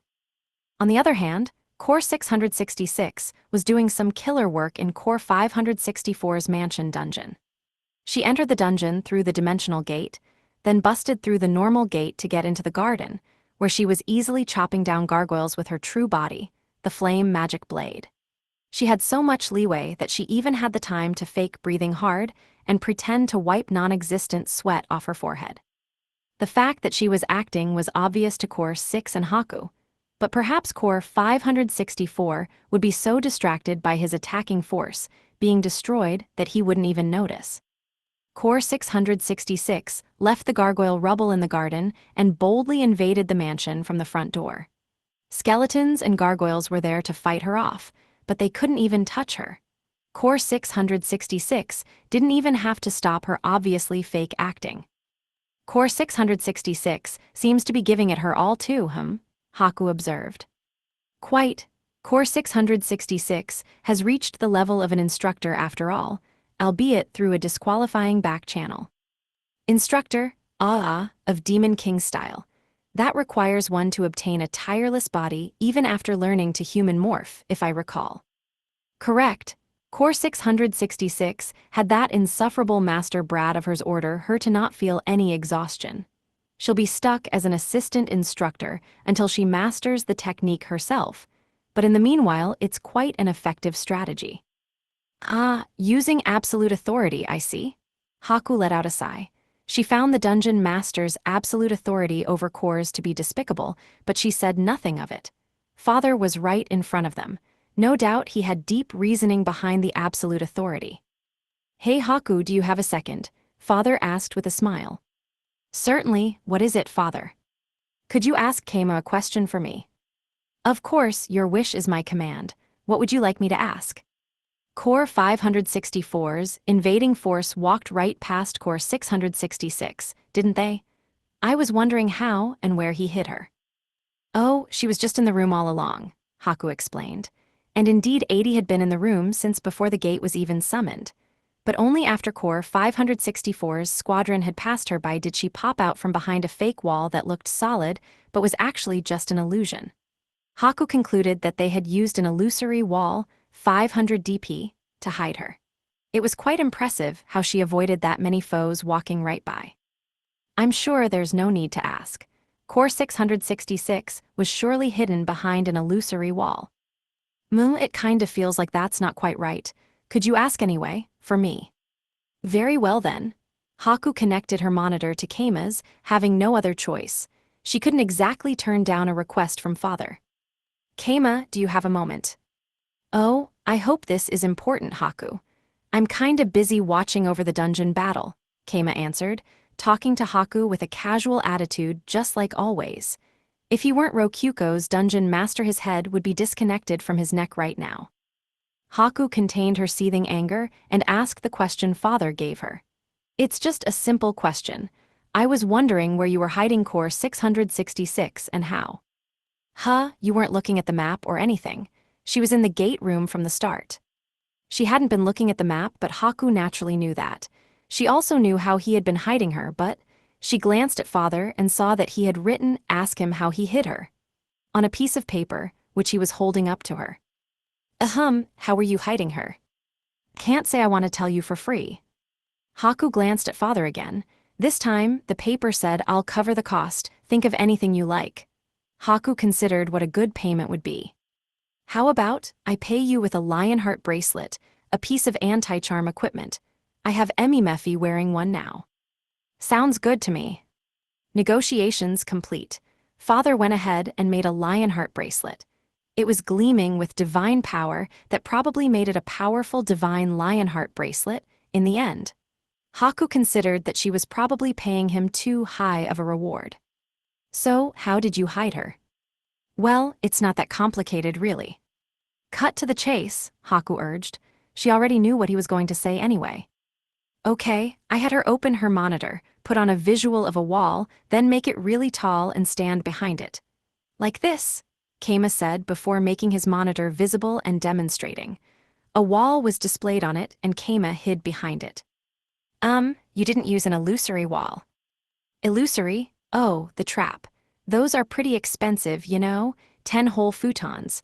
No need for that when a monitor's more than enough for a dungeon battle like this. Putting aside whether 500 DP was actually a lot or not, to think that you could use the menu and the monitor like that. Haku felt as if she had been struck on the head. Now that he mentioned it, the trick really was simple, and it had the exact same effect as an illusory wall. Very interesting, thank you. No problem, say hello to father for me, Kama said before ending the call. Haku let out a sigh. It seems he did notice you after all, father. Hahaha, well, I expected nothing less from Kama, but maybe I should say, hey, you don't have the right to call me father, or something. Not that I'm opposed to it really, but it would be pretty funny, right? You may do as you see fit. Wait, Core 6, what has gotten into you? Haku glanced to her side and saw Core 6 bending over while holding his stomach. Heh heh, it's nothing. You just look so foolish when he said he hid behind the monitor. Pay me no mind. Did I make that weird of a face? Haku pouted and rubbed her cheeks. Oh yes, absolutely. Your lips and brows froze in place exactly. Heh heh heh. Very well, I will attack you to the full extent of my power in our next war. It seems that it is finally time for me to lend my magic blade collection to the Knight's Order. Wait, you can't blame this on me, am I wrong, father? Core 6 hurriedly looked to father for support. Ahaha, you were wrong for saying a girl looked foolish, but putting that aside. Haku, you were absolutely convinced he used an illusory wall, right? I think it'd be nice if you were a bit more flexible with your thinking. Father had noticed the truth without even having to ask Kama, but had Haku ask anyway so she would realize her mistake. He was smiling like a kid that had succeeded in a prank. Did you know? Shinobi from his world use cloth the same color of walls to cover themselves and avoid enemy detection. It's one part of the ninja art of camouflage. Are you suggesting that Kama is a shinobi? That would be fantastic. But let's get back to watching the dungeon battle. The dungeon battle had at best finished the preliminary skirmishes. Only the gods knew how it would develop from there. Or not, since even a god like father was watching on excitedly, not knowing what the future held. #80's Core 666's perspective. Hide behind the monitor until the enemies pass, then launch a counterattack. An amusing idea as far as 80 was concerned. As expected, Rokuko's master certainly does have ideas few others would.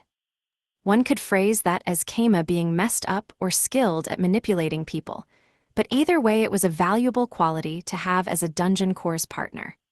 After all, he and Rokuko had beaten even the legendary Haku in a dungeon battle performed on equal footing. Realistically speaking, no real dungeon battle was ever performed on equal footing. Haku had intended for it to be a learning experience, which led to her letting her guard down, and that opening had been exploited.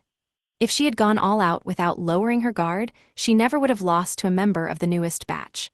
She was Core 89, a member of the first batch, far above the 600 batch. In other words, she lost despite her victory being guaranteed, because somewhere in her heart she was thinking, it doesn't matter if I lose here.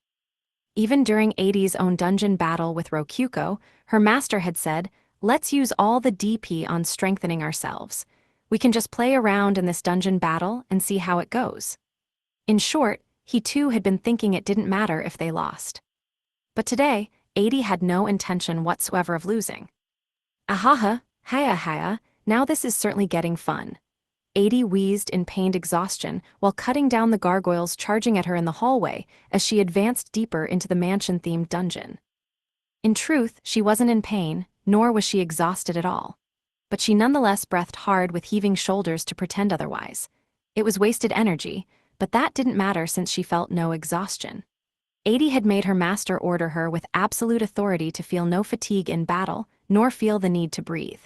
It may have seemed like a ridiculous order, but since core bodies were built for that kind of thing, the order actually had incredible results.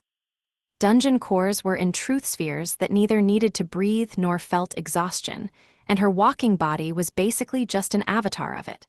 Why would an avatar feel tired when the body itself didn't? Indeed, feeling that way as a dungeon core was nothing but a farce. It was more unnatural to feel the need to breathe at all. A human being given that order would soon reach their limits and die. But 80 was a dungeon core.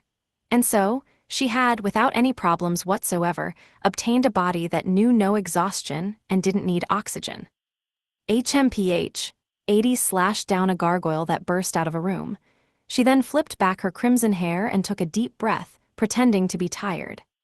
Why was she bothering with that? 1. To draw out more of the enemy forces. And 2. To draw out core 560 for himself if possible. 80 knew how things worked. The victory condition for this dungeon battle was touching the dungeon core. That didn't include touching the avatars. But killing the avatar removed their enemy, which ultimately would lead to victory. 80 had realized this after Keima and Rokyuko pointed it out to her at their dungeon battle last year.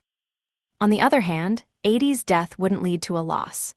Of course, it would be a loss for her personally, but her team wouldn't lose. 80 naturally didn't want to die, but she was in a pretty pleasant position when she could die without compromising victory. My, what a cruel man Rokyuko's master is. This is him practically declaring that he does not care if I die, she said while pointing her sword at a succubus who was hiding in the shadows of furniture while trying to summon more gargoyles. She blocked all exits with her body and blade. The succubus looked at her with a charming gaze. Her desperate resistance was met with a friendly smile from 80. Had the charm worked? The succubus sighed in relief, which was the last thing she did. A merciless blade fell upon her, slicing her body in half. The succubus collapsed. I was charmed and killed her without thinking. I just can't help but want to kill the ones I love, 80 declared, not forgetting to pretend to have been charmed. Indeed, she was pretending. Charm would never work on 80. After all, she had been ordered not to be affected by status ailments. No psychological status effects would work on her at all. Poisonous substances wouldn't be effective either, since they would be removed by her core functions. She was exploiting her core nature and her master's absolute authority to their fullest extent, unlocking as much of her latent power as possible. The only status ailment that could impact her at all was being blindfolded from the outside. Or, for example, walking into a room with a darkness trap like she just had. When 80 opened the door to a new room, the insides were shrouded in blackness. It was unnaturally dark for a room with a door open.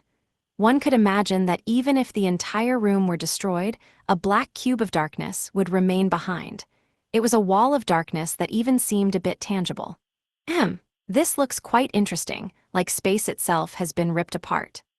She couldn't hear any breathing inside the room, but she could feel hostility. There were probably undead monsters in there, or automaton creatures like gargoyles. No doubt in addition to other traps as well. Nonetheless, 80 took a step into the darkness without a moment's hesitation. Immediately, an arrow launched toward her. The darkness trap prevented enemies from seeing her just like she couldn't see them, but all they had to do was attack the second prey walked in, regardless of whether they had a visual of them or not. All that said, 80 still swiped the arrow down and plunged into the darkness as if she were dancing.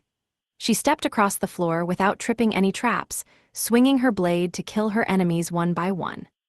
My, there you are. I didn't notice you at all. Thank goodness I happened to bump into you. That was a lie. 80 had seen all of the skeletons and gargoyles targeting her in the darkness quite easily, the reason being that 80 was in fact a magic blade-type dungeon core. Some magic blades had eyes on them, but 80 didn't. In other words, she didn't need to use her eyes to see. If ordered to see through darkness no matter what, she could, whether she wanted to or not. 80 couldn't help but smile at the ineffectual darkness surrounding her. Ahaha, Rokyuko's master is something else, but he's no better than my own master. Perhaps I should give him a reward when I return home. 80 and her master were abusing the absolute authority system as much as they could to reap massive benefits. She knew no exhaustion, she didn't need to breathe, she was unaffected by status elements, and she could see through darkness while massacring her enemies. She couldn't be stopped. She was a warrior that never stopped killing. That was how far a dungeon core could go with absolute authority. It was the exact opposite approach that Keima and Rokyuko followed, with them having abandoned it entirely, and the result was a completely different fighting style. 80 and her master were more vicious and aggressive. Though all that said, when she had proudly explained all this to Keima, he just casually worked it into his strategy by sending her out on the front lines while his forces took care of everything else. That in itself was more than amusing, so it had put 80 in a good mood. Hash came as perspective. All right, we won the opening. We dominated them, to be honest. They fell right into our trap for some reason. The succubi bit surprised me too. I thought the Imperial Guard would resist their charm, but I didn't expect the adventurers to fight through it too. I had planned for some casualties, but we ended up getting through it with none. Sometimes it feels good to be wrong. Like really, I figured some of the stronger adventurers would have backup plans for charm, but I didn't expect all of them to resist it. To think their love for rabbits and Ichigo the idol would be enough. What a bunch of sweethearts, eh? Oh, and what would I have done if they all got charmed? Don't worry, losing a single floor of the dungeon wouldn't be a huge deal, though I could also have Ichigo turn into a rabbit succubus to overwrite the charm. Sakuma is not planned to appear. Like hell, I would let that happen. Anyway, that's that for the defensive side. On to the offensive side. It felt like there were oddly few invaders entering the dungeon, but apparently 80 was going out of her way to murder the summoners summoning the gargoyles. It helped that they were overall small in numbers, just like 80 predicted they would be. And thus, Rokuko's master, I have eliminated all enemies I have found, 80 reported through the menu. Roger that. Actually, why isn't he putting the precious summoners in safe areas? Why's he sending them out to fight? Is he an idiot? Oh my, nowhere in a dungeon is truly safe. Where would you suggest putting them? Wait, are you being serious? I said, then glanced at Mikan, the rabbit-type dungeon core next to me. He answered while rubbing his furry chin. The inside of the dungeon core is, super safe, isn't it? Yeah, it is. Hugh, I'm not the weird one here. Ah, I see. The inside of a dungeon core certainly is a safe area, with your and Rokuko's style of fighting in any case. I'm pretty sure this is just the normal way to think about it, but all right. Maybe those in the Demon King faction don't consider the inside of their own core to be safe.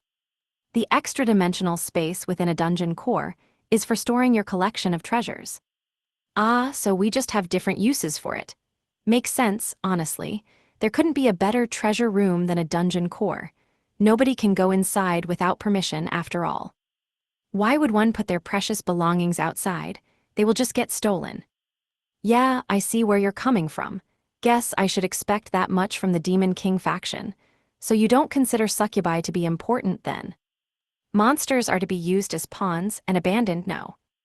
In other words, they weren't worthy of entering the dungeon core, and that was why Core 564 just placed them in his dungeon normally. That feels like a pretty big waste since he went out of his way to teach them, summon gargoyle. Is he worried about someone being able to trace the gargoyles back to where they came from? Nah, he could just place them in empty rooms and have them move from there. Whatever. Pointing out flaws in my enemy's strategy isn't gonna earn me any points. Anyway, have you got a read on where his dungeon core might be? Well, I suppose it'll be at the furthest end of his dungeon, either the top floor or the basement. And by basement, I of course mean an underground labyrinth, which would prove a little troublesome. The underground labyrinth of a 500 batch core will no doubt be fairly complex. I expect there to be at least 10 entire floors. Huh, it took me a minute to digest what 80 had just said. Hold on a second, 10 floors, that's it. What do you mean by that's it, Rokuko's master? Considering the traps and complex layouts, conquering it will take several days, no doubt. And if our dungeon is conquered in the meantime, that will signify our loss. Oh, I think I got the wrong idea from the dungeon being so shallow. That definitely will be a problem if the floors are so wide they take that long to conquer. Wait, shallow. Yeah, shallow. Why do I get the feeling that there's a gap in understanding between 80 and I? I mean, how could 10 floors be deep? The Ivory Beach I made last year was 10 floors itself. I suppose it was, however it had only a single path and was quite easy to advance through. These floors will be as large as the dungeon my master and I made. I suppose you and Rokuko did, conquer that dungeon too, all the way to the end.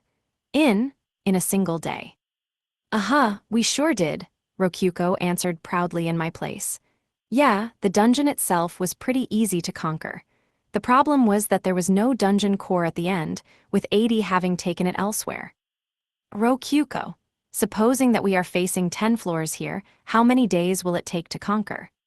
With Kama here, a single day, 10 floors is nothing. My, what a reliable ally he is. and a fearsome foe. Come on, it might take me 2 days. 80's 5 floors took a day after all. Anyway, is it just me or does the Demon King faction not really put a lot of effort into their dungeons? You wouldn't be wrong to say so. Most of our dungeons end up as mansions or castles. The only thing left to do after that is to expand the basement underground. And in any case, if there's too many floors in the dungeon, how will you ever get the opportunity to fight the invaders? Okay then, so basically they're muscleheads. By the way, 80, did you finish conquering the first floor? I've investigated every room I've found. There are staircases leading both down and up, but I suppose they're on your map already. Yep, they are, thanks to you. Perfect. Now go ahead and set the mansion on fire. You can probably break up the nearby furniture and light the wood on fire. Pardon me. Hi. I must have misheard. It sounded entirely like you just told me to light the mansion on fire. That's because I did. Excuse me, Rokuko's master. Are you insane? 80 asked, worried that I had some screws loose. Well, I'm not sure if dungeons can actually burn, but we can find out together. No, that's not what I meant. I'm saying, this is partially just to spite him, but the smoke's also going to weaken any succubi still in the mansion, and the flow of the smoke will make it easier to find the way up to the next floor. You don't need to breathe and you can see without using your eyes, so it won't cause us any problems. Is it not a win-win? I explained the merits of setting the mansion on fire, and 80 finally agreed with my reasoning. So you are sane. I thought for certain you were suggesting we burn the entire mansion to the ground. Well, that's the idea. It sure will be easier to find the dungeon core if the whole mansion burns down. You certainly do come up with the strangest ideas, Rokuko's master. I'll send over some gargoyles to help with fireballs. Time to burn the place to the ground. This is like using fire arrows to strategically burn down defenses and the like. Why yes, I do feel like Zhuge Liang. I went ahead and gave further instructions to aid in the conquering. Hey Mikan, could you summon some locusts to speed search the basement floors? Sure thing, but locusts die in no time. I think squirrels would be a lot better, just saying. How much do those two cost for you, DP-wise? Both 1 DP each. Wowie, guess squirrels will be better then. I used mice in that fight I had with Haku, so sure. Alright, go ahead and summon 100 squirrels then. 100? I can't move that many at once. There's a trick to it. Niku Ikika, give him a hand. Mikan, make your menu visible so the two of them can help. Also, I'll probably ask you to summon more depending on how things go with them. Alrighty then.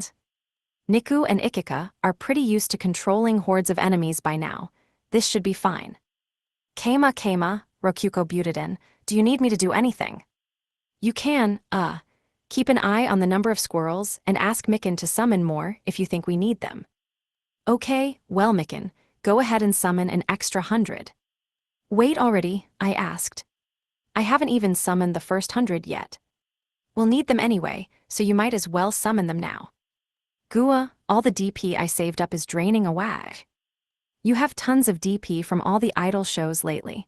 I already double-checked. Well, there are 10 floors after all. I'll leave this to Rokuko. I leaned back and went back to watching over the dungeon battle. Royal Audience Room's perspective. Core 666 cut off her call with Kama. It seemed like she would be going to the staircases next, but she didn't. Oh, it looks like Core 666 is starting something. Oh my, so she is. I wonder what she's planning. Seems like your little sister's dungeon master gave her instructions of some sort. Core 666 grabbed some nearby furniture, dressers and bookshelves made of wood, and brought them to the staircases before breaking them with her sword. She slashed away, turning the furniture into an unrecognizable pile of wood. I truly do wonder what she is doing. You think there's a point to this? Seems to me that she just wants to spite Core 564. Core 666 pushed the pile of wood rubble closer to the staircase, then thrust her true body, a flame magic blade, into it, setting it all on fire. Haku was speechless. What in the world, Core 666? Smoke began to rise from the burning pile of wood. Core 666 grabbed a curtain from the same nearby room and tossed it in, causing the flames to flare up. There was now a huge, roaring bonfire in the middle of the mansion. Ahaha, this wood truly burns bright. Core 666 tossed more wood into the fire while giggling to herself. The wall of flames rose, burning the ceiling. At that point, it was clear what Core 666, no, what Keima was planning. I am possible. They plan on burning the mansion. Are they insane? Ahahaha, that's Keima for you. He has the craziest ideas. Most people wouldn't execute this strategy even if they thought of it, would they? Of course they wouldn't. Core 6 was shocked, Father was rolling with laughter, and Haku was just exasperated. But either way, the fire attack was extremely effective. After all, the mansion was in fact flammable. It was strengthened due to being a dungeon, and Core 564 could repair it with DP, but it wasn't unbreakable. And while it was hard to burn, it wasn't impossible. Replacing the burnt and broken parts just made the dungeon look like it was unharmed. New materials were put in place with DP while the wreckage remained wreckage. Consider, for example, the wooden pillars, the wood flooring, the ceiling, the wooden staircases.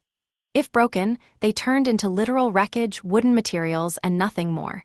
They ceased being part of the dungeon once they were detached from the mansion, and they stopped earning the dungeon's protection. It burned easily. It burned like crazy. Core 666 destroyed the walls, sliced down the pillars, and set fire to it all. The destroyed walls regenerated, as did the pillars. But they were broken again, set alight, and fed to the roaring flames. She tried wrecking the only staircase leading to the second floor to add to the flames. If the dungeon core were on the top floor, then the staircase being destroyed would separate the bottom floor from it. That would lead to the bottom floor losing all dungeon protection, and it would burn normally until the entire mansion collapsed. And so, he had no choice but to repair the staircase. But Core 666 casually destroyed it again, setting it on fire. Core 564 couldn't let his mansion burn, so he had to repair the staircase again. Core 564 repaired the staircase. Core 666 demolished it, then set the rubble on fire. Core 666 noticed that the staircase was being repaired faster than anything else, and started prioritizing its destruction. Repairs, destruction, fire. Repairs, destruction, fire, and so, a loop of endless fire was established. Oh my, this is quite nice. Somehow I am having the time of my life here, if only Rokyuko had joined me. Incidentally, if the core was underground, then the staircase being destroyed would lead to floor 2 and above losing its protection against the fire. If Core 564 wanted to protect his mansion, he needed to defend the staircase with his life. It would continue until he abandoned the mansion or ran out of DP. As a flame magic blade, fire was quite pleasant for Core 666 to be around. Her dance would continue no matter how great the flames became. A mansion-type dungeon, Core 666, and fire tactics. Everything had come together to work quite nicely. This just gets worse the more I think about it, Haku groaned. That dungeon master must be a demon. He cannot be a human, Core 6 said. Despite the fact that Core 564 was supposed to be the demon, judging by his actions, Keima was much more of one than he was. Gargoyles came to eliminate Core 666, or perhaps put out the fires, but... Tralala. They were killed by a humming little girl. Naturally, gargoyles posed no threat whatsoever to Core 666. Core 564 was no doubt in a huge panic. Okay, we just finished talking to Keima, so let's go give Core 564 an interview next. Core 6. Sir, as you wish, Father, Core 6 said, while connecting his monitor to Core 564's. Gah, curse you, Core 666. Stop this. Stop IITTT, GAAH. Destroy MYSDARCASC. As expected, Father was laughing on the other side of the monitor as he witnessed Core 564's sheer panic. Ahem. Ah, I didn't see you there, Great Demon King. I apologize for subjecting you to that. Core 564 said, straightening his back after noticing his monitor had been connected. It does not matter. how is the battle situation? "Yes, sir, this is no problem at all, I will show my true power here." Core 564 stammered, acting tough. Core 6 gave a grave nod in return. Also, I was thinking of punishing Core 666 a bit after this. That is fine, isn't it? "Do as you like." "Sir, much appreciated. Now then, I'm a bit occupied, so GAH, stop burning IIIT. Curse YOU Core 666. The call ended abruptly. "Are you sure about that? Letting him do as he wants, I mean?" Father asked, and Core 6 exhaled a bit. "I have given up on him, Father. I said that because it no longer matters." Oh my, you're going to destroy a 500 batch core. What a cruel demon king you are," Haku said with a giggle. "Nonsense. I am not actively attempting to destroy him, I just removed him from my protection. Either way, letting him do as he pleases will change nothing. He shall serve as a stepping stone for Core 666's growth." Haku put a hand over her mouth in thought. He is a 500 batch, despite everything, so losing to a 600 batch core is a bit unnatural. Is Core 564 weak, or is Core 666 strong? I have to wonder. It's both. I have some bias, but Core 666 is undoubtedly a genius, and her growth has accelerated rapidly ever since she acquired a dungeon master. Not that she would be able to beat me, of course. It was then that something happened in Core 629's dungeon. It seemed that the surviving succubi were attempting to use Summon Gargoyle to rebuild their forces. But naturally, all of that was displayed on the map, and gargoyles on Core 629's side attacked them. The succubi and gargoyles ran while fighting, until eventually they reached a wall. My, what a wonderful front line. That's it for them. The succubi, unable to do anything about the row of shields and spears in front of them and unable to charm a single person, were all massacred. Core 564 likely had been giving them no instructions. Otherwise, they never would have lost their way and fled straight toward death. But there was no helping that. After all, Core 564 had Core 666 in his mansion, doing her darndest to keep an indoor campfire going. Not to mention the 200 enemies that had just flooded the basement. Why doesn't he just entrust his subordinates with commands? Considering Core 66's fate, it is hard for those of our faction to trust even our own monsters. Well, I suppose I can hardly blame them then. It wouldn't be my place to say anything anyway, Haku conceded.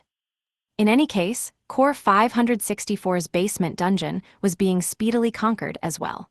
The first floor was broken through in no time. Squirrels really, Haku said. A brutal strategy, to be sure. Though in my eyes, it's a lot better than flooding a dungeon with water and fish like they did last time. Gargoyles probably bought with DP came to stall the advancing squirrels, but the squirrels easily slipped through their feet and sped on. Magic attacks like fireballs were small and only managed to make small craters in the floors and walls for the squirrels to avoid. They were clearly being controlled by people very used to maneuvering large groups of monsters. Kama's subordinates must be handling this. They're good, Father observed. He certainly does have talented subordinates. Consider me envious, Core 6 said. Right, even I think the same. If only he would trade one of them for Misha. And they're even better now than they were last time. Only a few of the squirrels ended up cornered against walls. The vast majority were, as expected, scattered throughout the dungeon and making fast progress. And in the blink of an eye, they found another staircase down. That was another floor conquered in less than an hour. The pace of their exploring was immense. This strategy is as brutal as ever. Core 6, how would you counter this if it were used against you? I suppose with area of effect skills. Small enemies are troublesome, but size hardly matters when using magic to apply equal damage to all enemies in an area. Poison gas seems like it would be more than effective enough here. Oh my, the great demon king himself would deign to use poison.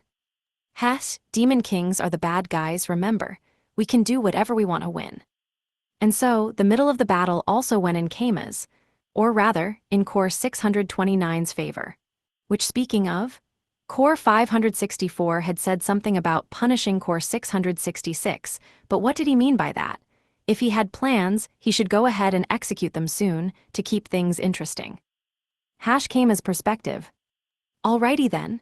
Everything went according to plan and the staircase was now a nice campfire, but Terror 80, feel free to check out the upper floors whenever you're ready. Oh my, forgive me.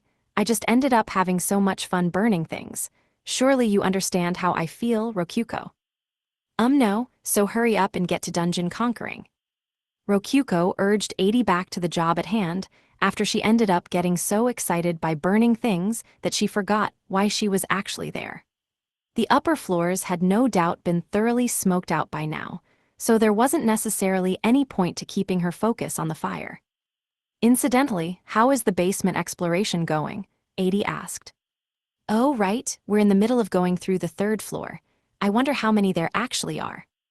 Wait, you're already on the 3rd floor. Hey, don't blame me.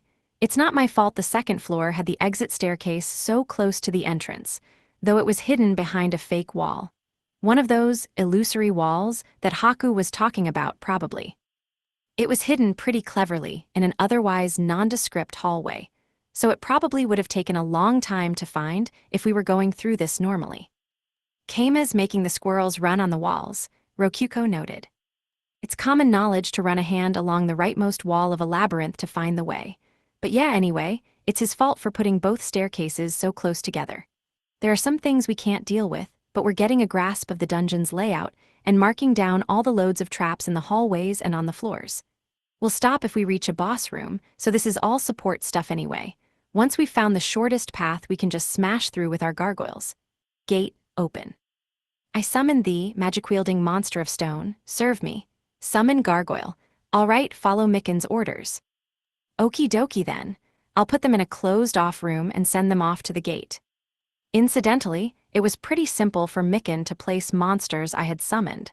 It was basically the same thing as me placing them back in my own dungeon. It wasn't impossible in the least. You don't suppose I could keep burning things for a bit, do you? 80 asked. Is it really that fun? I kinda need you searching the mansion.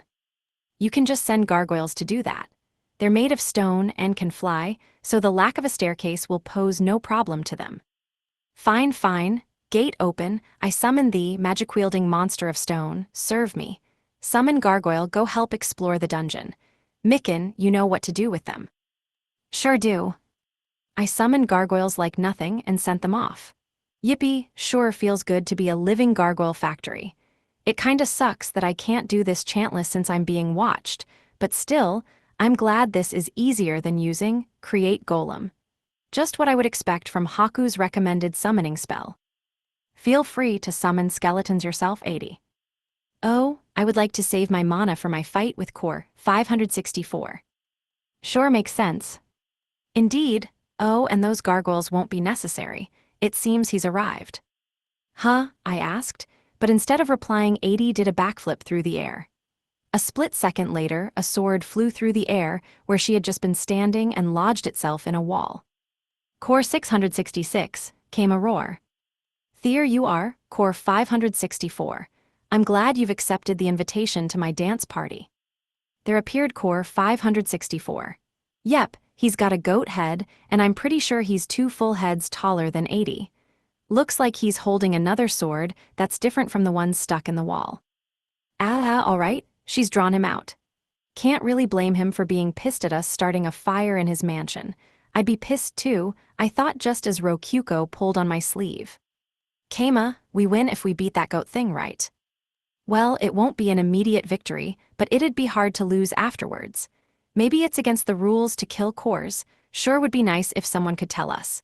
I said loudly so the royal audience room could hear, but I didn't get a reply. Maybe they weren't watching and listening to the master rooms at all times? Great, now I'm kinda embarrassed. 80, could you try beating him half to death without actually killing him? Oh my, I don't know about that. I might not be able to win if I don't fight with the full intent to kill, 80 replied, while clashing blades with Core 564. Graya, you annoying brat. Truly it astounds me that you can be so smug over your batch being one earlier than mine. Ahaha. Yeah, seems like she's got leeway to me. She's acting all nonchalant without a hint of stress at all. Core 564's definitely got more power here, but he's so pissed that he's easy to predict or something. I dunno, I'm not really a fighter. I'm gonna RIP off your arms and legs, and stick you on MYWALL. My, how scary. I suppose I'll slice off your head and mount it in my room then. As one would expect from those of the Demon King faction, they were both badmouthing each other with some pretty violent threats. 80, that would definitely kill him. Don't do that. Come forth, bloody ghosts. Gate open. I summon demons of bone to serve me, summon skeleton. Core 564 summoned red ghost-type monsters with DP, while 80 used mana to summon skeletons. She then used her flaming magic blade to slice apart the ghosts, just as Core 564 blew away her troublesome skeletons. I guess elemental magic blades can take down ghosts too. Or maybe that's due to its indestructible trait. 80, are you sure you don't need us to send you any monsters? No need, Rokuko. Duels are best performed one-on-one. And so, I directed my gargoyles to search the mansion instead. Or to be specific, I had them fly through the windows to get inside. I mean, smoke was billowing out of the mansion windows. Who wouldn't realize they were open? Who wouldn't infiltrate the mansion through the windows? Oh, they got inside normally, and we have enough gargoyles to go into all the windows. Perfect. Oh, looks like we found Core 564's personal bedroom. Time to investigate. There's some succubi, but they're weakened from the smoke and charm, doesn't work on gargoyles. Oh, and there's a dungeon core. Wait, that's not a dummy core. Time to give it a 2-oak. GRRR, came a growl. Yeah, there goes the castling. He's not gonna let us win that easily. But still, now we know that the dungeon core is going to be in the basement. As an aside, a dummy core could no longer be used in a dungeon battle once it was touched. It was part of the rules. And in fact, if you castled a core with a touched dummy core, that would count as the actual core being touched. Be careful. NGH, Ga. Oh, I landed quite a nice blow there. Were you distracted by something? Curses, curses, curses, courses. How dare you enter my bedroom? It seemed that he had lowered his guard to castle the core, which was really what he should have been doing in the first place. Their fight was shifting ever more in 80's favor. Hey, my bad for going into your bedroom, but what do you expect to happen if you put the dungeon core there? Nu then, shall we resume the slaughter? NGH courses. I thought for a second 80 was about to straight up kill him in there during the duel, but well. We shall finish this duel later. Basilisks come forth, curses, they're so expensive. Oh my, poison and petrification, now those are dangerous ailments. Core 564 summoned 3 large snake creatures. 80 fought them with her eyes closed, giving Core 564 the opportunity to run and disappear into the ether. He had probably placed himself in the basement dungeon. Alrighty then, now we just have to clear the basement dungeon. Yep, things sure are simple now, I like this kinda thing. Anyway, time to hurry up and finish this so I can sleep. Royal Audience Room's perspective. I have no words for this miserable display, Haku said. Oh, but I do, pathetic, disgraceful, and so on. Though I suppose incompetent fits him best, Core 6 said. Ahaha, you too sure are mean. Core 564 is doing his best here, Father chastised. Those in the audience room had watched closely as Keima's gargoyles broke into the mansion through the windows and touched the dummy core. The succubi had run out of luck when they opened the windows to vent the smoke, or really, they had just killed themselves. Should Core 564 have made his move as soon as the staircase was set on fire, I wonder. What do you think, Haku, Core 6? I believe he should have abandoned the mansion at once, Father, Haku replied. I can hardly disagree. There was no way out of that situation, though I can sympathize with not wanting to abandon your home, so I can't say much here. It hadn't been a mistake for Core 564 to go after Core 666 directly. Not many people would expect their staircases to be broken and burned. One could even say it was one of the few good options for him once the staircase was set aflame. That said, it is nothing short of embarrassing that a 500 batch core could not keep up with a 600 batch core in an even fight, Core 6 added. Agreed, Haku said, averting her eyes while remembering that she had lost to Rokyuko and Keima in an even fight before. Father watched that with a grin. Putting that aside, which of them do you think will win now, Core 6? A good question. I would say there remains a chance for a stunning turnabout, but things are clearly not in Core 564's favor. I imagine it will be hard for him to win at this point. It also remains to be seen how Core 666 will finish him off. Core 6 thus determined that if Core 564 didn't have a trump card, the best he could do from then on was buy time. Okay, let's see what Core 564 thinks. Looks like he's calmed down now that he's at the bottom of his dungeon. Sir, as you wish, Core 6 stated before connecting his monitor with Core 564's. There they saw Core 564 punching a succubus's stomach with a furious expression on his face. Curses, why is this happening to me? There's only 3 600 batch cores on their side. I see you are in a panic, Core 564. I didn't see you there, Core 6. Forgive me for subjecting you to that. Did that succubus commit any grave errors? No, not at all. She just exists to be punched, of course. I see. Core 6 was unfazed, since the weak being dominated by the strong was the way of the Demon King faction. Haku grimaced beside him, reason being, a happy smile had drifted on the succubus's face as she was being beaten, like she was overjoyed by the violence inflicted on her. That reminded her of something unpleasant. In any case, what do you intend to do now? Sir, of course, I will launch a successful counterattack. They have somehow reached the 3rd floor already, but all their monsters are weak and pose no threat on their own. They will never be able to defeat the elite soldiers guarding the staircase to the 6th floor, my own 4 heavenly kings. Not to mention the greatest gate of wisdom I have ever conceived protecting the 4th floor. They will never reach me. Fascinating. You must have prepared some very deadly monsters and very devious puzzles. But of course, I predict that I will be able to calmly watch on in safety while they are unable to do anything. Once I've weathered their pathetic attack, I just need to boldly launch my counteroffensive. Core 6 doubted things would go that well for him. Haku confirmed to herself that the battle was already over. Father just listened on with a smile. Do not disappoint me with any more pathetic displays, understood? Why yes, sir, I will obtain victory without fail. Despite already having the full intention of cutting him off, Core 6 misled him before cutting off the call. What was with that "don't disappoint me" bit at the end there, Haku asked. Oh, I don't want to hear it. He's doomed no matter what I say. Given how one-sided things have been, you're not wrong. Haku let out a sigh, and Father took the opportunity to ask her a question with a smile. So, Haku, how much of a challenge do you think the Gate of Wisdom and 4 Heavenly Kings will pose to Keima? The battle will be done by tomorrow by the latest, Father, Haku said flatly. Interesting, you seem pretty confident about that. Any reason why? First of all, it didn't even take half a day for things to get to this point. Secondly, now that Core 564 has abandoned the mansion itself, they can focus their attack on the basement dungeon. On top of that, unless the 4 Heavenly Kings are stronger than Core 564, they won't be able to stop Core 666. Even if they are unnaturally strong, it won't be hard for Keima to think of a way to bring them down. What about the Gate of Wisdom? Core 564 seemed pretty proud of it.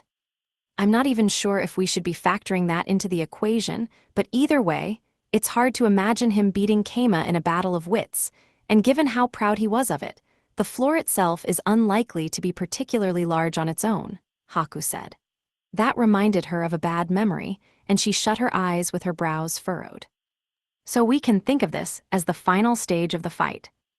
Yes, if things go quickly, the battle might be over by the end of the day. Keima's finished all of his dungeon battles within a single day so far, it seems. Thinking back, it was a bit. No, it was very abnormal that Keima had won all of his dungeon battles. According to him, he just wanted to get these tedious wastes of sleeping time over as soon as possible, but the fact he actually managed to win them in a single day was outright abnormal. Hold on a moment, Haku, Core 6 interjected. Perhaps it's less that the dungeon master can win in a day and more that he can only fight for a day. Well, Keima is a human, so he does need his rest. Considering that from another angle, would it not mean that, if you can survive until he needs to sleep, an opportunity for victory will arise? Not a chance. Rokyuko and Core 629 would be there, while Keima was resting, not to mention Core 666. There being 3 dungeon cores may make one think of the losing Dragon King team from last year, but Rokyuko was among them, and she had Keima's approval as a strategist now. Considering how much Rokyuko had been growing as of late, it was unlikely she would ever be outmatched by Core 564. And not a chance. You didn't need to say it twice. In any case, with that settled, I suppose I'll just enjoy the comical sight of Core 564's failure, Core 6 said while settling into his sofa. I shall do the same, Haku replied before taking a cream soda out of storage and bringing it to her lips. Haku, you sure are eating, drinking, that with a lot of enthusiasm. What is it? Oh my, you aren't familiar with this, father. It's known as cream soda. Keima gave it to me in return for lending him some of my forces. And no, you can't have it. Please, won't you reconsider? Why not just make one yourself? I'm sure you are more than capable of that. What would be the point then? Come on, Haku, please. Very well then, just know that you will owe me a favor after this. For whatever reason, father enjoyed the cream soda handed over to him quite a lot. Core 6 watched on enviously, but he was never given a sip. Keima's perspective. As the dungeon conquest advanced, we came across several obstacles that my oh-so-beloved human wave tactics couldn't overcome. One of them was a gate of wisdom, and unlike my fake golem-made gate of wisdom, it was an iron wall made directly stronger by the simplicity of the answer. Unless it was literally unsolvable, it would be beyond our means to just destroy it with normal squirrels, leaving us with no chance but to solve the puzzle. Keima, about the gate of wisdom. Yeah, bit too much for just squirrels to get through, huh? No, I kind already broke through it.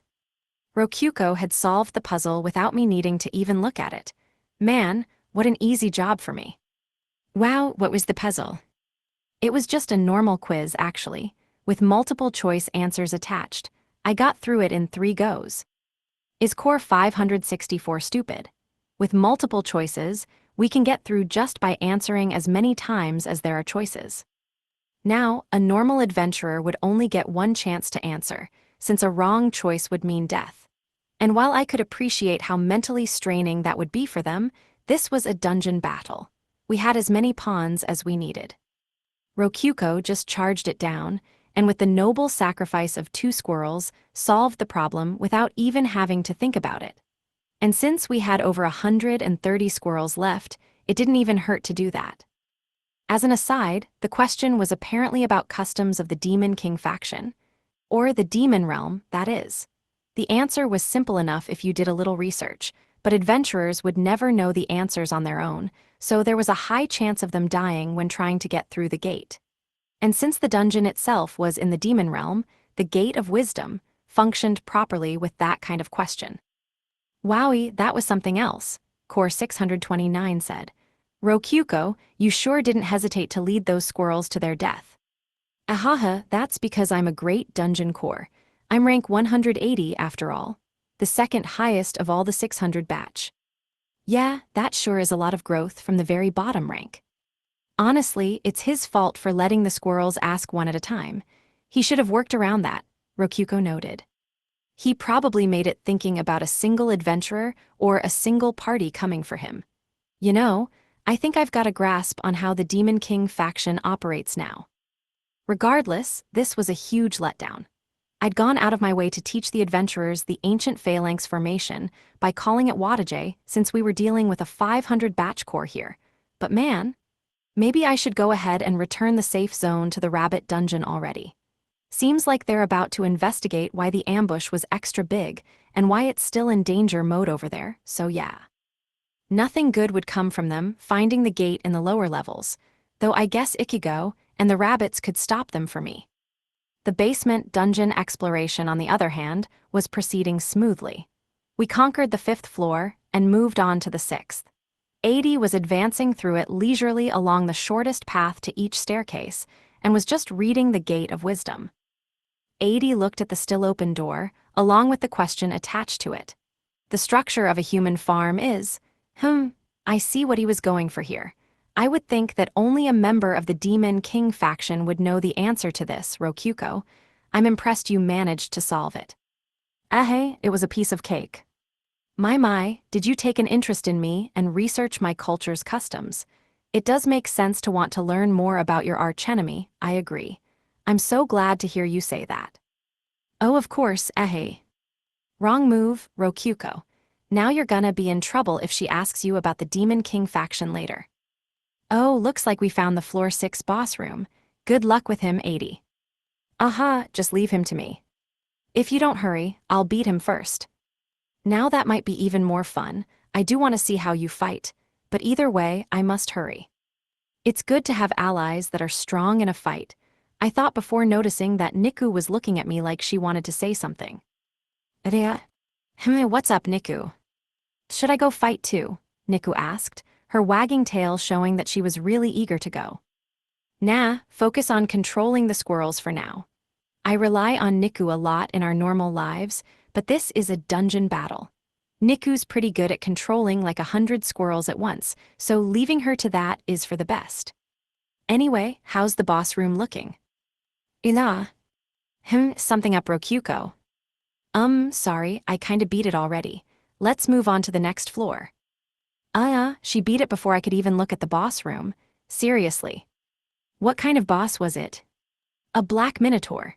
He was saying something about being the first of the 4 heavenly kings, but I stuffed a squirrel in his throat, and that was that. Oh, alright. She used the suffocation strat I used on Haku back in the day. Can't really blame her there. She knew how to kill minotaurs and she just went through the motions. Nothing wrong there. The black in its name probably signifies it having an elemental affinity of some kind, but it was its own fault for having a weakness like needing to breathe to survive. Since he said there's 4 heavenly kings, does that mean there's 3 more bosses?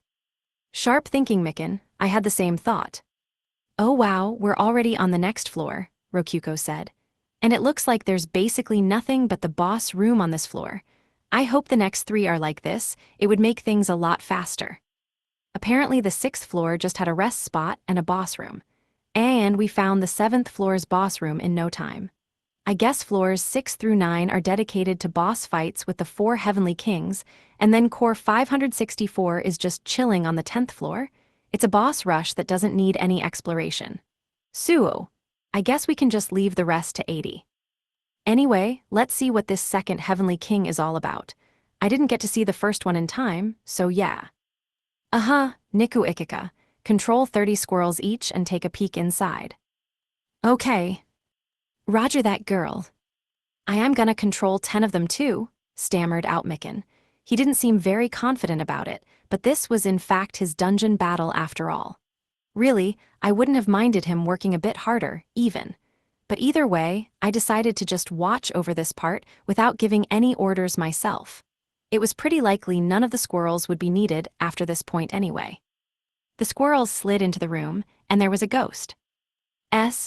So you've finally arrived? I am one of the 4 heavenly kings, Hinier of Wrath. The ghost introduced himself to the squirrels with a little stumbling. Or rather, it was safe to say that he was talking to us through the squirrels. Otherwise, he would have to be a pretty lonely ghost, just outright talking to squirrels that came by his room. Tond was a real idiot, always bragging to us about how strong he was, but I never thought he would be massacred like that.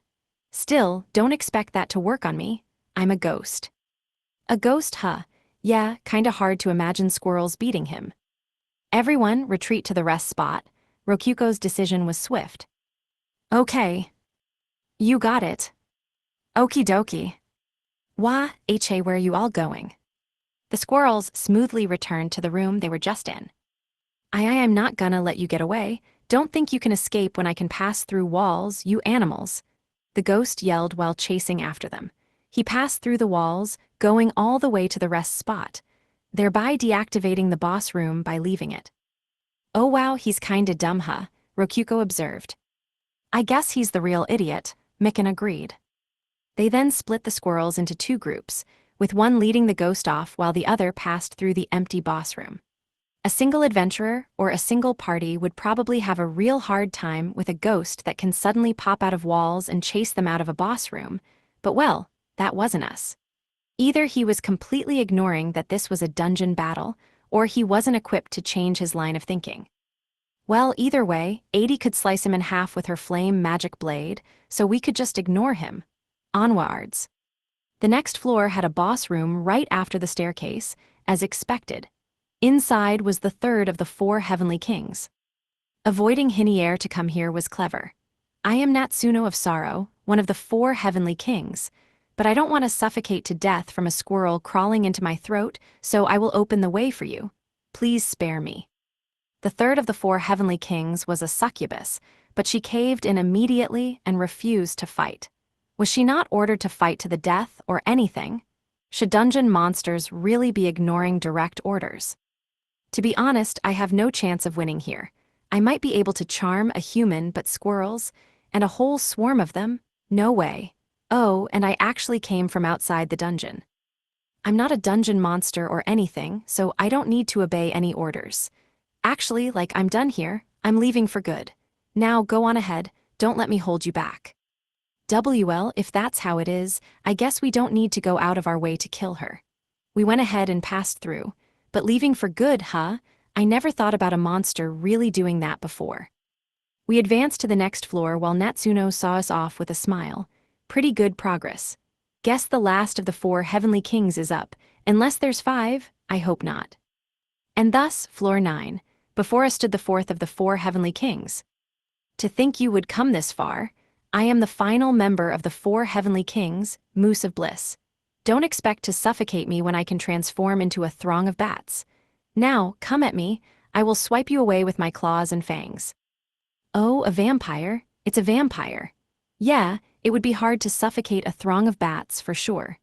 No way does he have his attack power set to 0 like good All Ray back home, so this might just be a hard foe for us.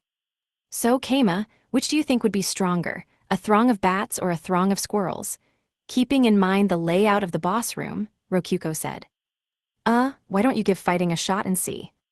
I think I will. A vampire strong enough to be the last of Core 564's personal 4 heavenly kings must have all sorts of powers like changing into mist and wolves on top of the bats. Right. Leave this to me. The bouncy attack will work just fine with squirrels. The squirrels are leaping off each other and gaining incredible height. GRAH, I kinda feel bad for the vampire, honestly. Core 564's perspective. Nonsense. None of this makes any sense, roared Core 564 as he sat on the throne in the 10th floor's boss room. His pride and joy, the gate of wisdom. A quiz with 52 choices provided had been conquered with only the deaths of 2 squirrels, and all 4 of his 4 heavenly kings had been defeated in various ways. Tond of joy. An evil minotaur that disguised itself as a black minotaur so that enemies would first rejoice at his weakness, only to have their dreams shattered. He was a model demon who used his enormous power to crush his foes with a smile. However, in this case, a squirrel got in his throat before he could reveal himself, suffocating him to death. Hinier of Wrath, a vengeful berserk ghost that could pass through walls and chase invaders to the ends of the world, giving them no escape. However, he got so mad that he chased the squirrels out of the boss room, allowing a different group of them to pass right through. Natsuno of Sorrow, a high succubus that loved to create sorrow by charming only half of a party, then bringing them back to their senses after they had killed their allies. She declined to fight and abandoned the dungeon. And finally, Moose of Bliss, the last wall of the 4 heavenly kings. He was a demon vampire born from a fusion of demon and vampire blood, and with his extreme stats he should have won any fight easily. However, while he managed to avoid suffocating by transforming into a throng of bats, he was immediately swarmed by a sea of squirrels. Each bat was pulled apart and stopped from fusing back together. When in bat form, he was no vampire or demon, he was just a throng of ordinary bats. He would no doubt be dead soon. Curses, they're all pathetic weaklings that couldn't even beat mere squirrels. How had a group of weak monsters with nothing but numbers to their name caused so much chaos? A swarm of squirrels should have been no problem at all if each of the 4 heavenly kings had protected their boss rooms properly. Core 564 had expected that, and thus had not planned for their defeat. Now I have no choice but to fight them myself. Core 564 stomped his feet to the ground and rose up from the chair. "Excuse me, I was called to be a bodyguard or something," came a sudden voice out of nowhere. Core 564 looked and saw a black-haired, red-eyed nun standing casually nearby. "Who the hell are you?" "Just a passing Bedist nun. A succubus here asked me to take up a bodyguard job. Don't tell me you forgot." "A bodyguard? Right, I forgot about that plan." Core 564 had hurriedly hired a bodyguard right before the dungeon battle began. He needed all the manpower for fighting Core 666 that he could get. He had ordered the succubus that suggested the idea to acquire her services, then spent DP in upgrading the demon retainers on either side of his throne from greater demons to archdemons. But where had she gotten inside, and why was she just coming now? "What could a weak human like you ever hope to do?" roared the 2 archdemons before charging the nun. The red-eyed archdemon Metter was capable of casting the high-rank fire spell, Fire Pillar, while the yellow-eyed archdemon Yatura was capable of casting the high-rank lightning spell, Thunder Pillar. Both were area of effect attacks that would fry lowly rats in an instant. Of course, that included weak human nuns as well. If they were actually weak humans, that is. "Oh, what, testing my strength? Hiya," the nun said casually before taking out a strange weapon, a cleaver with its blade made of chains that were spinning in a loop while making a loud gravely sound, and swinging it. Core 564 blinked, and the next thing he saw was his archdemons ripped into chunks, each cut so clean there wasn't even any blood. And what? Nobody could blame Core 564 for his dumbfounded reaction. Archdemons were in fact skilled enough to hold a rank in Demon King style, and they were strong enough for Core 564 to consider them his left and right hand men respectively. And yet, they were torn to pieces in the blink of an eye, after a silly-sounding, "Hiya." The archdemon chunks were scattered across the floor like the boss room was a slaughterhouse. This is called a chainsaw. If you're lucky, it might even manage to rip a god apart. Aha, I made it myself. And now hiya. In another blink of an eye, the archdemon chunks had been turned into potion bottles full of liquid. What? Where did Metter and Yatara? The archdemons, where did they go? "Well, right here, can't you see?" The nun gave a cute smile and gestured at the potions, as if encouraging him to take them. What are you saying?" "This is stomach pain medicine, this is cold medicine, and this is headache medicine. This is just a normal potion, and this is a mana potion. This is a berserk potion. These are fire and electric bombs, while this is a pill that boosts defense. Ahaha, archdemons sure make for good potion material, don't they?" Potion material. Hearing that, Core 564 felt the blood drain from his face. This woman hadn't viewed the archdemons as enemies or even living beings. She saw them only as a convenient source of materials. Just how much of a monster was she? "You wouldn't understand me if I talked about drop rates and stuff, would you? Ahaha. So, did I pass the test of strength? I thought I would show you how I'm good at making potions too." A test of strength? Core 564 was briefly confused, but then remembered she came here as a bodyguard. With that in mind, he had no choice but to nod his head. She had a powerful weapon, she could craft potions, and she was a strong fighter. Everything the succubus had said was true. But she hadn't said anything about her being this strong. "So what should I do until it's my turn to fight then, boss?" she asked, and that reminded Core 564 that he was in the middle of a dungeon battle. He hurriedly checked his monitor and saw that his final heavenly king had lost, with the invaders fast approaching this final boss room. He no longer had any choice but to throw this bizarre yet undoubtedly powerful bodyguard at them. "Seems like it's already time for you to fight." "Oh wow, that's good to hear. Seems like it was a smart idea to kill time and be late on purpose." Core 564 went ahead and tried out the headache potion. It worked incredibly well. "I'm called the God of Chaos, and I think it's time for me to mess this whole battle up right to hell," said the black-haired, red-eyed nun, Leona Shishidu, with a bright smile. Hash came as perspective. Having conquered the fourth of the Heavenly Kings without many losses, our squirrel army finally reached the 10th floor. If my predictions were right then, the last boss would be waiting here, Core 564. We advanced our squirrels to scout ahead and found a large, heavy door. It was unmistakably the door to the boss room, and it was shut tightly. Oof. Welp. It was then that I realized the major flaw of swarm tactics. Indeed, a swarm of squirrels would have a hard time opening a door. It wouldn't be impossible, but it would be like playing tug-of-war while doing jumping jacks. Not only would doing jumping jacks completely kill your focus on the tug-of-war, it would take forever to finish. We should probably just wait for 80 here, Rokuko observed. Yeah, agreed. 80 had already killed the second of the four Heavenly Kings, Hinier of Wrath. Though, she had just stabbed him through the back while he was distracted by squirrels. It was honestly kind of funny how right after doing that she said she was excited to fight the boss of the floor when she got to the boss room. The third of the Heavenly Kings had given up on fighting, and the fourth was drowned in a sea of squirrels. In other words, there were no more obstacles, and all we had to do was wait a bit for 80 to come walking down the stairs. Oh, you waited for me. Thank you kindly, Rokuko. No biggie, it looks like we're at the end anyway. I wanted to finish this together.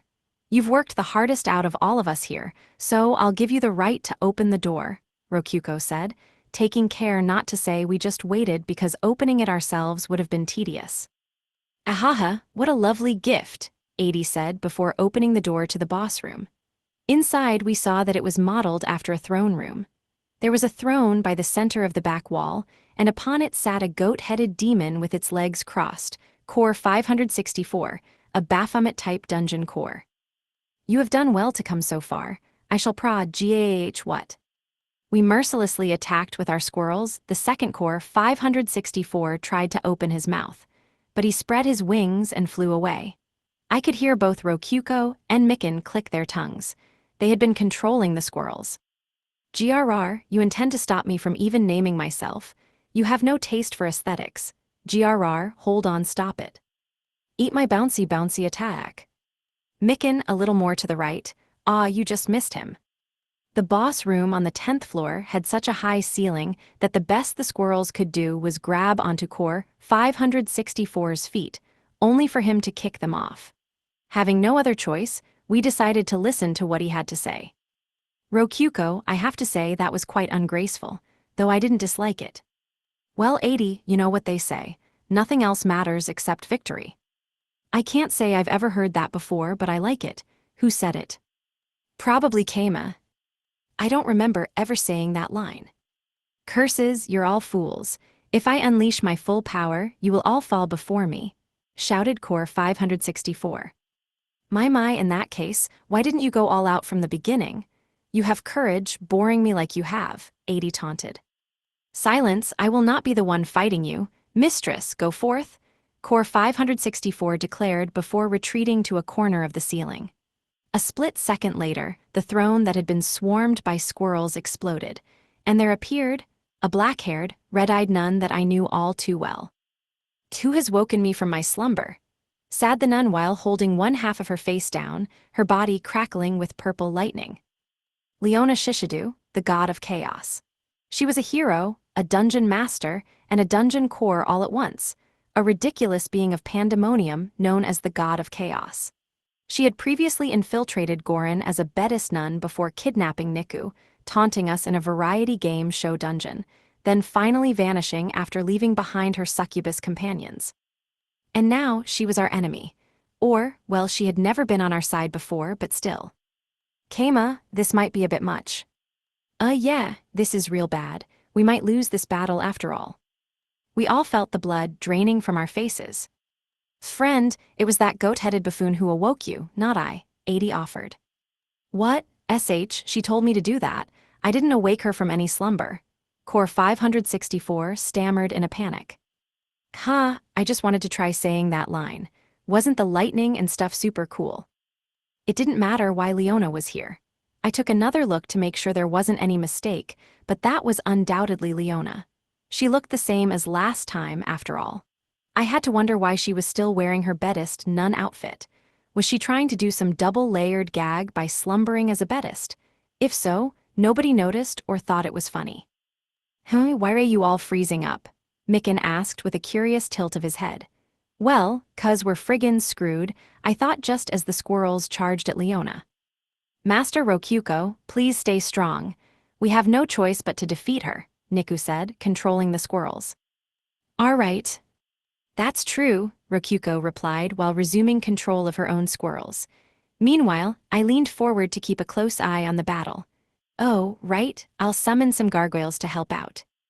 #80's perspective. Woof, look at those murderous little eyes. What a bunch of cute squirrels, Leona said before lifting up her nun's skirt and performing a long-distance backstep that seemed to defy gravity. For some reason, despite the backstep appearing so slow, the squirrels couldn't catch up to her. Leona pointed a finger gun at the squirrels and said bang, causing a giant basketball-sized fireball to shoot out and burn them to a crisp. It was a completely chantless fireball. Biwahaha, perfect, mistress. Murder them, Al. Core 564 cackled from the ceiling. He seemed to really hate the squirrels for some reason. 80, on the other hand, was carefully observing them being killed. 80, feel free to run away. That monster's called Leona, and you don't stand a chance against her, Rokyuko said. My, Rokyuko, how kind of you to say that. But it would be a waste to turn tail and flee when I could be inviting this splendid opponent to a dance. Well, it's your call. Keima just sent some gargoyles to back you up if you need them. Oh, why thank you. But I think it's about time for me to begin, 80 said before taking a step forward. About half of the squirrels had been killed. Ahaha, hello there, Core 666. You go by 80 now, right? I'm delighted to fight a cutie like you. And you said your name is Leona, if I recall. Shall we dance? 80 said with a smile while slicing the air with the avatar of her true body, the flame magic blade. Oh, don't expect me to play dumb and wonder whether I named myself. I know full well that Keima and his party are involved in this dungeon battle, Leona said with a giggle while looking at the squirrels. No doubt she was smiling at Keima behind the camera.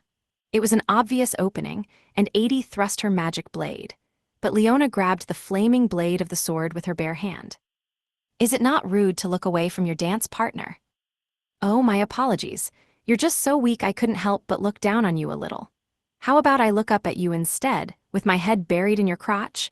I'm pretty confident in my tongue technique, Leona said while stroking the blade, unfazed by the flames.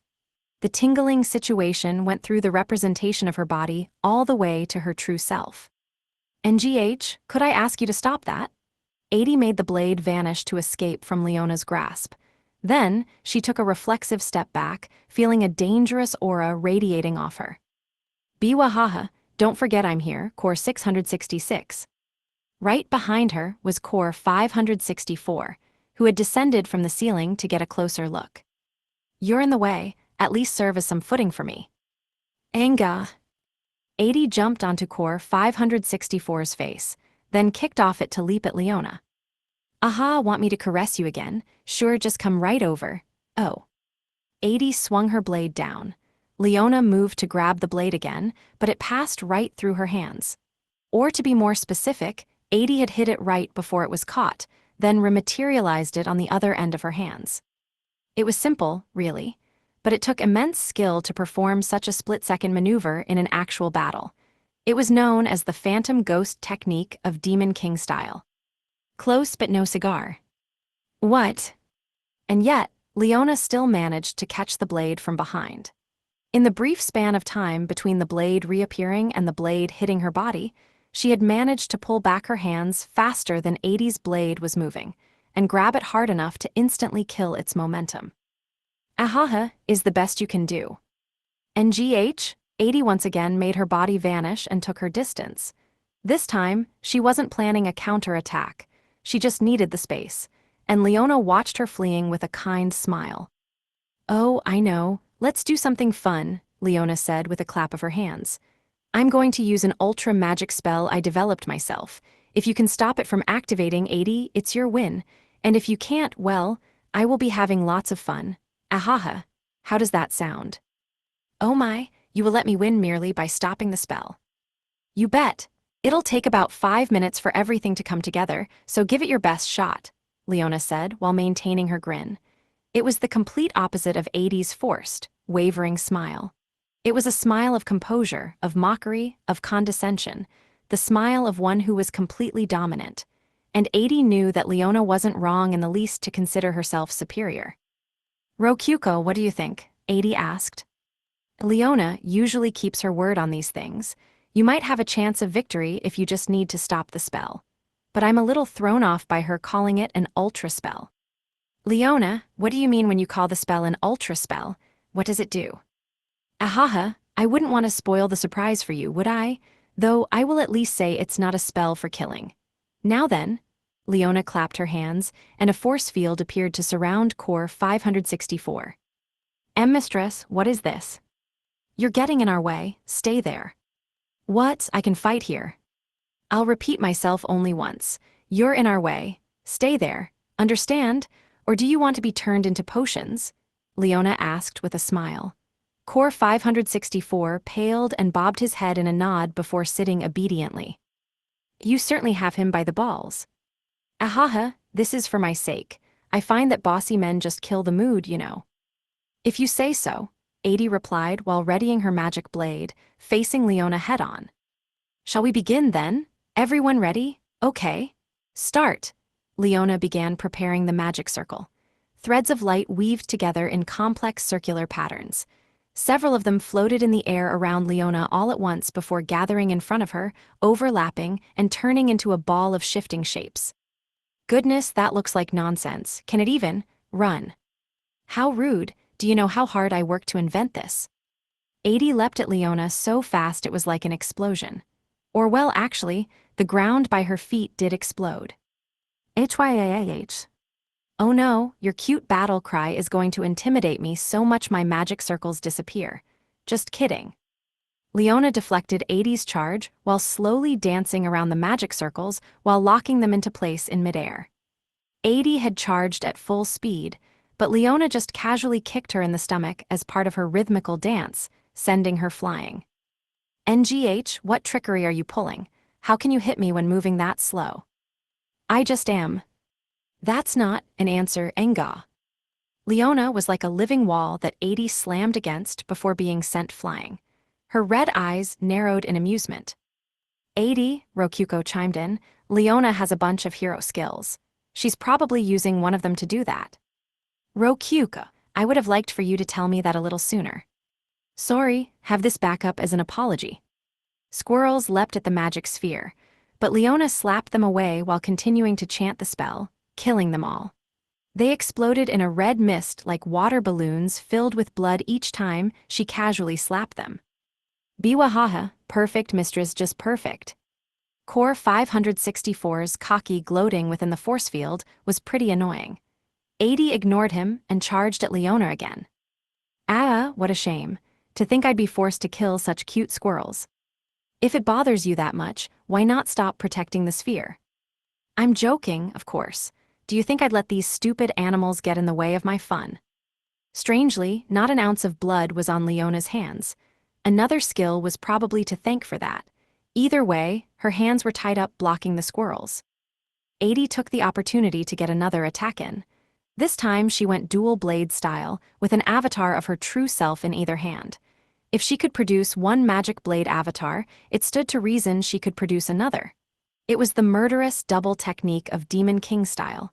Squirrels, the left blade, and the right blade. Leona lacked one hand to deal with all of them. Down you go. But she did have two legs ready and waiting.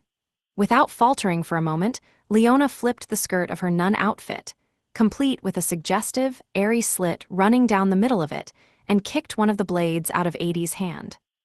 NGH, quite the dexterous one I see. Ahaha, dancing is my specialty.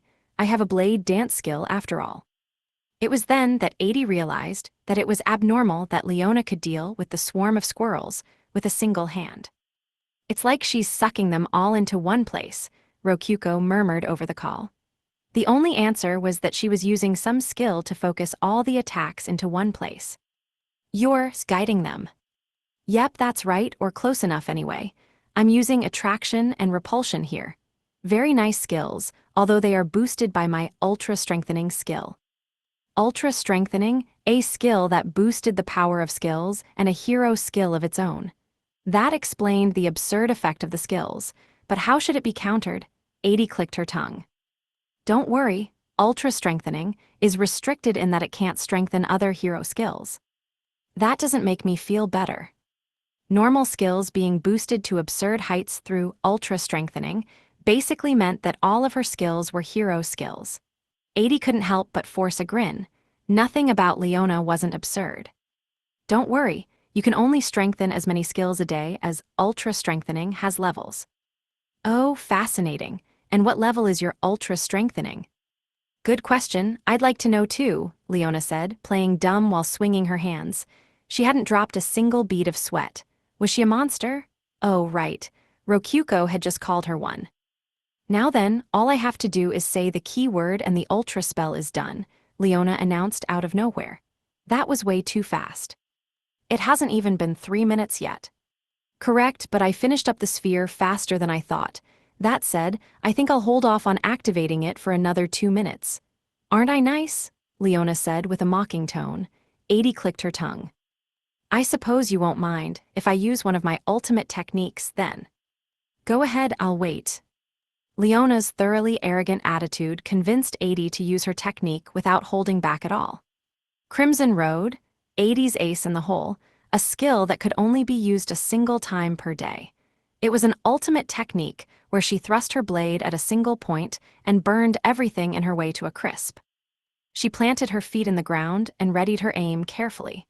Leona maintained her smile while slapping away squirrels. There were barely any of them left, but they kept leaping to their deaths to distract Leona, though it was unlikely that Leona would do anything even if they did stop. 80, be careful, she might reverse the attack. So that wouldn't be good at all, though worry not, I won't be dying here. 80 maintained her form even as Rokyuko gave her advice. She heightened her strength as far as it would go.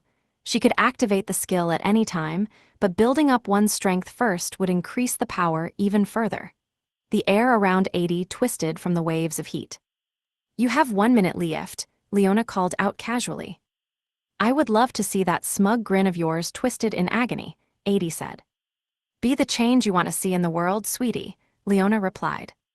With that taunt dropped, 80 finally unleashed her Crimson Road. Here I come, Crimson Road. Leona was standing directly in between the magic sphere and 80. If she moved, the sphere would be hit, and if she stayed in place, she would be hit head-on. The blistering beam of red light shot straight toward Leona, and she slid to the side, making no effort at all to protect the magic sphere. The heat, mana, and raw energy of Crimson Road slammed into the sphere, tearing it apart and making the strings of light disappear. Leona, having let the attack pass right through, put a hand on her mouth and laughed. Oh no, you destroyed the sphere. Too bad for me, she said, not sounding sad at all. 80 clicked her tongue. I fell for your trap. That sphere really was nonsense, wasn't it? Correct, and you sure fell for it. I love it when that happens. Indeed, Leona had never said that the shining sphere of magic circles was necessary to activate her ultra magic. It was just for show, it was a decoy.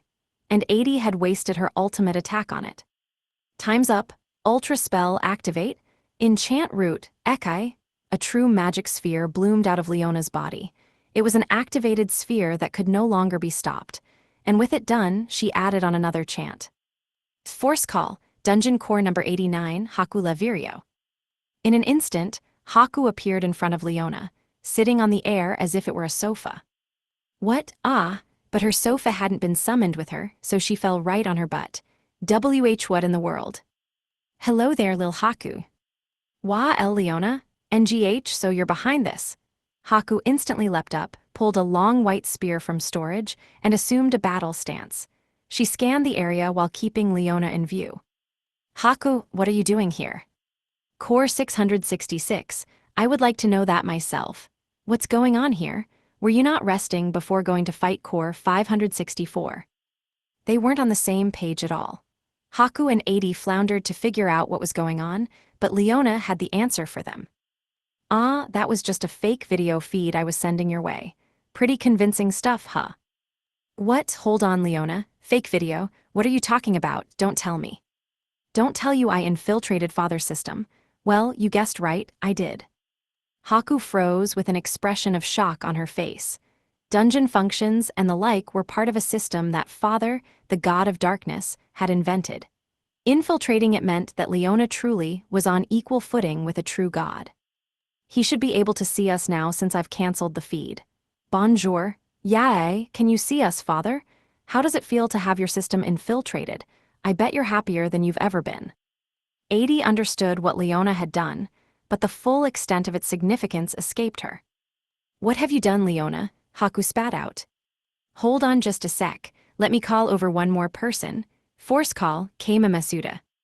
An instant later, Keima was summoned from Core 629's master room into the boss room. Keima's perspective. In the blink of an eye, I was suddenly right in front of Leona. Wait, what? There you are, Keima, it's been so long. Leona was standing in place with a smile. Haku was shooting her a murderous glare. 80 was frozen in place, having no idea what to do. Core 564 was sitting in the force field. I knew what was going on since I had been observing the situation through the monitor. I could understand that if Haku had been summoned, it made perfect sense that she'd be able to summon me too. Why'd you summon me here? Because it seemed like it'd be fun, really. Yep, that sure is a Leona thing to do.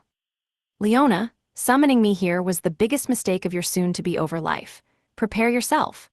Haku declared before thrusting her spear at Leona, but Leona backhanded the tip of the spear away while keeping her eyes locked on me. She didn't even bother to look. And while both the thrust and her backhand had been too fast for me to see, I could guess Leona had managed it thanks to her hero skills. Also, I made 80 use her ultimate technique and everything just for fun, you know? I needed to make up for that and give her some backup somehow, Leona said, her logic being a mystery to everyone but herself. Though I guess it kind of made sense. She had teased 80 and was making up for it by summoning help. That said, I only really summoned Haku to show the full extent of what I can do, so yeah. Hiya. NGH. Leona flicked her hand, and Haku's arms froze as if something invisible were restraining her in place. Haku's a bit too strong to be fair backup, so I'll seal her for a bit. Force seal, N. NGH, NNN, I can't my strength. Aha, it worked. It worked, right? Another successful experiment. I love you, sweet little Haku. What in the world was going on in front of me? Leona was happily stroking Haku's cheek. Even your angry face is super cute. And well, don't worry. The weakness will only last a single afternoon. NGH, Haku gave her a sharp glare. But clearly she couldn't move. She just stood in place as Leona did what she wanted. Glad to see you're okay, Keima, but can you save my sister? Rokyuko asked over the call. Gotta say, I have no idea. Doesn't seem like Leona's gonna kill her or anything, I replied. At least Rokyuko was safe. Rokyuko's master, what is going on over there? 80 asked. I've got no idea, but I think one wrong move here might put us all in real trouble. All I could do was stand next to 80 and watch. Given that all the squirrels had frozen in place, I could guess that Rokyuko and the others in the master room didn't know what to do either. Oh, and have a bonus. Hi. A black ball of mana appeared over Leona's right hand. It was an ominous-looking orb with purple lightning crackling over it. One look was all it took to realize it was dangerous. Don't worry, this is actually super safe. At any rate, Keima, your side in the dungeon battle is led by Core 629, a rabbit-type core, right? Yeah, so what? And how'd she figure that out? Oh, right, I guess it makes sense for her to know anything thanks to ultra-identification. No point thinking about it. And what do you think of when someone says rabbits? Fluffiness. Correct, rabbits can only mean bunny girls. She ignored my answer. Don't bother asking if you're just gonna ignore me. Which brings me to, force replacement, bunny girl.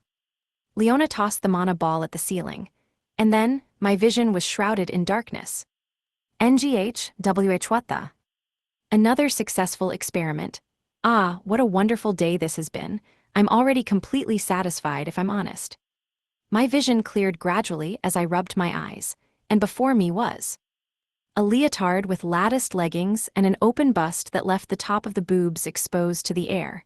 Cuffs to gloves that didn't really do anything, and a bow tie by the neck. A fluffy rabbit tail on the butt. And finally, a headband with rabbit ears on the head. I just described a bunny girl outfit, and for some reason Haku, 80, and Leona were all wearing one now. Why bunny girls? I mean, obviously Leona did this, but why? Oh darn, I forgot to take core 564 out of the force field, and now he's being left out. Sorry. That's completely fine, mistress. I glanced and saw that core 564 wasn't in a bunny outfit. Wait, she only mentioned him being left out. Keima, you're so cute. I think this is the first time I've ever been thankful to Leona before, Rokyuko exclaimed. Hold on a second there, Rokyuko. Are you telling me I'm stuck in a bunny suit too? I had been ignoring my bad feeling, but in the end I had to face the reality that I, too, was in a bunny suit. What the hell? Who wants to see a dude in a bunny suit? A glance to the side revealed my clothes scattered on the floor nearby. I quickly put them in storage, so nobody would notice that they were golems made of orichalcum. It's easy to move in these, though I find it hard to believe they will provide much use in a fight. Off you go, she said, and then her clothes were instantly back to normal. She must have used her dungeon functions. I wanna change too. Why am I being forced to wear a bunny suit in the bottom of a dungeon? Although the situation was ridiculous, we were still in incredible danger. Dungeon cores and masters had been forced out of the master room where they belonged, then had their weapons forcibly removed. It was the worst threat imaginable. No longer did it matter how strong your dungeon was or how deep within you hid it. Leona had obtained the most powerful dungeon killer there could possibly be. But still, bunny suits, really. Did it have to be bunny suits? NGH, came a grunt, and I looked just in time to see blood streaming out of Leona's nose.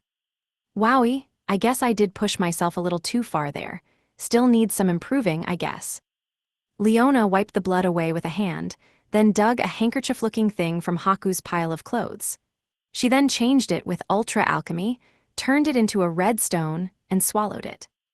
Leona, of all things, that is just going too far. How humiliated will I have to be before you're satisfied? Ahaha, now that was yummy, not a bad stone. I guess I shouldn't expect any less from the panties of a goddess, him. Haku's cheeks went bright red as she glared at Leona tearfully. Well, I know what that cloth was now, but I'm going to pretend I didn't hear anything.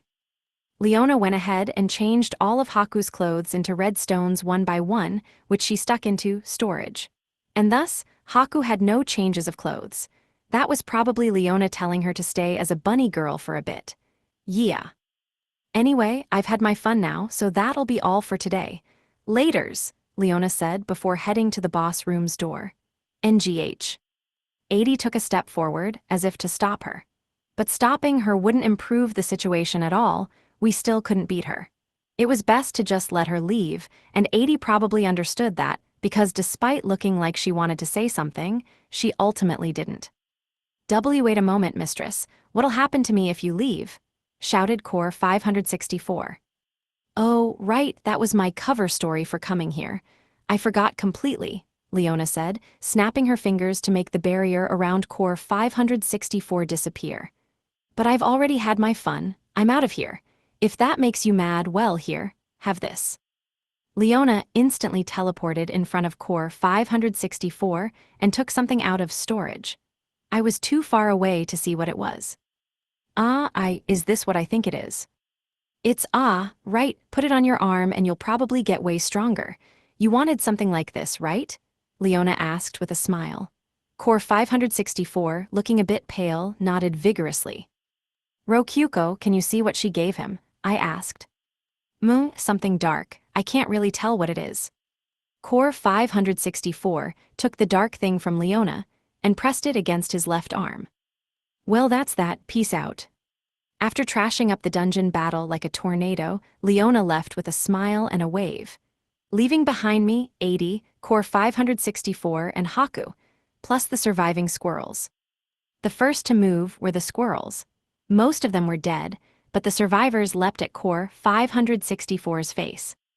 Nga, hiya! Core 564 roared, swinging his arm around to knock them off. Keima 80, what are you doing? Now's your chance, Rokuko yelled. All right. Oh yes. At Rokuko's urging, 80, looking much less enthusiastic than before, and I began to act. But since I would almost certainly die if I got involved in a fight, I focused on getting myself and Haku to a closer place. This is humiliating. I will never forgive you, Leona. My sympathies. I lent a shoulder to Haku as we evacuated to the corner of the boss room. While I was there, I took out a towel from storage and handed it to her. Too bad about her clothes. I'm glad I managed to save mine. She just toyed with me. What was all that about anyway? I asked while changing and watching 80 and Core 564 fight in the corner of my eye. It might have been a declaration of war, toward father, that is. That reminds me, Leona had been talking about killing gods or whatever. I glanced back at the fight and saw that the gargoyles I had summoned early ahead of time were now participating. Core 564 swung his now black left arm to knock them down, shattering their bodies. That arm of his sure did just stretch out pretty far. Rokuko, do you think you guys can beat that? Keima, you've changed clothes, help us fight here. If you're not going to fight, change back. All right, I'll help. Sorry, Haku, I've gotta go. I left the extremely displeased-looking Haku on her own. Didn't want to get wrapped up in the crossfire of her bad mood. Once I was far enough away, I transformed into myself using Ultra Transformation, then started busting out Summon Gargoyle. Speaking of which, at some point I started being able to use mid-rank spells even when Ultra transformed. I wonder why that is. When did the change happen? I have no idea, but I might as well make full use of it. Still, more? Why ye? Core 564 roared while the gargoyle corpses piled up around him. 80 threw some swings of her own into the mix, but his freely shifting left arm made it hard to do any real damage. This isn't Demon King style or anything graceful at all. What a pathetic way to fight. Shut up, silence, I just need to win. Core 564 swung his increasingly massive left arm around like a hammer. It was like 6 logs of wood strapped together, and although 80 could dodge it, each swing sent several gargoyles flying to explode against a wall. I replaced the rapidly dying gargoyles. And is it just me, or are Core 564's eyes going crazy? Seems kind of like the darkness from his left eye is invading his whole body, judging by the veins bulging ominously all over him. GWARRHHREDHH. Yeah, that was pretty much the shining example of a horrific animal-like roar.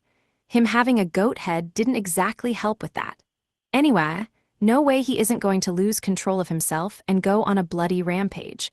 Or maybe he's already lost control of himself? What the hell did Leona give him? 80, can you cut off his left arm? I've been trying, but it isn't easy. If I at least had an opening to use a skill. 80 clicked her tongue and did a backstep just before Core 564's dark arm slammed down, turning her previous location into a crater. It kind of felt like he had turned into a giant consisting of a single massive arm. Welp, guess I can't keep playing it safe. 80, I'm coming in with backup. Element Burst. I decided to use my trump card, Element Burst. Wataru had probably already reported this spell to Haku, so there was no point in hiding it any longer. The light of my rampaging mana slammed in Core 564's left arm. It was pretty easy to hit since it was so large. But despite opening up a huge hole, pitch-black tentacles slithered out wetly to fill it back in. Now that's gross, and some pretty crazy healing power. Perhaps due to the outside stimulation, Core 564's left arm swelled even further in size. It changed shape, too, turning into a big, round, squid-like thing. Core 564 was riding on top of it like a hat. The heck is that? What are we supposed to do about this thing? It was such a massive ball of black meat that it felt like there wasn't any open space left in the entire sizable boss room. Then, an eye opened on it. That was probably where he had first pushed the thing Leona gave him, and now there were spikes growing on the tentacles growing from the fingers. It looked familiar. Right, this looks like a dungeon eater. Maybe it's the same kind of thing. At this point it's less an arm, and more just a living thing. I agree, 80 said, having at some point moved to stand beside me. And instantly, several thin black tentacles shot out from the squid body and charged toward us. They were thinner than an arm, but were about as thick as 4 finge, wait, whoa. GAAH. Oh my, that was some spry movement, Rokuko's master. I didn't know you were such a trained fighter. NGH, holy shit, that was too close. Don't wrap me up in this, fight somewhere else. Unfortunately, it seems to be targeting you, not me. I didn't even have the time to say, what? More tentacles came descending upon me. This is messed up. I would already be dead if not for my golem assistance. Just look, there's huge holes in the floor where the tentacles hit. Did it get that pissed off from me shooting a hole in it? Keima, Haku needs help, came Rokuko's voice, and I hurriedly looked for Haku. Where? She's not where she was. There she is. She's caught by tentacles. NGH, NGGGH. Haku, still weakened by whatever Leona did to her, couldn't offer any meaningful resistance. The towel I had lent her was ripped off, exposing her thick bunny girl body to the world, and the tentacles were wrapping around that body, keeping her stuck in place. Oh shit, what am I supposed to do here? Excuse me, test. Do you have a second, Keima? That was when it happened. I heard Father's voice. He had been watching after all. Eek, is that you, Papa? Core 629 said. Oh, you didn't realize I was here, Core 629. But Keima, you figured it out, didn't you? Well yeah, but I'm kinda busy here. Father, Haku's in trouble. Rokuko, I went ahead and cast protection magic on Haku. Relax. I glanced at Haku while dodging tentacles and saw that while she was captured by the tentacles, all they could do was hold in her place. They couldn't attack her. That said, even with that in mind, I was too busy dodging tentacles myself to have a decent conversation. So what, you're going to help us? I asked. At this point, I really do have to get involved. I can't let my kids go around doing things like this.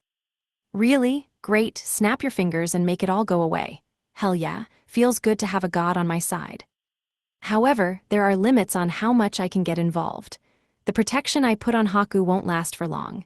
Somehow it's eating away at my power, Father said, feeling as if he were shrugging his shoulders and shaking his head up there. So, could you cut that arm off Core 564 while Haku is still safe? If you can do that, I'll take care of the arm. In other words, he couldn't help us that easily. A quick look confirmed that Core 564 was less being swung around by his left arm and more just a strap attached to the monster that used to be an arm. And Father wanted us to separate them. It'll actually be pretty bad if things stay like this. Could you work together with Core 666 to cut it off as soon as possible? For me. Honestly, 80 and I were so occupied with just dodging the tentacles that asking us to go on the offensive seemed kind of irresponsible. Rokuko's master, can you do it? 80 yelled. Apparently 80 had been told the same thing. Keima, save Haku, please, Rokuko cried. All right, I'll do it, let's give it a shot. More like, I don't have any choice but to try it. Gah, to think I'd be stuck fighting on the front lines. Dungeon masters are supposed to hide deep in dungeons and avoid this kind of thing. This is all Leona's fault. Curse you, Leona. 80, do you have any way to cut it off? That magic spell of yours is better than anything I can do right now. Time to give it a shot. I focused my mana to cast the spell. Element Burr, whoa. But before I could finish, the tentacles thrust Haku in front of us. I can't attack like this.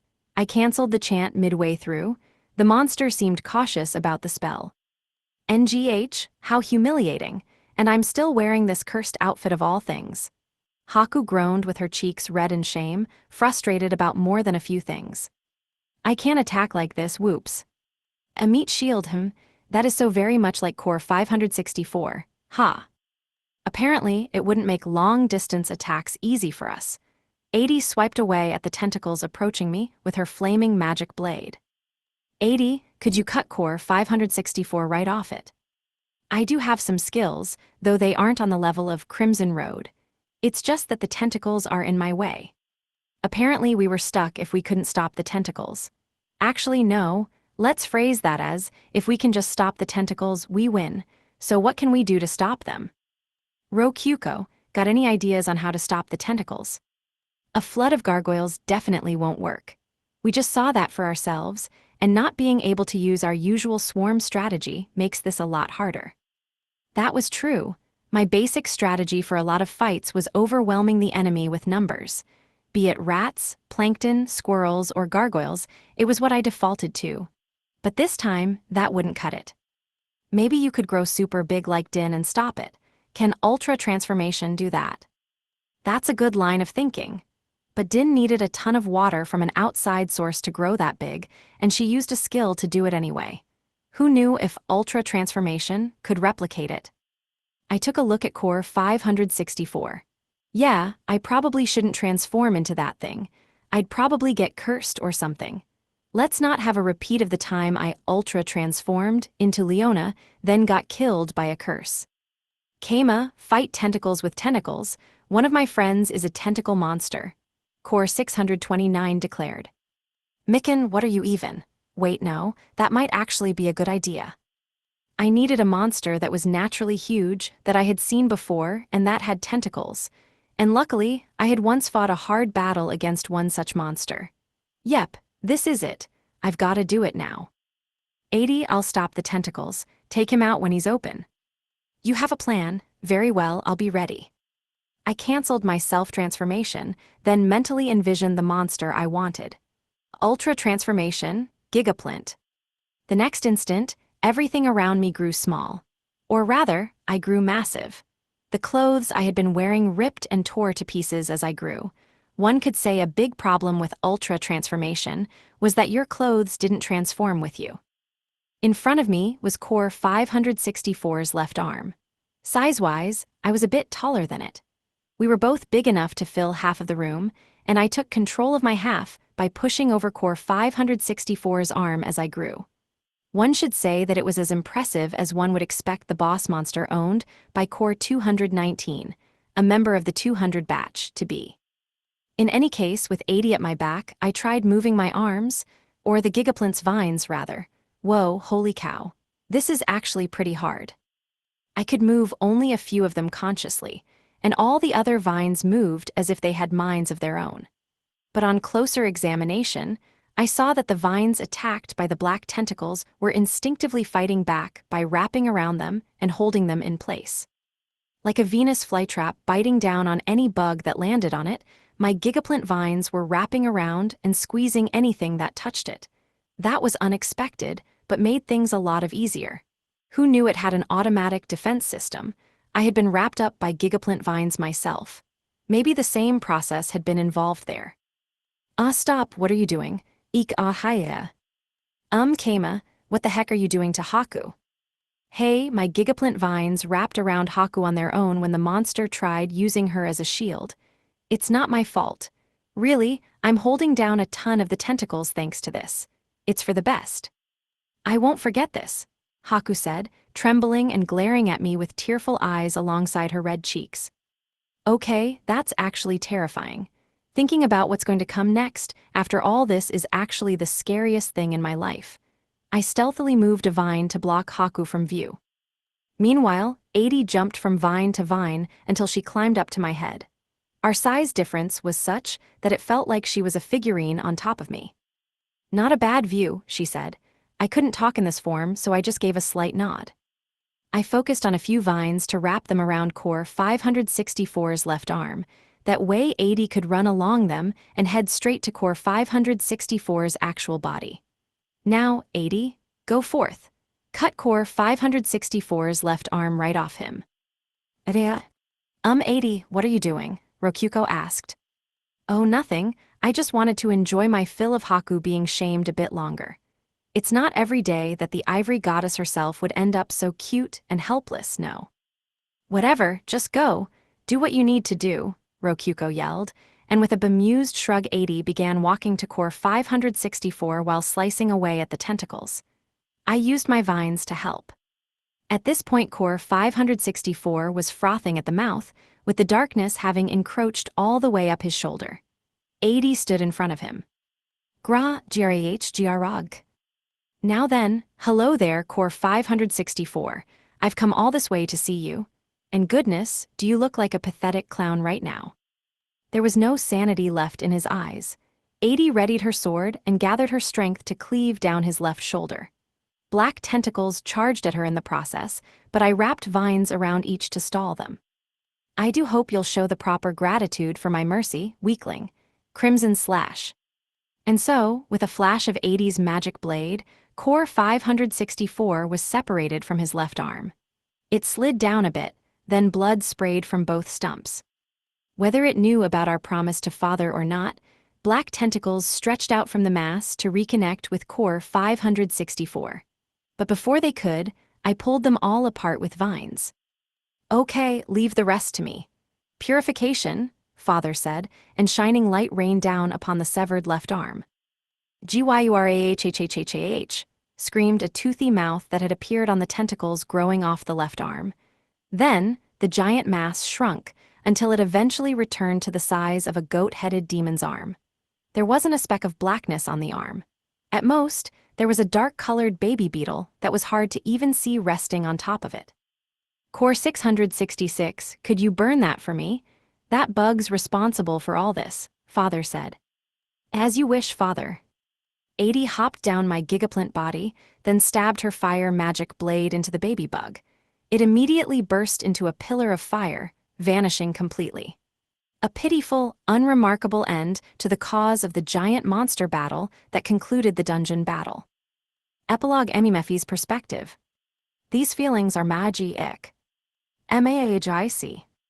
Attack spells and arrows launched in sync with the lyrics of Ikigo's song, A Loving Rabbit's Always Straightforward. The combination attack sent the army of skeletons flying in an explosion of bones. I take a single step CLOSER. CLOSER. They're the phalanx advanced forward, pumping their spears to slaughter the group of gargoyles. Emimephi watched all this going on from behind. I say, we went from a long period of random silence to suddenly facing 100 monsters attacking all at once. Surprising, but they still didn't stand a chance before our Wataje. Truly, Wataje is fearsome. Ahaha, impressive, right? This is how strong we are working together. Though yeah, this is the first time it's ever lasted this long. Incidentally, the raid event had lasted so long it had become nighttime. But while the plains area was supposed to darken with the outside, it was still retaining the bright light of noon. Once the enemies were exterminated, the danger period ended and the safe zone returned. Thank you, everyone.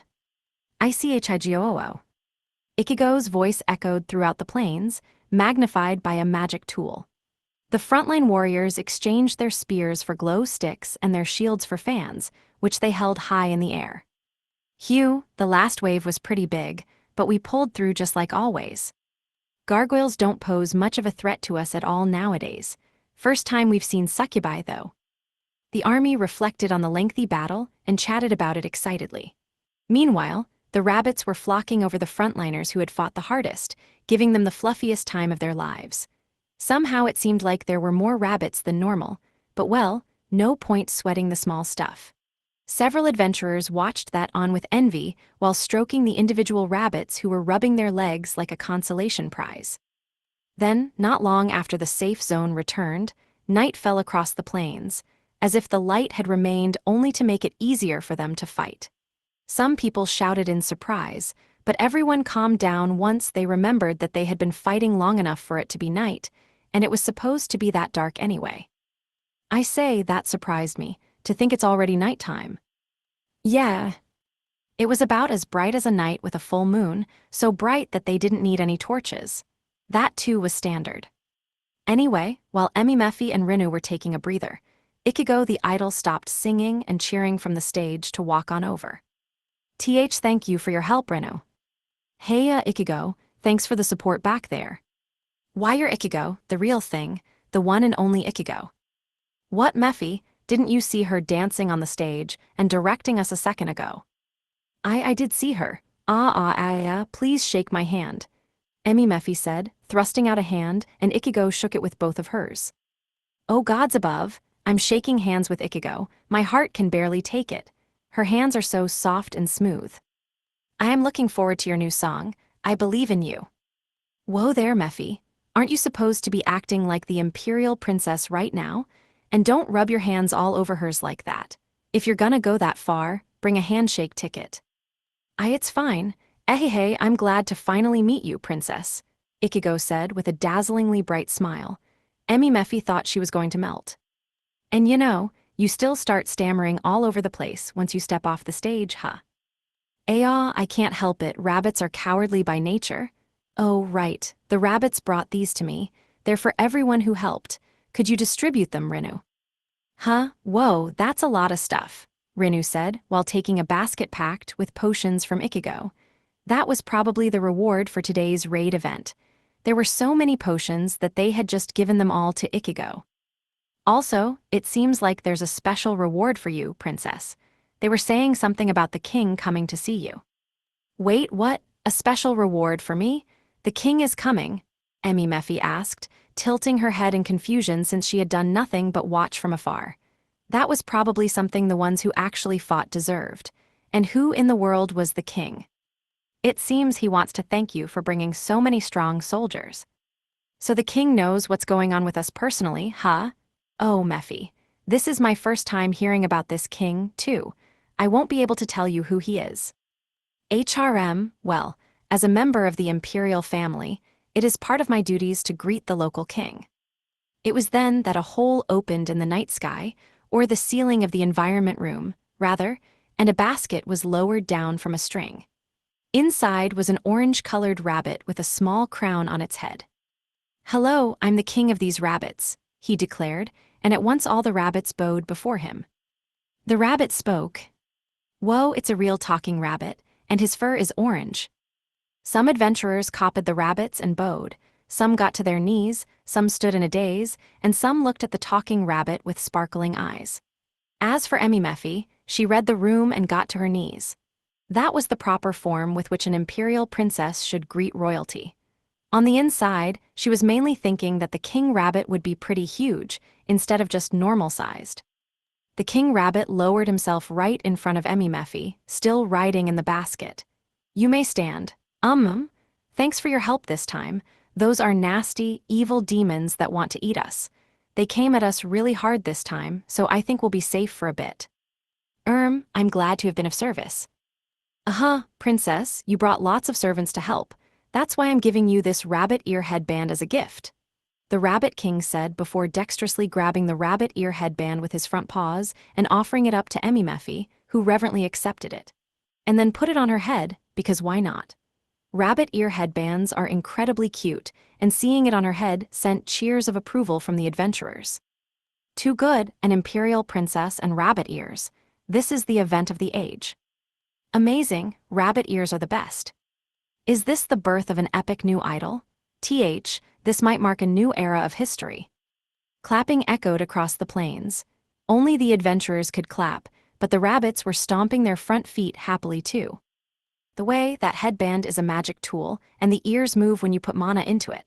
I invented it just for you as a gift. We don't need them since we have our own ears, but I think a magic tool might be worth a lot of money in human society, right? The king asked Emi Mephi nervously. A magic tool that did nothing, but move wouldn't be worth that much money, but Emi Mephi was not so dense as to say that out loud. Not to mention that the crowd here might just pay a lot of money for it. Thank you very much, I will treasure it. Emi Mephi gave a bright smile. The Rabbit King probably did too. Also, Ichigo, could you lend me your ear for a sec? The king said. Oh, right, okay, I understand, thank you. Okay, everyone, thanks for the help. May our union be long and fruitful. After telling something to Ichigo, the Rabbit King returned to the ceiling in his basket, and as soon as he was inside the hole it closed. Was someone pulling the string to pull him back up? The thought of that made the whole thing seem a bit surreal. Ichigo, what did the king say? Oh, he said he's looking forward to me playing my new song. Oh, and by the way, the king's personal musician made this song. Ooh, wait, he has a musician. I think him having one is the whole reason music comes out of the stage. Now that she mentioned it, people had been curious about who was playing the music that came from the stage. Though they didn't think about it, because their minds had adjusted to not thinking about things that conflicted with their common sense. Later, Emmy Mephi safely got the opportunity to listen to Ichigo perform her new song Live from the front row. She got to participate in a Wataje phalanx, which was very satisfying. Going out of her way to learn, it had paid off. The new song, titled A Sleepy Rabbit's Rampage, was energetic and Emmy Mephi's favorite song yet. Soon enough, the live show was over. Everyone, I say, let's think of a new Wataje formation to match this song. I want to reuse a battle formation from the Imperial Guard to make something cool, but does anyone else have any ideas? Princess, what about an arrow formation? We could get in the shape of a pointed arrowhead. No, I say we use the wing formation. It's good for surrounding things. Wait, what if we all hone our own skills and stuff? We could be like a small squadron of elite fighters. We adventurers have made tons of formations like that. And so, with Emmy Mephi in charge, they spent all night discussing the creation of a new Wataje formation. Hash came as perspective. With a single snap from Father, Haku and I were returned to where we had been before Leona summoned us. He even went out of his way to put our normal clothes back on, so we weren't naked or in a bunny girl suit. Truly service befitting of a god. And I had already picked up the shattered remains of my wearable golem with vines. Once I sat back down in my seat, it was time for the dungeon battle to resume. Though Core 564 was still unconscious. So, all I have to do is finish him off now and we win, 80 said. Don't do it, 80. Let's keep Core 564 alive for now. Oh my, I truly do have a kind archenemy, don't I? Personally, I think killing him now will save us much potential trouble in the future, 80 replied, furrowing her brows. She probably thought that Rokyuko was shying away from the idea of killing a Core. Rokyuko, however, just gave a laugh. I mean, we can kill him whenever we want, right? Don't you want to wait a bit and see him squirm with the pathetic frustration of a worm who lost in every single way? His succubi and gargoyles had been destroyed by adventurers, and 80 had burned his mansion to the ground. Then his dungeon was conquered by a swarm of mere squirrels that not only defeated his 4 heavenly kings, but led to one of them betraying him. And on top of everything, he was forced to dance on the palm of the one he called for help, Leona, and nearly died. Or rather, he was dead for certain until his enemies of all people saved his life. He was a Core of the 500 batch, and despite facing off against Cores from the 600 batch, he completely lost what should have been an easy victory. 80 instantly grinned at Rokyuko's suggestion. Yes, splendid. Oh, that is just perfect. I could not imagine anything more fun than this. You are a genius, Rokyuko. It's all thanks to my dungeon master's teachings. I don't remember ever teaching you anything like that. Sheesh, I sure have a partner with a bad personality, huh? And so, after tossing Core 564 out of the boss room, the lock on the other door opened. The Core room was right behind it. Inside was a bedroom, and we found the dungeon Core in one of the corners. We thought a succubus or two might be hiding there, but there was nobody else in the room. Though even if there had been someone, 80 would have cut them down. The boss room Core 564 had been waiting in was apparently the final challenge of the dungeon. I think he would make an even more amusing expression if Core 629 Mikan was the one to touch the Core. Don't you think that would be just the most delicious irony to end the dungeon battle on? Oh, okay. If you don't mind, I'll go ahead and do that. Just how far are they gonna take this? At 80's suggestion, Mikan controlled the squirrels to touch the dungeon Core. Congratulations, Core 629. You win, Father said. We were all exhausted from what had happened, but in the end we secured victory.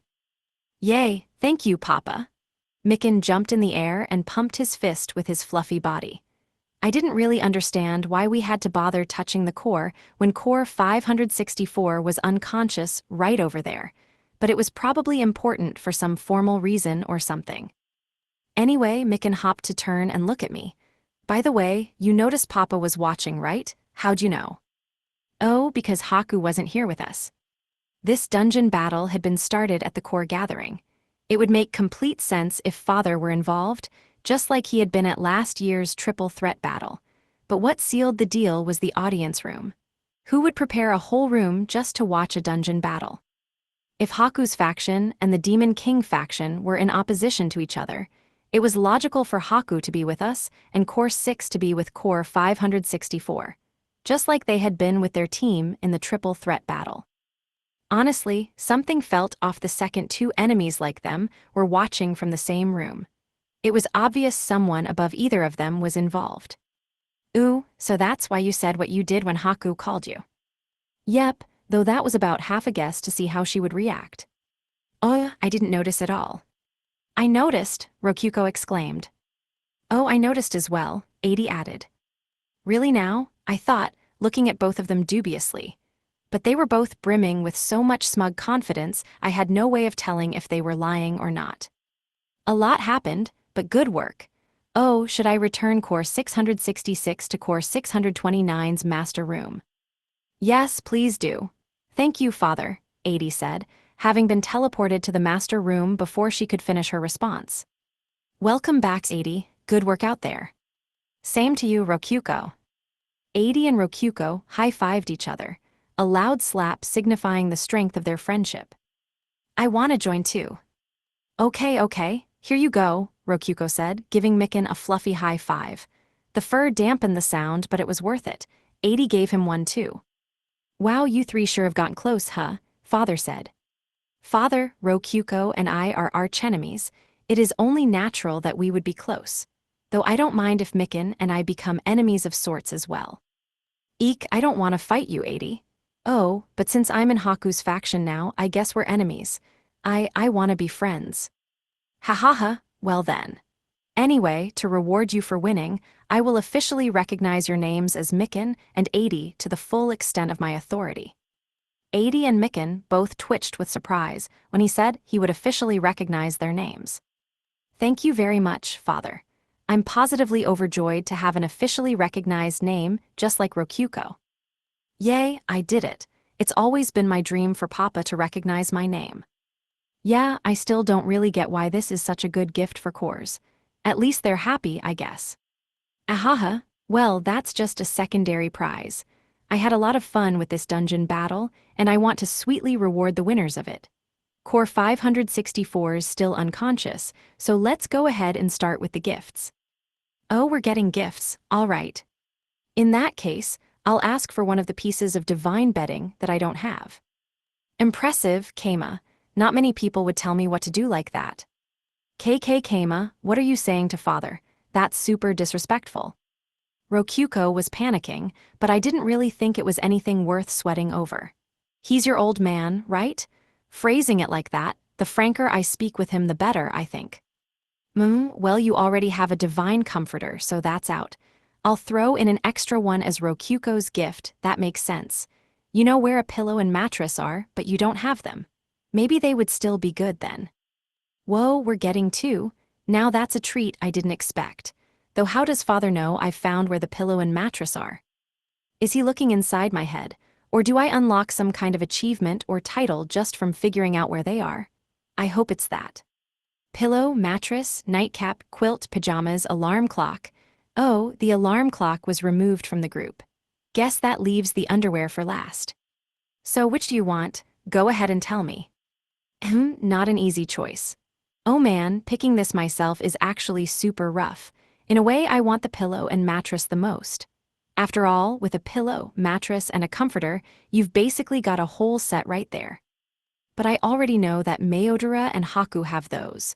In other words, as Father said, I know where I can get them myself. Which means I should probably get the nightcap or the underwear first.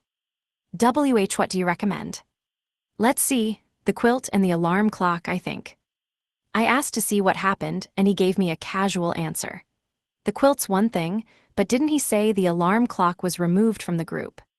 I was pretty proud of the alarm clock, really. It made waking up in the morning feel totally refreshing. I never thought it would be beaten to pieces. Oh, it was beaten to pieces, huh? By who?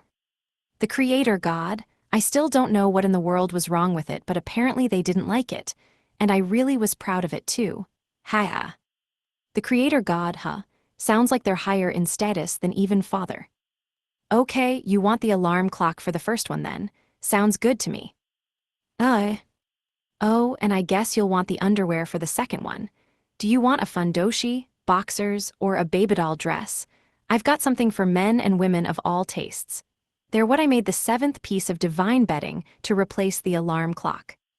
Wait, I don't want the alarm clock, I want th. Keima, Keima. Come on, that's just going too far. Father, sorry, could we ask for you to gift us with a quilt, your recommended quilt? Rokyuko forcibly covered my mouth with her hand. MGHGHGMGM? Well, alright, I don't want to argue with father either. Oh, really? It looks like Keima wants to say something. Well, I just wanted to check something. I wasn't going to complain about getting the alarm clock. You recommend it yourself, after all. I see. That's what I like to hear, ahahaha. So that covers your gifts. I think I'll give gifts to Adi and Mikan too, plus Haku since she was put through a lot of trouble in more ways than one here. Keima got to ask for what he wanted, so well, let's keep it up. What do you 3 want? Oh my, I can ask for anything. Wow, really? Thanks, Papa, you're the best.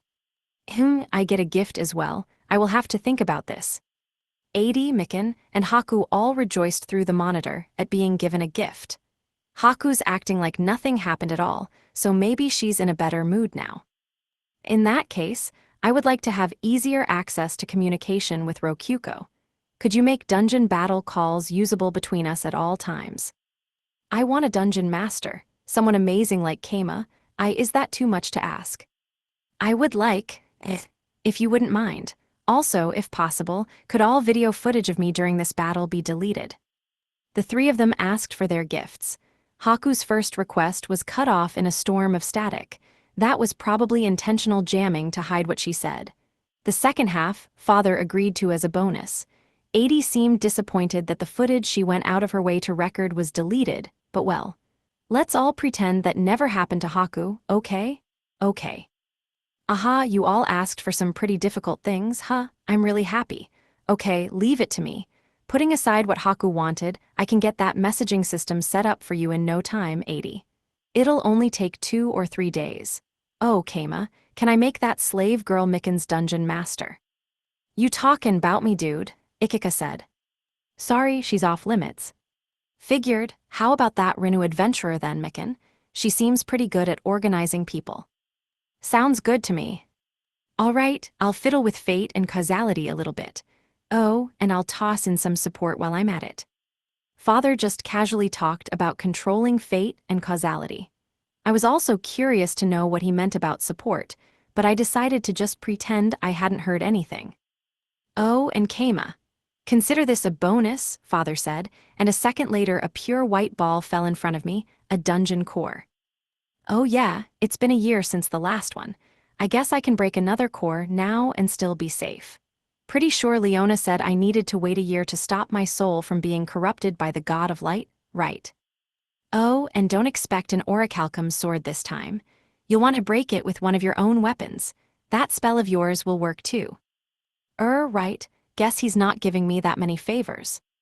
Wow, is that a dummy core? Mikan asked. Yeah. Now that I think about it, I've told Mikan and Adi that I'm from another world, but I haven't told them I'm a hero. They might have noticed from me using Ultra Transformation, a hero skill, but I don't want to run around calling myself a hero if I can help it. Especially since they live and grow off killing dungeon cores. Yeah, I'm just gonna keep this to myself. No real point in me saying it anyway. I can break this and boost my hero skills level once I'm back home. Yep, pretty sure this is a dummy core. Wowie cool, a free bonus. Papa sure is generous. He sure is, never met a more generous guy in my life. Rokyuko, would you store this for me? Oh right. I handed the dungeon core to Rokyuko. A glance at father showed that his expression was unchanged. He had probably expected us to do exactly this. Okay, I think it's about time to wake core 564 up, father said with a snap of his fingers. A call with core 564 connected. My left arm, it's still on me. Wait, what happened with the dungeon battle? Mwahaha, 80 exclaimed giddily. Core 564 panicked after waking up. Father had probably healed his arm at some point. Meanwhile, 80 looked pretty excited. She had a nice smile on her face. WHWH what? I lost? Me? Why? A 600 core should never be able to beat a 500 core. What did you do, you brat? Oh, what a splendid loser you are. Your barks of defeat are music to my ears. Ah, yes, losers are best when they are pathetic just like this. Grah. Ahahaha, ahahaha, oh this feels too good. Tell me, loser, how do you feel? Frustrated, sad, pathetic? Tell me, how does it feel to lose a girl younger than you, to lose to a small rabbit? To lose so hard. You called for help only for them to dominate you themselves, requiring your opponents to save your life, then spare it just to mock you. By the way, you were a burden on father. He had to get involved himself. Are you so embarrassed you might just kill yourself? Well, you can't, I defeated you. We defeated you, I suppose you know what that means, don't you? Curses, curses, curses, why, whyyyy. Core 564 roared in frustration at 80's taunting. Pathetic, I love how pathetic you are, 80 cackled, she sure was having fun. Wow, 80's sure getting into this, huh? Rokyuko, you started this, fix it somehow. If I hadn't said anything, she would have killed Core 564 to win, no? I just stepped in since I didn't think killing him would be necessary. That saved Core 564's life, and now 80's having fun. Isn't this a win-win? Well, if you call it a win-win, after one of the people lost so bad they nearly died. Core 564 was roaring grah. I'll kill you. Through the monitor, while 80, with endless amusement, was replying, ah, the words of a complete weakling. You have a talent for being a small fry. This is kinda heating up. Not that I really mind. If they start fighting to the death, all I ask is they do it somewhere far away from me. Okay, that's enough of that for now. Mind if I talk for a second? Father, yes sir. Ah, my apologies, father. Teasing Core 564 was just so much fun I lost myself in it. It was only then that Core 564 realized father was watching and bowed his head quietly. Though I should note he was bowing so deep he was practically groveling. I couldn't really blame him, considering he made a total fool out of himself with the boss of all the dungeon cores watching him. Tough luck, buddy. Yep, sorry to say it, Core 564, but you lost. A lot sure happened at the end there, but do you remember any of it? Sir, my humblest apologies, I let myself fail, never thinking for a moment you yourself were watching. Just thinking back to it makes me want to explode with anger. To think that woman would betray me at the last moment.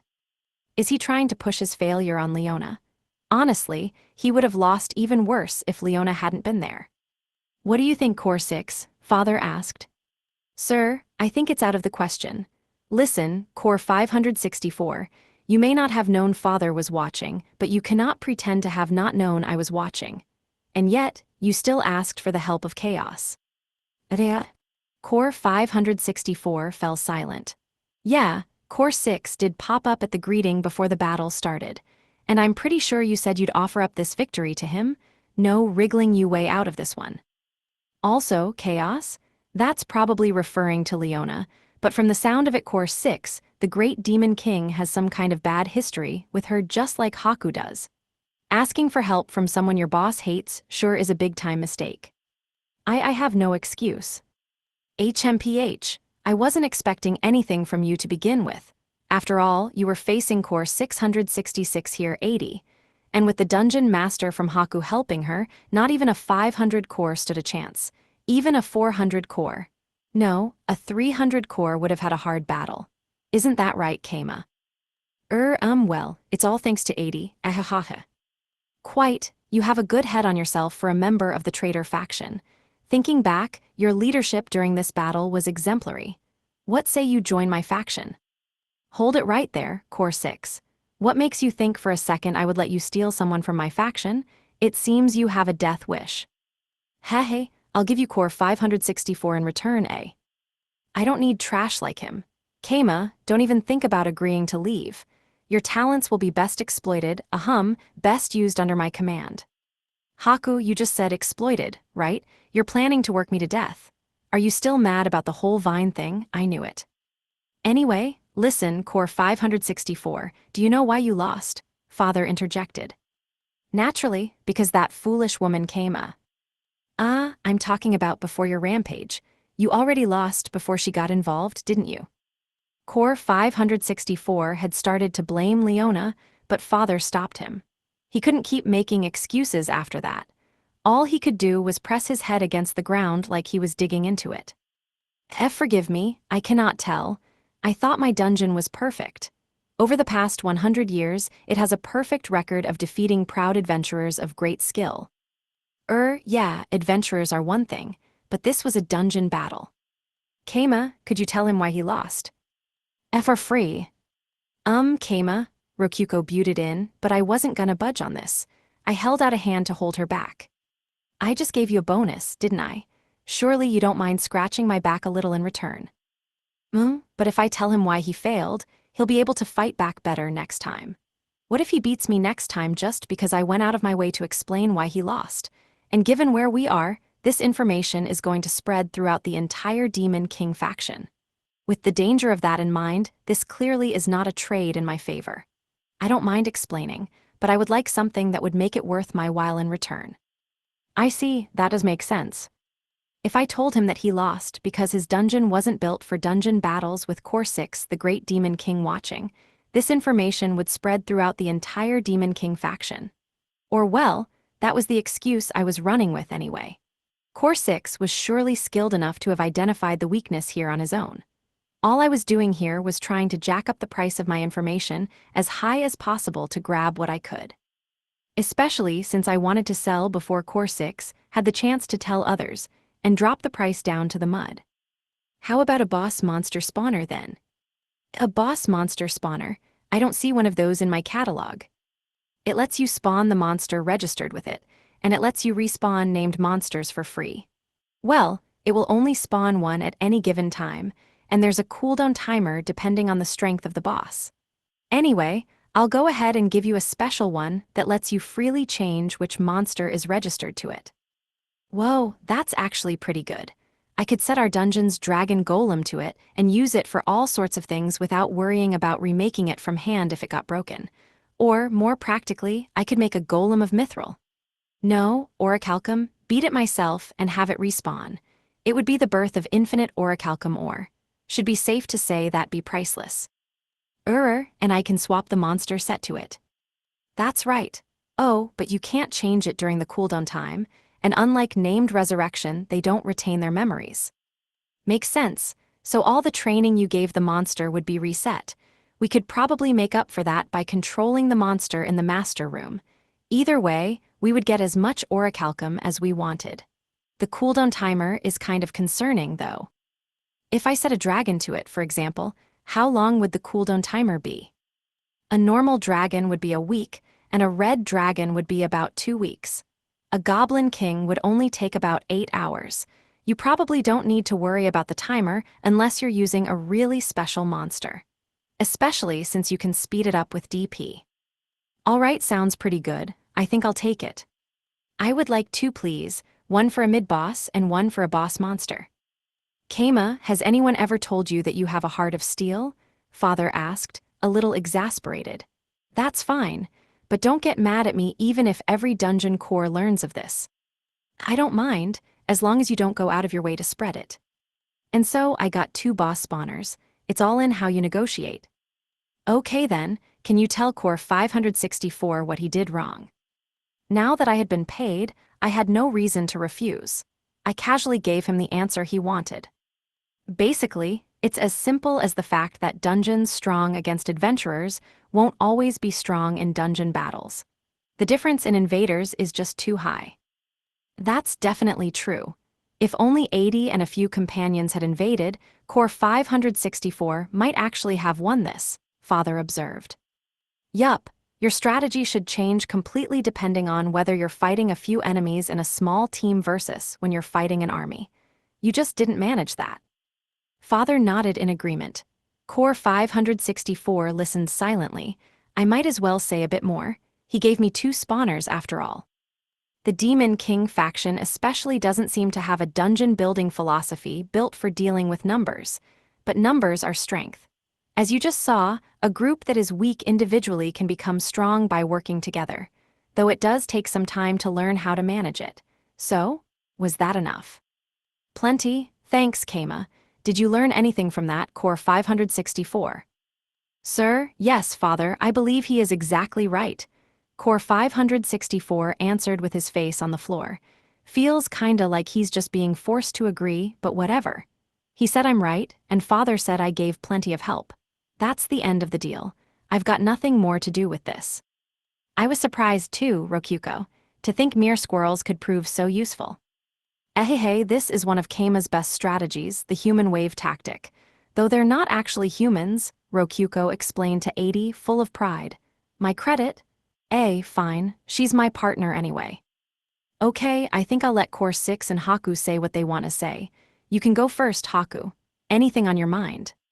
Father, if I may be honest, I just want to forget this dungeon battle ever happened. Nonsense, Core 6 interjected. If you insist, oh. Quiet, Core 6. I'm in the middle of speaking, Haku said, and she appeared on our monitors. Despite the fact that Father was there, Core 6 was annoyed enough at going second that he audibly clicked his tongue. It wasn't hard to see how hostile their relationship was. Well, first of all. Good work, Keima. I'll deliver the Lionheart bracelet to you later. And by the way, Father made it, so it's of even higher quality than Emimephi's. Thanks. Second of all, forget everything you saw in the boss room. I'm not sure what you're talking about. It's been so long since I was there, I don't remember anything about what happened. Good, and finally, as promised, I will accept you and Rokyuko hugging, but nothing more. Oh yeah, I totally forgot that was a thing. Sister, are we not allowed to kiss? You aren't, but I don't mind setting up a system where if you kiss me 100 times, you can kiss him once. Dang, since when was Haku so lustful? Oh right, she's always been like this. Rokyuko, I too would like to have a tongue sword fight with you, 80 said. I'm sorry, no can do. We're not sisters, we might make babies if we kiss. I feel like something was off about that. Hold up, are duels equivalent to dates in the Demon King faction? Or is 80 just like that because she's a magic blade type core? Oh, and Core 629. Mikin, dedicate yourself to me through serving Keima, Haku said. Why yes ma'am, looking forward to serving you Keima. And suddenly I got a lackey out of nowhere. What? I'm not going to do anything with him. Now you may speak, Core 6. Once Haku finished saying everything she wanted to, they changed places. Indeed, first 80, you did well. I would expect nothing less from my grandchild. I am honored, grandfather. As for you, Core 564. Core 6's words made Core 564 tremble on the ground where he was.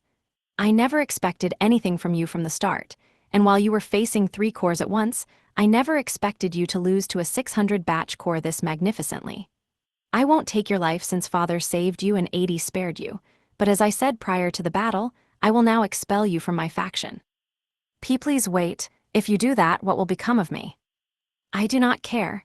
Know well that you are no longer under my protection. Do as you like, though remember that you are hereby forbidden to name yourself as a member of the Demon King faction or a practitioner of Demon King style. Break this rule and I will crush you in an instant. Do not forget this, Core 6 said before leaving abruptly. Core 564 could do nothing but stay frozen in place, dazed. I bet things are gonna be real hard for you, but, well, good luck. And that was when Father spoke up, with the corners of his lips lifted in a small grin for some reason. Okay then, Core 564, I'll give you 2 options. Father, what would those 2 be? 1, you keep on living as a dungeon core. That's basically me doing nothing and things just remaining as they are. Or 2, you become Mikin's support core. What do you think? Oh man, Mikin just frowned like, I don't need this guy's help. Can't blame him either. Who would want the help of an egotistical bully that put you through hell? Nobody, really. What do you mean by that, Father? Core 564 asked. Well, I just said I'd give Mikin a supporter as a gift, so. Mikin's a rabbit-type core, and he's kind of lacking in raw power. That's where you come in to support him. Both your dungeons are located pretty close to each other, so this is a perfect opportunity to dual link, isn't it? What he was saying made sense, but Mikin was shaking his head pretty vigorously. And what's a dual link? Like, are they literally linking themselves, becoming a dual core? Father, what does it mean to dual link? Core 564 asked. Oh, right, you don't know that. It basically just means two cores connecting to manage one dungeon. Mikan will be the main core, and you'll be the support core. So you ask me to serve that rabbit. Core 564 said with a glare through the monitor that sent Mikan hiding behind 80. My, Core 564. But won't that be a perfect fit for you, since you lost to Mikan in this dungeon battle? A rabbit and a loser, could there be a better pair? GR. New, I don't want to pair up with this guy. It'll be fine, Mikan. Support cores can't defy main cores, and they can't hurt them either, Father said in a reassuring tone. So basically, the support cores are slaves. Help me, Kama. Can't you just order him to leave you alone until you call for him? He can be like someone you only ever call over when you really need help in a fight. Wow, so he can be just like a mercenary. Well, I think that'll be fine. GRR, V very well. This is humiliating, but it is my fault for losing this battle. Father, I will become Core 629's, Mikan's support core. All right, that settles that. Now I just need to get the master in place and everything's perfect. And so, Core 564's fate was decided. In a way, he had technically joined Haku's faction, and since she had just said she didn't need trash like him, her expression was a bit conflicted. And wait, if Mikan's my subordinate now, and Core 564 is his support. Doesn't that mean Core 564 and I are connected now? Aw man. All right, good work everyone, Father declared. He was probably feeling better than anyone else here. Oh, I just remembered, we've just left the adventurers standing around this whole time. He, Mikan 80, and Core 564, I guess. Gimme some help. We need to make a big army of small fry to finish this oof. Rokyuko's perspective. The dungeon battle ended safely, then the celebratory party ended, or at least, Rokyuko left early. It was now her time to shine. Okay, it's finally the big day. Do you remember, by chance? The true power that the Divine Comforter blanket has. Exactly 1 day per year, it lets you sleep in bed with any person you wish. And due to the manipulation of fate and causality, nobody will interfere before morning. It had been a year since she last used it. Soon the power should be returning to it, right? Rokyuko picked up the comforter and patted it. Yeah, it was usable. It felt like it anyway. Last time went, well, we had some problems, but this time I know all I need to know. Thank you, Ridra. This time for sure, Kama and I will do the baby thing, Rokyuko declared. Despite talking to the air to pump herself up, she was still too embarrassed to say her plans outright. Ridra was the source of information. She was a red dragon and the dungeon master of the neighboring Flame Caverns. She had a daughter named Igni. In other words, she was a veteran of love. According to her, Rokyuko just needed to kiss Kama, embrace him, then go with the flow. Kissing was the secret to everything. It was apparently fine for sisters to do, but given that Niku and Meodora, the Archduke's daughter, were engaged, it was risky for any two girls to kiss. Rokyuko, a very smart girl, was naturally quick-witted enough to figure this out herself. Oh mighty comforter, I want to sleep with Kama. She prayed to the Divine Comforter, and it shone brightly. It was the same light she had seen a year ago. In other words, it had activated. By the way, Rokyuko already had on her bedtime babydoll dress, and she was wearing the black thigh-high socks that Kama liked so much. Her underwear, too, was a sexy pair of lucky underwear she had prepared for this day in particular. Whoever coined the term lucky underwear must have had real-life experience, Rokyuko thought, because indeed she felt so nervous it was tempting to rely on luck. Not too much later, a knock came on the door. Eep, is that you, Kama? Yep, it's me. The door's unlocked. Oh really? I'll go on in then. Kama opened the door and came inside. He was wearing the same jersey he usually did. Heh, we got some more pieces of the divine bedding, Rokyuko. Dungeon battles sure are worth doing. And since we got one each, you finally have one of your own. That barely matters.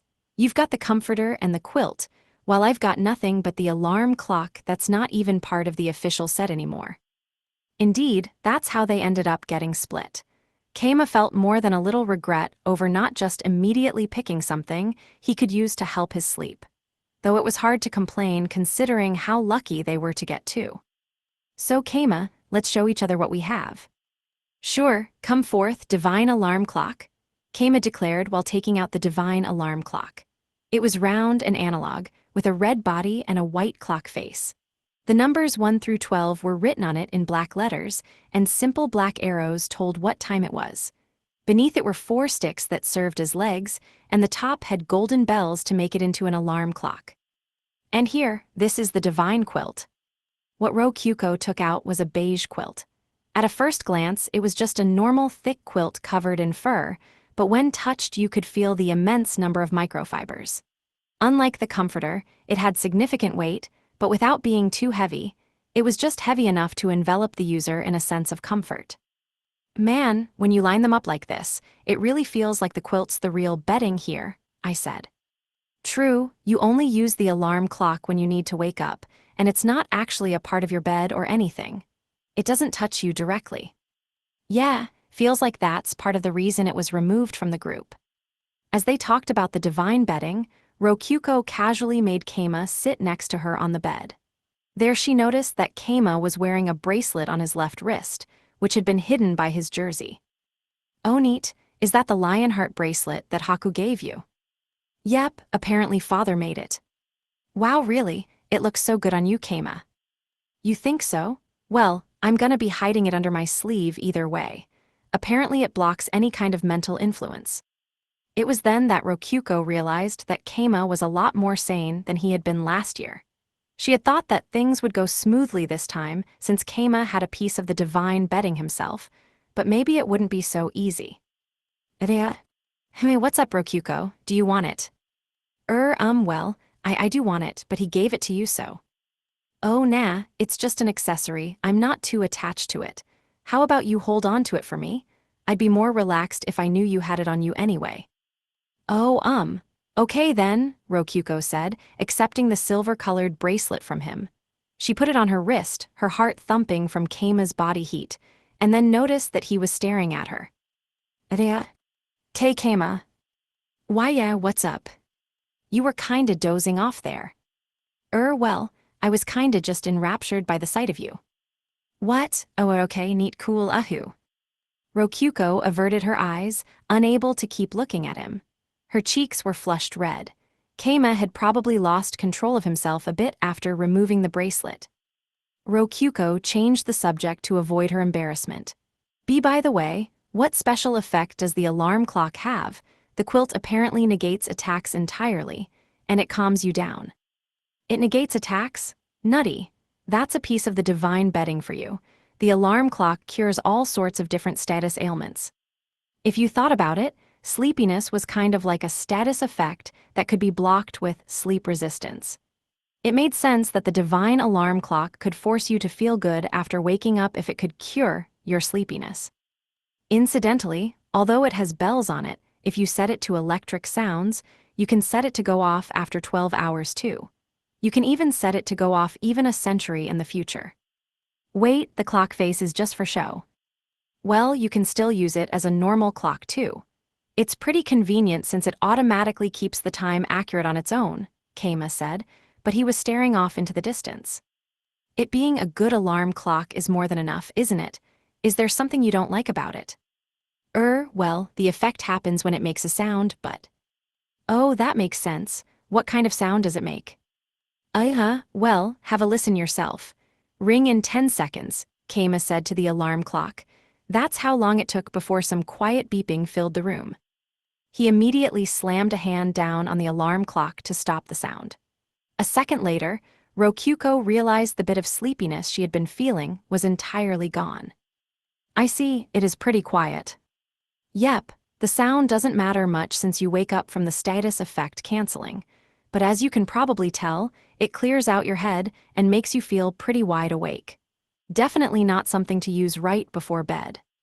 Now I know why father was so proud of it, Rokyuko said with a nod and a pleasantly clear head. So, you think this will help me sleep? Oh, now that you mention it, you definitely can't sleep with this thing. It's the one and only flaw of this alarm clock, but it's fatal. This isn't bedding at all. It's a tool for waking up. Wow, I totally see your point. Still, Rokyuko thought that since it would help you wake up no matter what when you needed to be awake, it should count as bedding. Though maybe the fact that it made you think of waking up at all disqualified it from being divine bedding. Anyway, I'm wide awake now, so I'm gonna head back to my room. Thanks for showing me your bedding. You're welcome. Peace, Rokyuko. See you tomorrow, Keima said before leaving the room with a bright expression. Rokyuko was left sitting in the room alone. Wait, what? What about the comforter's effect? The divine alarm clock. It cured all sorts of status ailments, even the ailment induced by the divine comforter. Upon realizing this, Rokyuko exploded and spoke without thinking. The alarm clock isn't bedding. Her words defied the will of Father, and yet she could not help but speak her mind. Still, Rokyuko wasn't about to let things end there. She thought for a bit after Keima left the room, then left herself, determined to sleep together no matter the cost. Her mind was set on that and nothing would shake her out of it, but Keima had left. Desire and frustration was boiling within her. What was she to do then? There was only one answer. Go to him herself. And so, Rokyuko went to Keima's room to launch a nighttime advance. I'm coming in, Keima. Whoa, hold on a second. Keima's voice had a bit of panic to it when he told her to wait, so she paused for a good 10 seconds before going inside. The room he had been given was mostly empty like a bare storeroom. There wasn't anything fancy like a bed, there was just a single futon spread out on the ground.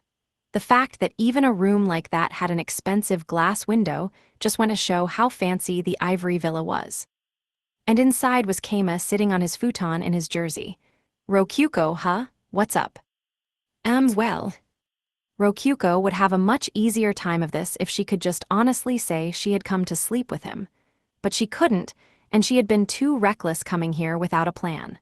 Still, an idea came to her at just the right moment. Thanks to you, I can't sleep. Take responsibility and use siesta on me. Indeed, if she had been made wide awake from her sleepiness being taken away, then all she needed was to have sleepiness forced back into her. And Keima had a magic blade that did just that. Keima was moved by her idea. Wow, I totally forgot that was an option. All right, let's head back to your room. There's a futon right here, we can stay. Got a problem. This is a weird coincidence, but I don't have any spares. There's only one futon here. Oh, woo-ha. Suddenly, it hit Rokyuko.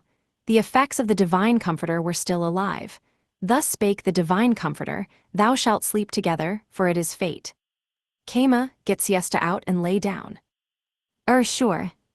Keima set siesta beside the pillow and laid face up on the futon. Rokyuko grinned. No, sorry, I yipped. Enga. Rokyuko fell toward Keima in what was very obviously a deliberate move. Her elbow perfectly forced its way into his stomach. Yet another coincidence.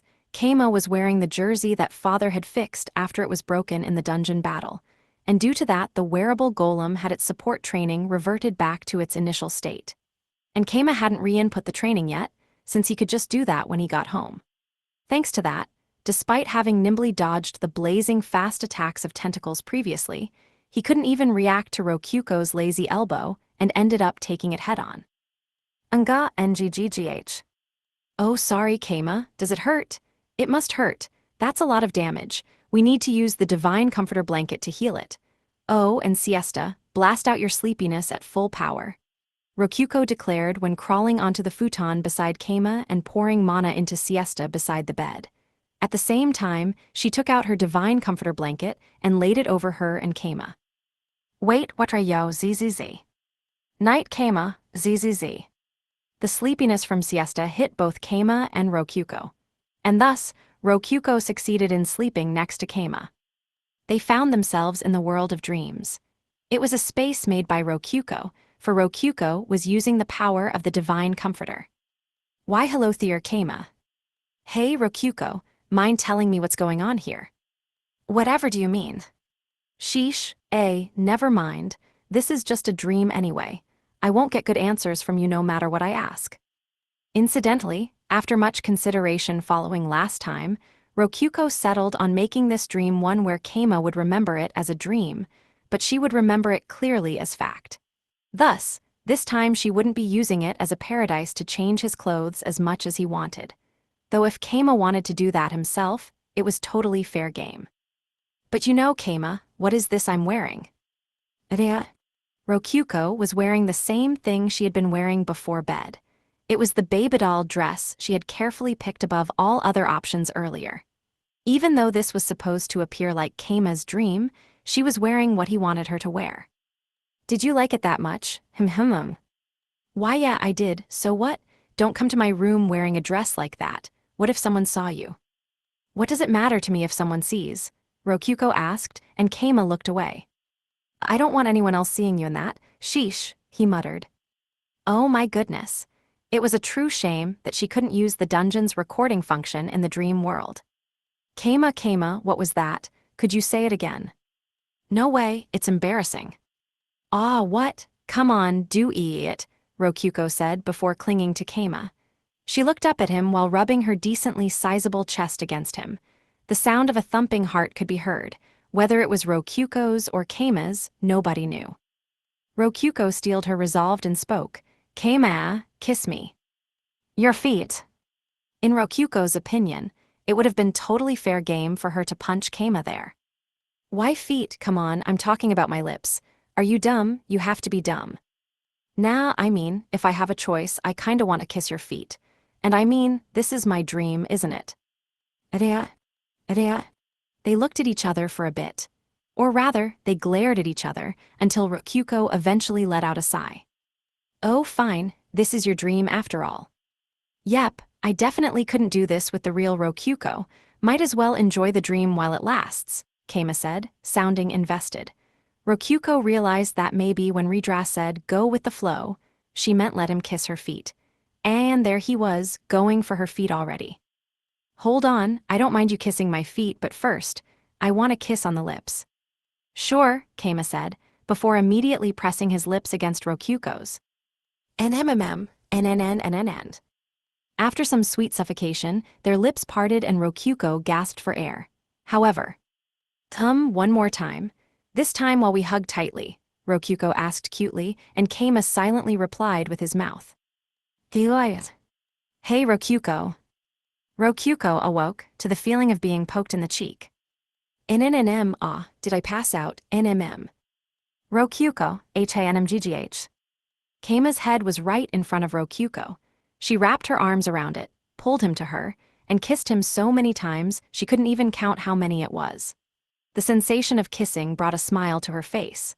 They had gotten carried away by the flow earlier and ended up kissing in all sorts of places beyond just lips and feet, but in the end kissing on the lips was the best in Rokyuko's opinion. Though Keima seemed to want to go after her feet more than anything. That tasted so good. Rokyuko sighed with a dreamy smile as she let Keima's head go. Rokyuko, are you half asleep or something? Biwa, she said in a cracked voice, now seeing with widened eyes that Keima was blushing bright red. Wow, that's weird. Keima only blushed like that during the first 10 or so kisses. And is it just me, or is the aftertaste more realistic than before? Oh, and when did we move to the futon? Oh, and why is the light from the window so bright?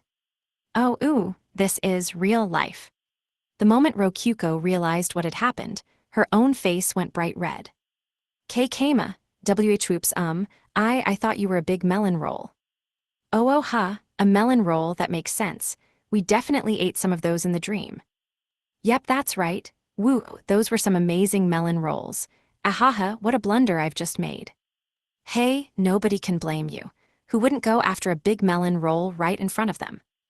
Rokyuko flung off the comforter and leapt into a sitting position where she proceeded to make excuses. Keima did the same, sitting in front of her and nodding in agreement. Both of their faces were crimson. Rokyuko was a bit teary-eyed too. Once they had finished their excuses, they awkwardly avoided eye contact and shuffled around so their backs were facing each other. I'll go kiss Haku 100 times later. Why yeah. And so concluded the night after the dungeon battle. Side chapter, 100 Kisses. It happened after the dungeon battle was over, but a bit before Keima's party left to go home. Or to be more specific, it was the morning after Rokyuko and Keima slept together in the same bed. Sister, let's kiss, Rokyuko said instead of preparing to leave. What? Haku exclaimed with a twitch, her body trembling with shock. She was so shaken that she accidentally ripped in half the document she had been looking at. KKKK kiss? By kiss you mean, that kind of kiss, yes. What other kinds of kisses are there, sister? None at all, What? Is this a dream? Is this some special effect of father's sofa? Haku certainly had gotten drunk at the celebration, before eventually waking up the next morning on the sofa father had given her. She had felt great after waking up, which was unusual, and also meant there was at least a small percentage chance, no, about a 50% chance that it was responsible for Rokyuko saying that. Cough, well. Here I go, sister. NMMM. Rokyuko climbed onto Haku's desk and pressed her lips against hers while she was still sitting in her office chair. It was a basic kiss that involved nothing more than touching lips. Well, that's one, time for two. Wait, Rokyuko, wait. Give me 10, no, at least 5 minutes. Haku held up a hand to stop Rokyuko from kissing her a second time, then left her seat. What's going on? Is this a dream? Is it real life? Haku, in a panic due to the lingering warmth on her lips, rushed to the bathroom and brushed her teeth intensely. She cast purification to finish the job, then checked her face in the mirror to make sure she looked fine. Her ears and cheeks were fine, aside from being bright red. Her breath smelled fine. After brushing her hair with her hands just to be safe and calm herself down, she returned to her seat in the administrative room where Rokyuko was waiting. And there she was, quietly waiting, not a figment of Haku's imagination at all. My apologies for the wait. Welcome back, Haku, let's get back to it. Why yes indeed. Rokyuko, where's all this coming from? Haku asked, and Rokyuko tilted her head. You said I could kiss Keima if I kissed you 100 times first, didn't you? Now that you mention it, I did say that. Indeed, she remembered it clearly. And there Haku finally understood that Rokyuko was trying to kiss her 100 times so she could kiss Keima. Okay, let's get back to it. There's still 99 left, Haku. Alright, I understand. I know, boo mnggh. Haku once again had her lips forcibly stolen. Rokyuko was being shockingly aggressive. It was so intense that Haku felt that she might fall unconscious. But at the same time, she had to stay conscious no matter the price. She was resolved to experience this for as long as she could, even if it killed her. And kissing places other than the lips still counts as kisses, right? Wait an kaya and not there. Rokyuko launched a flurry of kisses onto Haku's cheeks and neck. Haku could do nothing but sit and take it as she trembled, wondering where Rokyuko had learned such techniques. She certainly hadn't taught her to do any of this. All Haku had taught her was some basic sexual education, just to ensure no accidents were to happen. She taught her that sexual reproduction was an act that relieved the body by expelling dirty juices, and that one was to view their sexual partner as a trash can. Men doing it to women were pure evil, and they should be refused no matter what. And that ultimately, it was meant to expel waste, and doing any more than that was the act of beasts. She also taught her that kissing was for people who liked each other, that gender didn't matter when it came to kissing, and that sisters could kiss as much as they liked. It was mostly a manipulative view of sex made technically not false by exploiting the difference between humans and human-type dungeon cores. And yet, how had Rokyuko learned to give such passionate, fervent kisses from such basic sexual education? All she could think of was that Keima or someone in Goron had taught her. Perhaps it was the work of the succubi that Leona had left there. Ah, yes, that was it, no doubt about it. Curse you, Leona, how dare you defile my sweet little rock, Haku thought before being abruptly interrupted by the sensation of a wet, warm thing going into her ear. Hayati, Rokyuko, not the ear. You certainly, SHLPPH, have clean ears, don't you? They taste like you. Haku's thoughts were scattered by the wet sounds of a tongue digging into her ear as up-close whispers echoed within, her brain trembling with bliss. Her beloved Rokyuko's whispers and cute tongue played a symphony accompanied by body heat and hot breathing, which shook her brain more than she ever thought possible. My ear hole feels amazing. Licking, hayag, and gh, the licking, feels amazing. It's so loud I can't hear anything else. My ears are being dominated. No, Rokyuko. My ears are too weak. I'll crumble if you keep licking them. Oh, are these your weak spot? I wonder what will happen if I do this then. Nom. Haya, why you bit my yar Hyalith. She was melting. Rokyuko was melting Haku's brain. Haku could do nothing but sit and weather Rokyuko's storm of kisses, unable to hide her bright red face and ears, nor hide the sensual storm of expressions flashing across her face. This is too much. It's just, I'm going to lose my mind. And that's 100. Ina. And so, after the promised 100 kisses were over, Rokyuko pulled her face back from Haku's with an embarrassed expression. Meanwhile, Haku was limply slumped against her wet chair, staring at the ceiling in such a daze she couldn't even lift her arms. Haku, you're drooling. Eek, Rokyuko, when did you get so mature? Ahaha, I'm growing up too, you know. Rokyuko replied with a smug expression despite having not answered Haku's question at all. And then, Rokyuko realized something.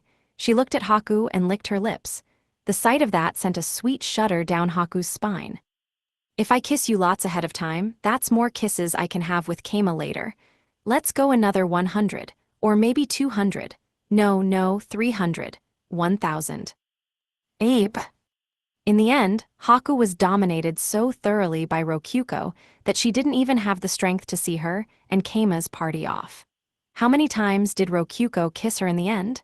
That will forever be a secret between just the two of them. Afterward, a coworker of mine recommended a novel to me the other day, and indeed, that novel was Lazy Dungeon Master. I didn't tell him that I was the writer. This is just my second job, so yeah, it's kinda awkward. I'm thinking I'll tell him if I ever become a full-time writer. Or wait, maybe he knew the whole time. Have I been found out? Okay, let's not think about this. It's not healthy to make too many assumptions without evidence. No doubt this was a pure, legendary class coincidence. This is a popular series that made it all the way to volume 11, after all. Nothing weird about someone recommending it. Yep. Oh right, this is volume 11's afterword. Thank you for reading once again. We held back its release a bit on purpose so it could be sold next to the manga edition in stores. Okay, that's not true. I just couldn't make it in time since I needed to basically write 2 volumes for what was planned to be just one. Ha ha ha, what a good joke by me. Ahaha, ha. Anyway, I would like to keep working hard for Lazy Dungeon Master's sake. I hope you'll support me by reading the manga version too. Yuta-san, Nanaroku-san, thank you for your work. My editor Isan seems like he's having a hard time. Good luck to you, my friend. Oh, and this volume had a lot more pages than normal, but that's just because I wrote too much. I couldn't really cut any of the final parts here. And if I wasn't willing to cut anything, I just had to be willing to write more pages than normal. But due to that extra content, the price is a bit higher than normal in Japan.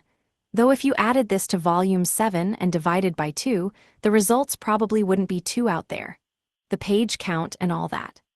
And here I was, thinking that since most of this is in the web novel, I could just finish in no time with a bit of extra writing.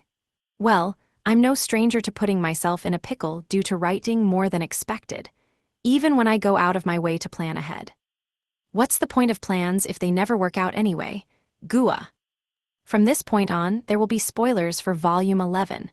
People who skipped here before reading the volume itself should probably do a U-turn. Okay, everyone got that? I've warned you. I'm seriously gonna start spoiling, so leave now if you don't want that. If you're one of those people who complain about afterwards having spoilers, go try writing an afterword of your own and see how hard it is to come up with anything to say if you can't even talk about the volume itself. I've got a mountain of lore here, and I won't ever be able to talk about it otherwise. Anyway, here we go. This is basically the second half of the last volume, and its journey to the imperial capital. That said, since there's a clean delineation between the journey to the capital and what happens at the capital, they aren't actually too connected. The main thing that changed was adding some foreshadowing in volume 10 for a certain god of chaos appearing here, and letting a certain imperial princess appear again after being oddly popular in her introductory volume. Yeah, This volume is an example of how changing stuff early will result in big changes later. The God of Chaos worked mostly behind the scenes in the web novel, so this is probably going to have a big influence in a lot of places moving forward. There were also a lot of good scenes captured in the illustrations. I actually spent a lot of time debating over which scenes should get the illustrations this time. I'm really looking forward to the manga edition of this arc. Real deal hype. I have no idea when it's going to reach this point though. Also, Rokyuko called Keima over to a dream using her divine comforter again, but she seceded authority in the dream to let Keima do as he wished, which involved kissing feet and nothing more. In a way, I have to say that Keima missed a big opportunity to go all the way here despite being so competent in the dungeon battle. But well, I would actually love for someone to turn this situation into a porn manga. And then, I would love for them to give me a volume of it. I'd be overjoyed. I would treasure it. Sure, the official word of God is that they didn't go all the way, but you can just ignore that. Ignoring official lore is the beauty of derivative fanworks. You can do whatever you want and treat it as just a parallel world, an alternate telling of what could have happened. Man, do I love derivative fanworks. Maybe people will start making porn manga of LDM if it gets an anime. I hope it gets an anime. Ai-san, I believe in you making that happen. And the God of Chaos is begging for it too, I promise.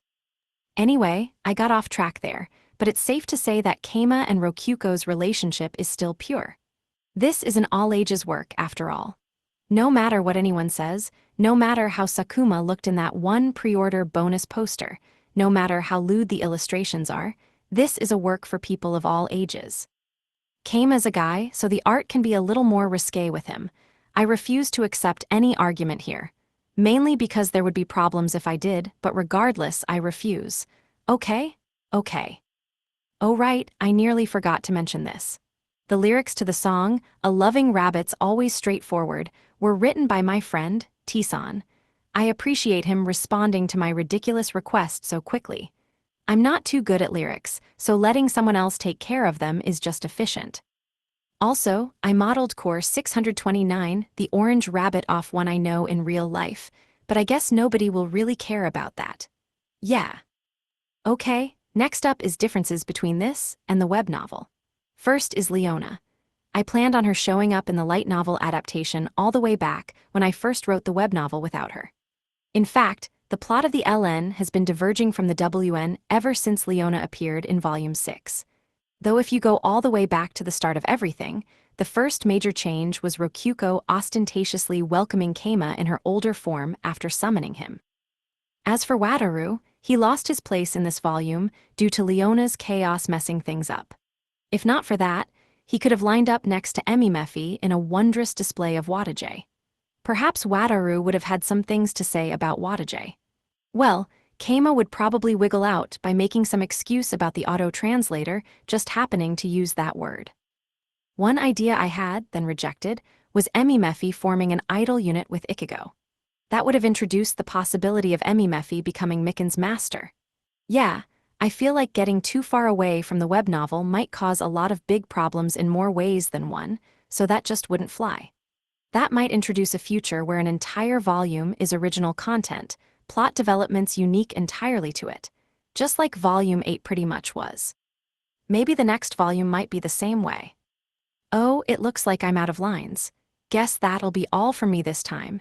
May we meet again next volume. Supana Onikage. Bonus short stories. Event rewards. Keima, I want to talk to you about some dungeon stuff. Core 629 aka Miken said, hopping over to me while I was hanging out in his dungeon, the rabbit rest spot.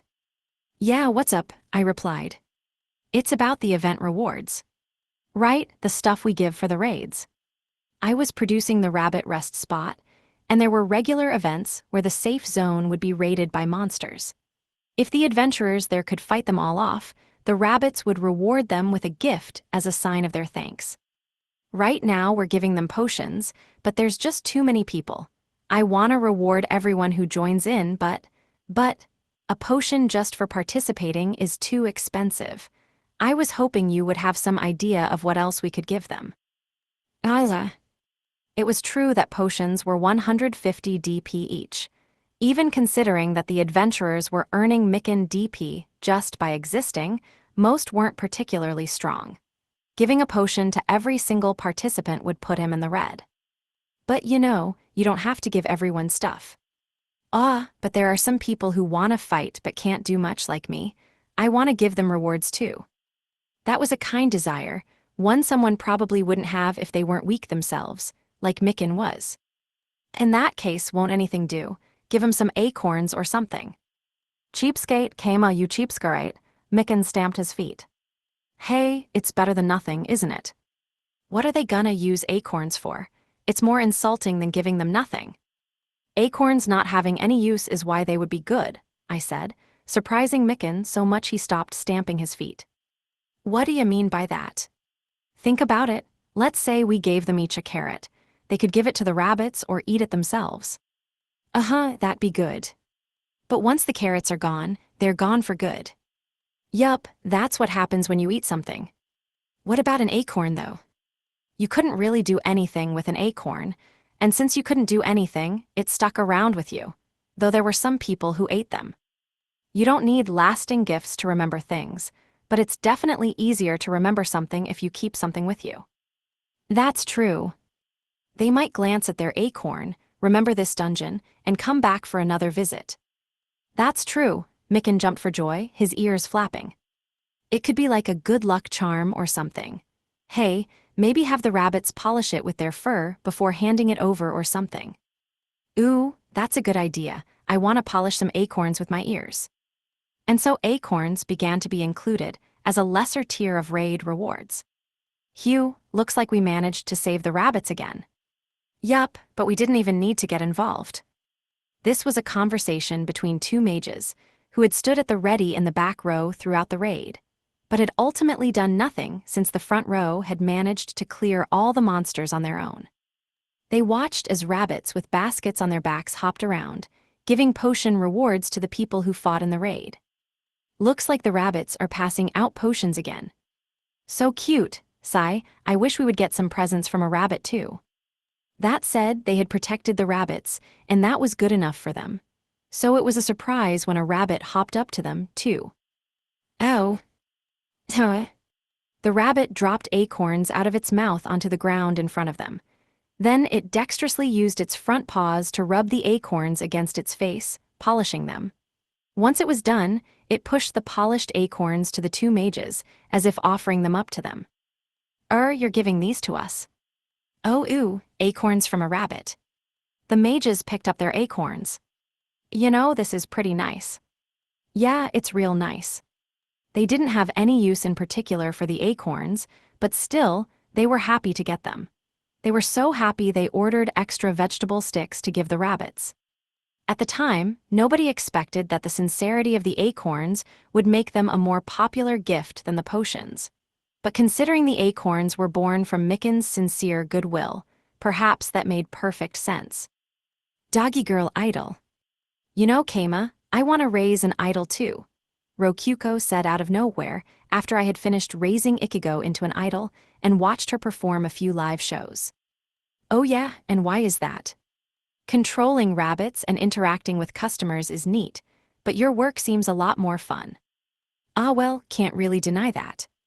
There were entire video games based on raising idols, after all. Entire series, even. It only made sense that it would be fun, and I could say from experience that it was a good time. Not to mention that Rokyuko raising an idol would honestly be pretty beneficial. Ichigo could form a two-person unit with the new idol, or maybe they could have epic singing battles on stage. Guess I'll summon another war rabbit for 50,000 DP. Not sure if you'll have the time to finish raising her before the big battle, though. No need for that. I've already scouted out a girl that's like a big ball of idol talent, Rokyuko said with a smug smile. Really? I'm impressed, Rokyuko. Or I would be if you talked to me before doing that. Be-woo-woo-woo-wah. I pinched and pulled Rokyuko's soft cheeks. Dang, these are squishy. I mean, you looked busy, and I was bored.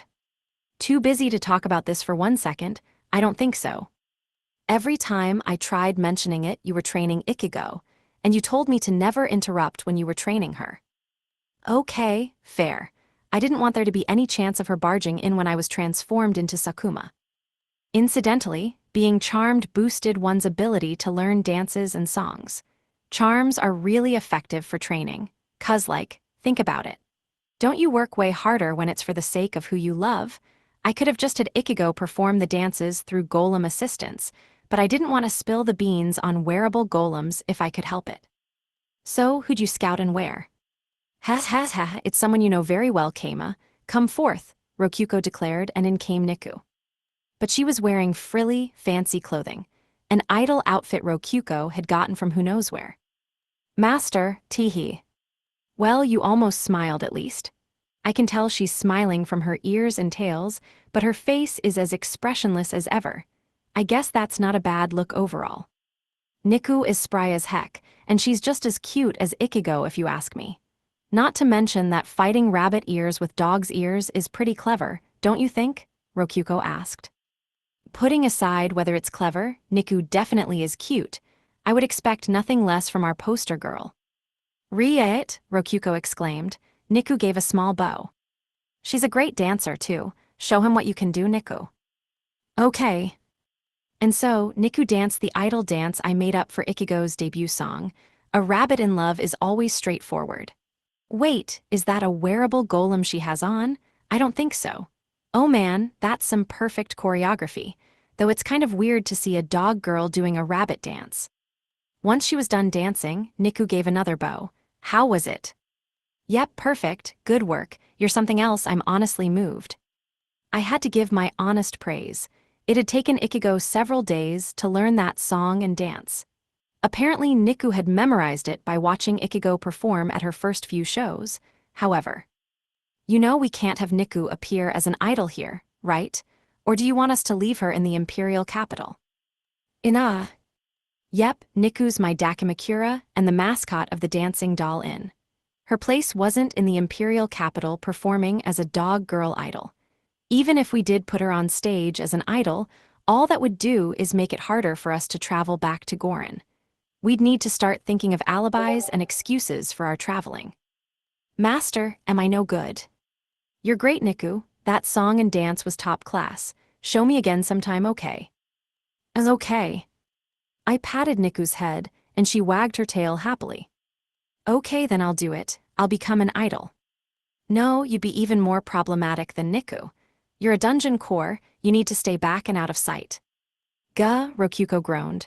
In that case, well, could I become an idol just for you? Rokuko looked up at me with tearful eyes. An idol just for me? That doesn't sound so bad. Niku and I will sing and dance just for you. How does that sound? Well, not bad at all, but what's the point?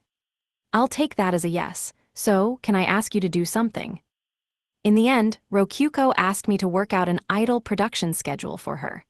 But I managed to squeeze out of her that this was all pretext, and in reality, she just wanted to see me, Sakuma, perform mini-shows for her. Please, Keima, show me, charm me. Hell no, never. This is the one thing I will never budge on. Transforming into a succubus is real freaking embarrassing. And well, all that being said, between you and me, I was a little relieved to see that even though Rokuko was getting a lot smarter lately, she was still a bit of a doofus sometimes. Dade Investigation Report. Wataru was visiting the country of Dade at the request of Haku. Apparently the influence of an evil god was beginning to take root in the country, and his highest priority was investigating what exactly was going on. That said, he hadn't been given any specific task in particular to work on. What should I be searching for? Hey you, do you have any ideas?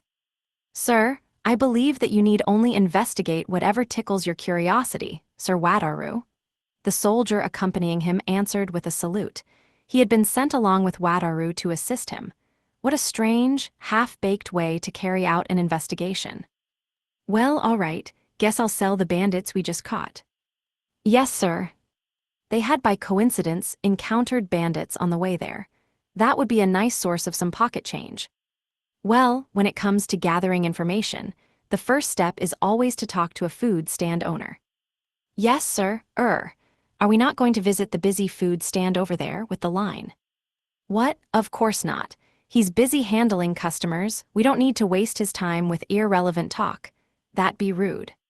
He was right, but at that moment, a woman let out a loud scream from behind the stand.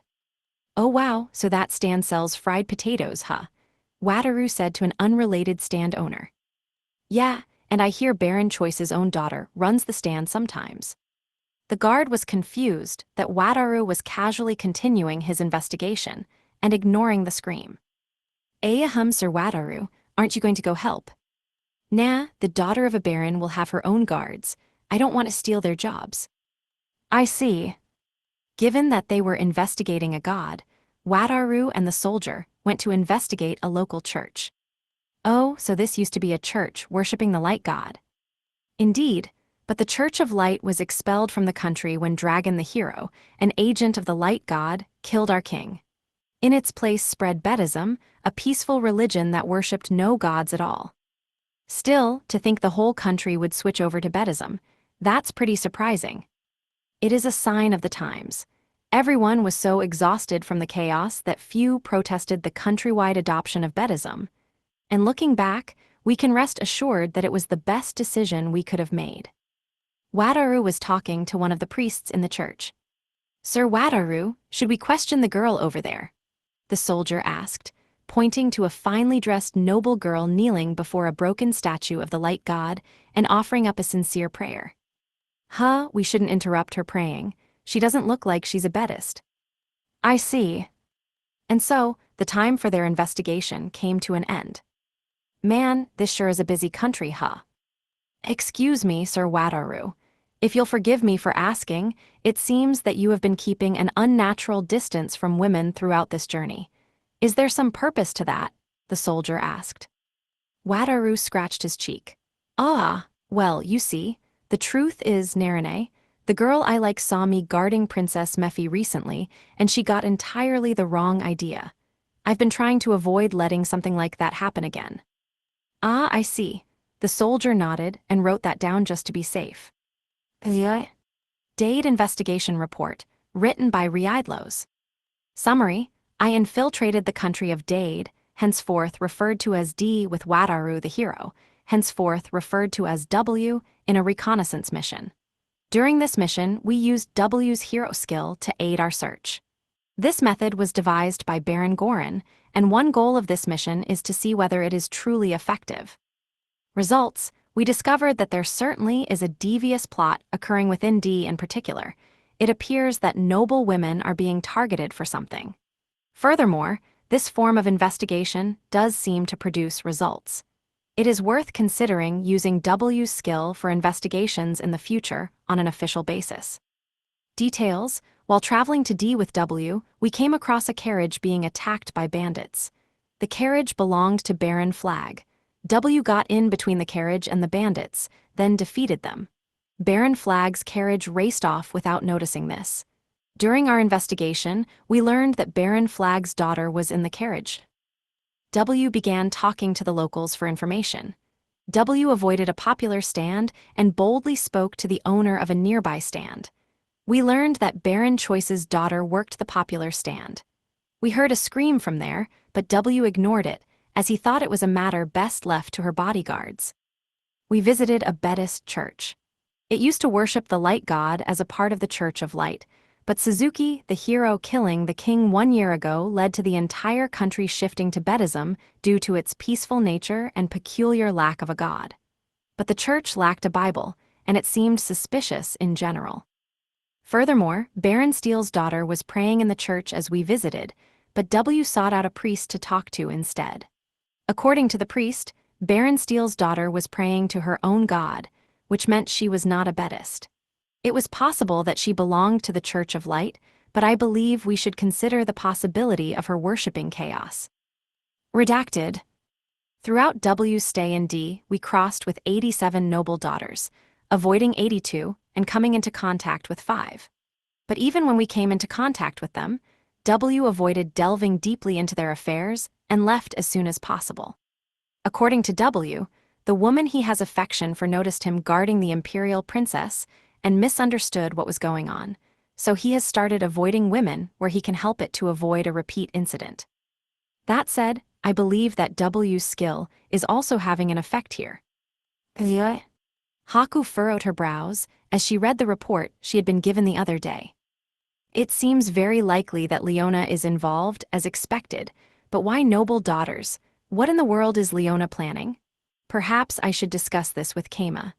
The dungeon battle has just finished, so he should be preparing to leave now. There's still time, Haku thought, and at that moment, Rokyuko opened the door to her office. Sister, let's kiss. What? It was so sudden and shocking that Haku accidentally ripped the report. And what followed was even more shocking, too. It was a very long time before Haku remembered the report, but well, who could blame her? The source of the trends. Misha, the guild master of the Imperial Capital's Adventurers Guild, was awake. Reason being, she had been ordered to assist Keima as much as possible by Haku, her boss and the ruler of the Lavirio Empire. Misha had to wake up for work. She couldn't sleep and do work at the same time.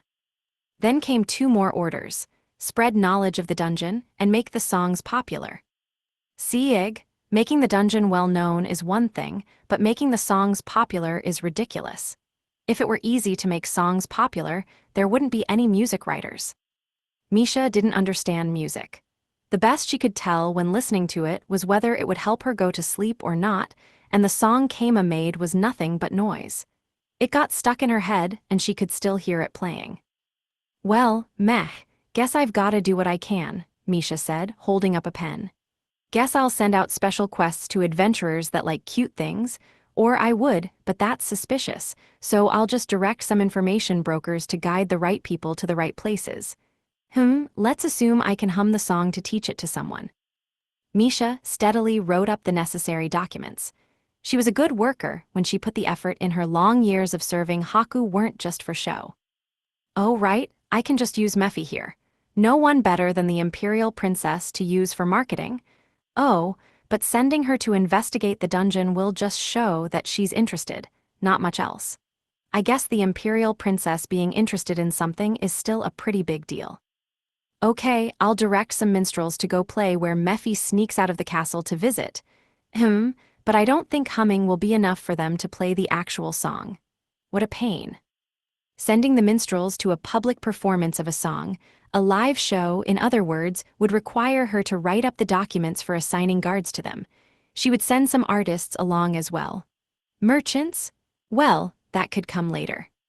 She finished the documents regarding the live show and entrusted them to her skilled vice chief. But Misha didn't rest yet. Gua, I'm so tired, but I've gotta keep going. I'll put minstrels where Mephi goes.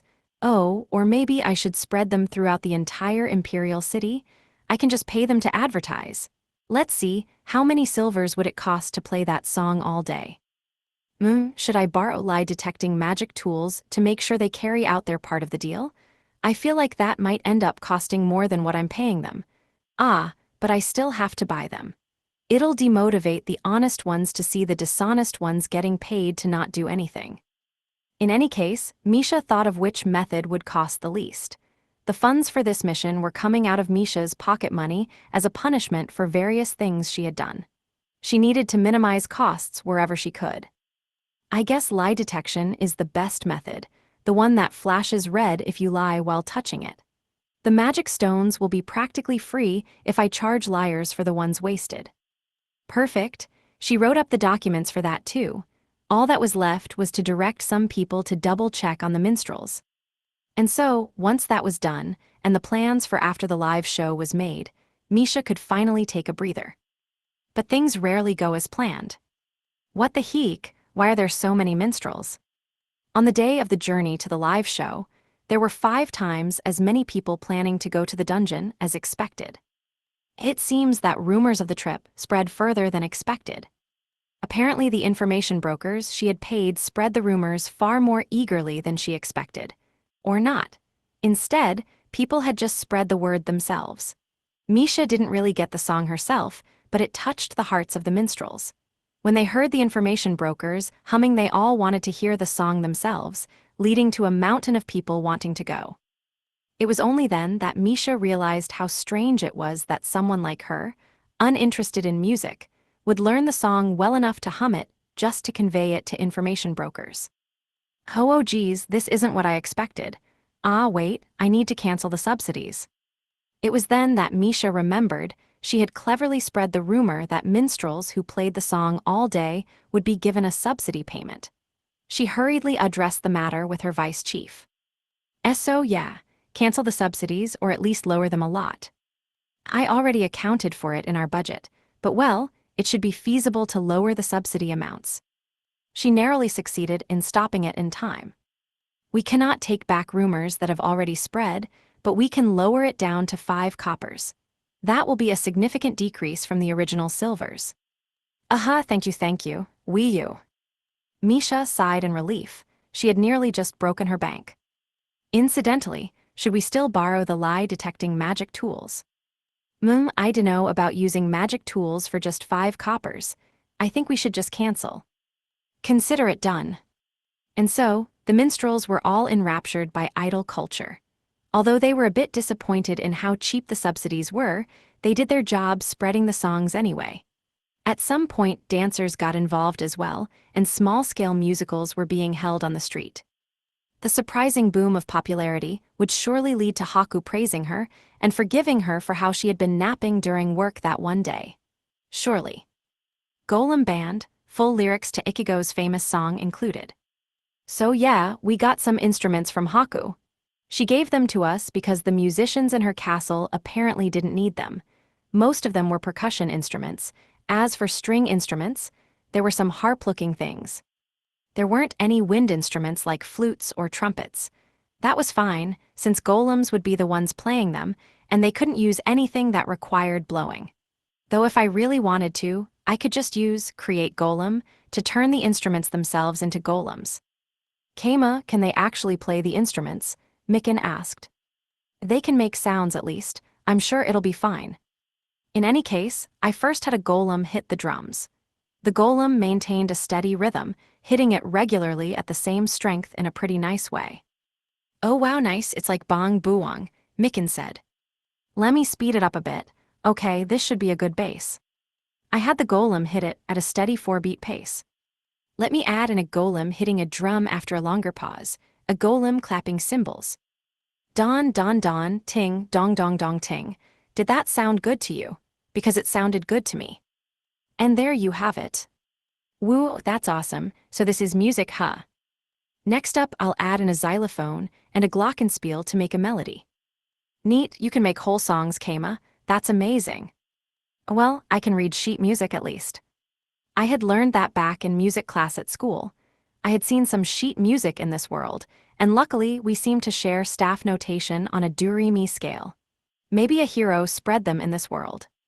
And so, with my ring succubus Kasaki's help, I succeeded in making a charming song. I transformed into a succubus at night and stealthily put it all together. Man, when I'm Sakuma, I sure end up feeling all-powerful. It's kind of impressive, really. It's so convenient I just keep on using it and using it. Sigh.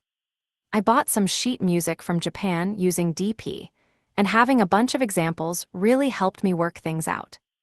The lyrics went like so, by the way. A rabbit in love is always straightforward. Written by P. Sakuma. I want these feelings to reach you right new. I'm a rabbit in love. Why are our ears so big? To hear everything you say. Even our big jumps are all to get to you faster. Our whole body is, my whole body is all to make this love come true. Moonlit nights aren't a new. I'm heading right forward no matter where you goose. I won't hold back. I want you these feelings to reach you right new. I'm a rabbit in love. Why are we so fluffy? To warm your heart. I wanna run right next to you.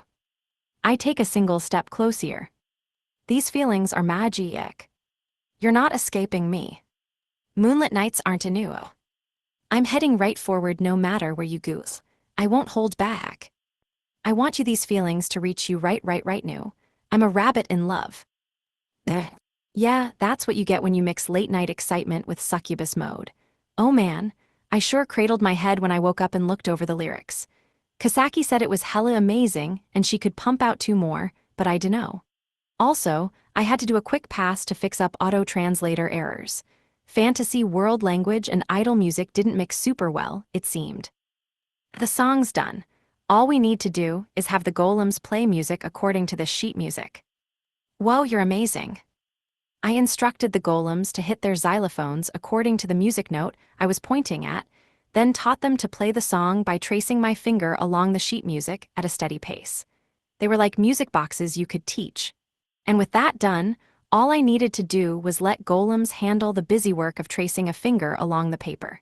This is kind of like playing a rhythm game on auto mode. Golems would definitely get a full combo if they played a rhythm game. They sure are convenient. And so, the band of golem musicians was completed in no time. By the way, Keima, what about the lyrics? Do you think Ichigo will be able to learn the lyrics right? Don't sweat it, we're holding some secret training sessions. It won't be too hard to teach her using my succubus powers. Man, succubi are real convenient too, like way too convenient.